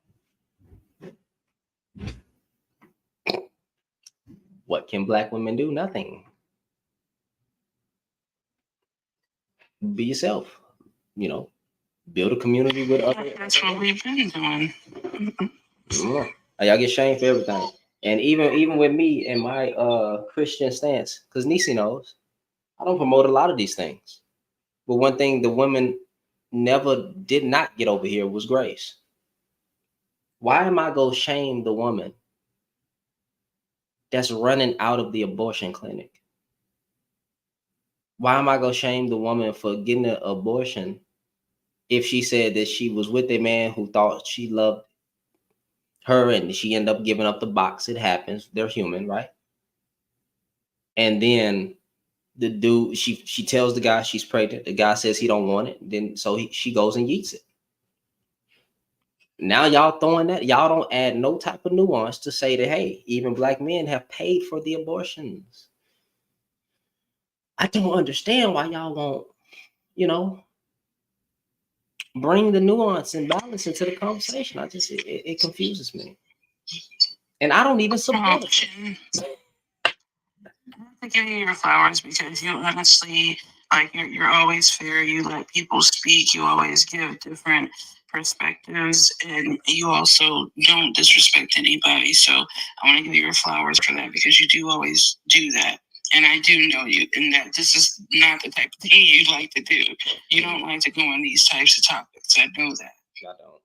But I appreciate you for doing it anyway, and I appreciate you for giving us all the space to talk on your platform, because, like, honestly, it's crazy to me, and you can see just from the guests that be coming up on here and the crazy things that they be saying, just how well it is. Like, and I look at myself and I'm like, me and my son's father, like, he was like Prince Charming. Like, oh my God, he was everything up until I got pregnant. And then when I got pregnant, he was one of those dudes. He like, hey, we could take care of that. And I'm a person, personally, I don't believe in abortion for myself, but I would never tell another woman to go have an abortion, right? Or not have an abortion. I would never tell a woman that. That is a personal decision for each person. So if I had went to that clinic and did that, I would be shamed for it. Since I did it and I chose to raise my child on my own, I'm still shamed for that too. It's like there's no winning in the situation. There's no winning in this situation for Black women. And this is what's sad. I'm glad you call it out and appreciate and love you, brother, for it. Oh, no problem, no problem. Tackru, what you said double negatives. What do you mean by double negatives? You know, if you can explain. You can also click that link right there and you can come up and talk to me. You know, just connect your mic and your stuff and you'll be all right. I already have it pinned in the comments. Y'all always say marry before you carry, but then you calling Black women the most undesirable woman and you're not marrying them. Well, let me be fair. Most Black men are married to Black women, but there is a movement. There is a growth of Black men opting out from Black women and then pedestalizing other groups of women, saying these women are better and all that stuff like that. So anyway, okay, Taco, you was talking about a comment. Okay, never mind. Shauna. Yes. I thought you had something to say. I'm just listening at this point. Oh well, shoot. We're gonna go ahead and end it. We're gonna go ahead and end it because yeah, I've been on here for 7 hours and 13 minutes exactly. Yeah, you done finally got your meal and you got that artist, don't you, bro? Hey man, listen, I'm gonna go grab me a bottle of wine, take a shower, lay up with the boo, and see. That's what's up. And also, y'all, yesterday was my birthday. I turned 28.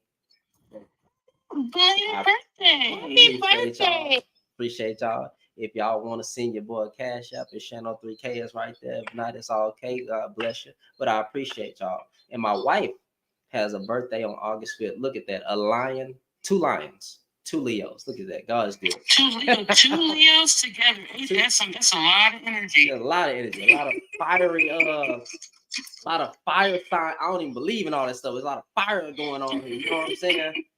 We in the building. You feel me? But yeah, I appreciate y'all. And as we always do, I usually tell the non-believers that this is your chance to leave. But on my lives, we like to end it with a prayer. There's a lot of stuff going on in the world. I think, I think I know, but Palestine and Gaza, we haven't forgot about them. I know we haven't really addressed it, but I really just don't be having nothing to say. So with that, I'm gonna pray over that. I'm gonna pray over y'all.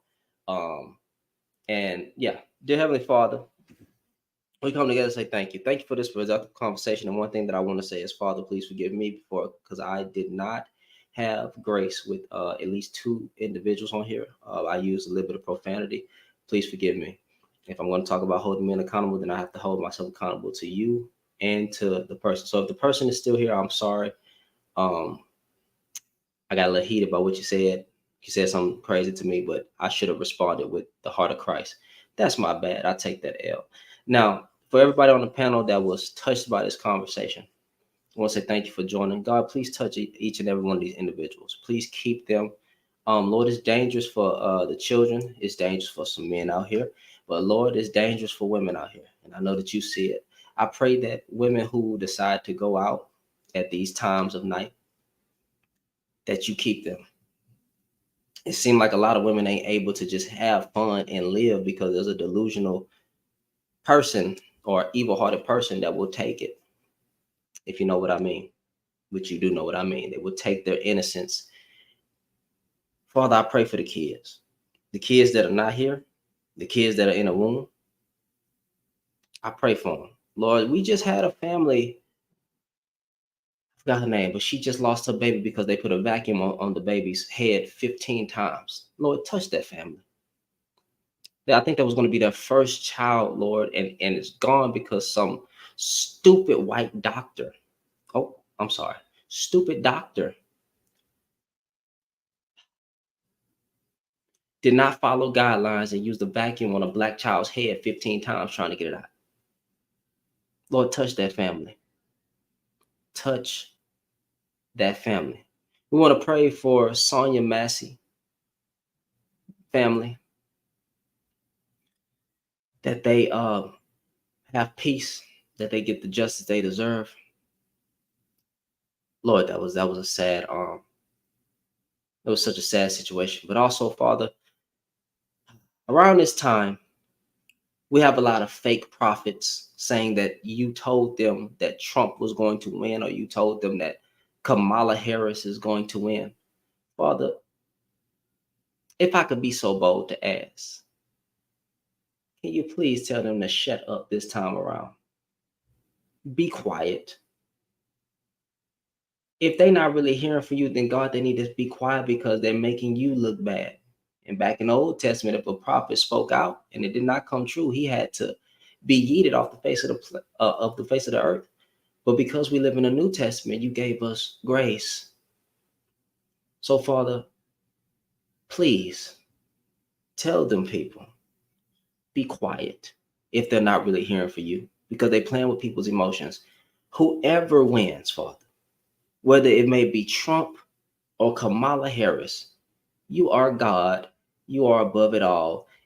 You don't really care about politics because you're the king. We will get through this 4 years with Kamala or this 4 years with Trump, with whoever. There's a lot of fear about Project 2025. There's a lot of fear about Kamala Harris apparently just throwing black men in jail. God, reassure people's hearts that at the end of the day, you are in control and you will come for yours. And that we will get through this 4 years like we got through any 4 years. Heavenly Father, before we end it, I just want to say thank you for everything. Thank you for letting me see another year around the sun. Thank you for my amazing wife, Jaleesa. I love her. Best thing ever happened to me besides you when you saved my life, when I gave my life to you. All that I want to say, we want to pray over Palestine and Gaza. Still a heavy situation. Touch them, God. We need a ceasefire. We need a ceasefire worldwide. There's other wars going on that we don't even talk about. But God, you see it all. In Jesus' name I pray. Amen. Man, I appreciate you for joining me. Shauna and Nisi, if you got any last words, go ahead. If you could just ask God to keep the STIs, these women's lives, let us be in peace. You know what I'm saying? Yeah, I wanted to add to that prayer as well. Thank you, Shauna, because I was going to say, also pray for the Congo, and also, please, any black man or white woman, whoever don't like us, German, French, Spanish, I don't care who the heck you are. If they don't like us black women, please just leave us alone. We just be minding our business. We don't be out here bothering people. Just leave us alone. Stop making us a topic of conversation every day. We don't deserve it. We just living our lives. And I don't think anybody deserves that. So many blessings to you, Shannon, and many blessings to you, Shauna. Thank you so much for having me up. It's always a pleasure. Love y'all. Thank y'all for the gifts. We appreciate y'all. We're gonna probably run it back tomorrow. We'll figure it out because I know Shauna will be sending me a lot of topics. And we'll figure it out by tomorrow. So anyway, y'all have a good night. Y'all stay safe out there. Oh, all the mods need to inbox Shannon so that you can get access to the Discord. Yeah, okay, because I had to leave the Discord, but I'll get back into it. That's a bet. Right. Thank you, YouTube, for joining. Thank y'all for the super chats. We really appreciate it. Thank y'all on TikTok. Y'all have a good night. See you later, Nisi.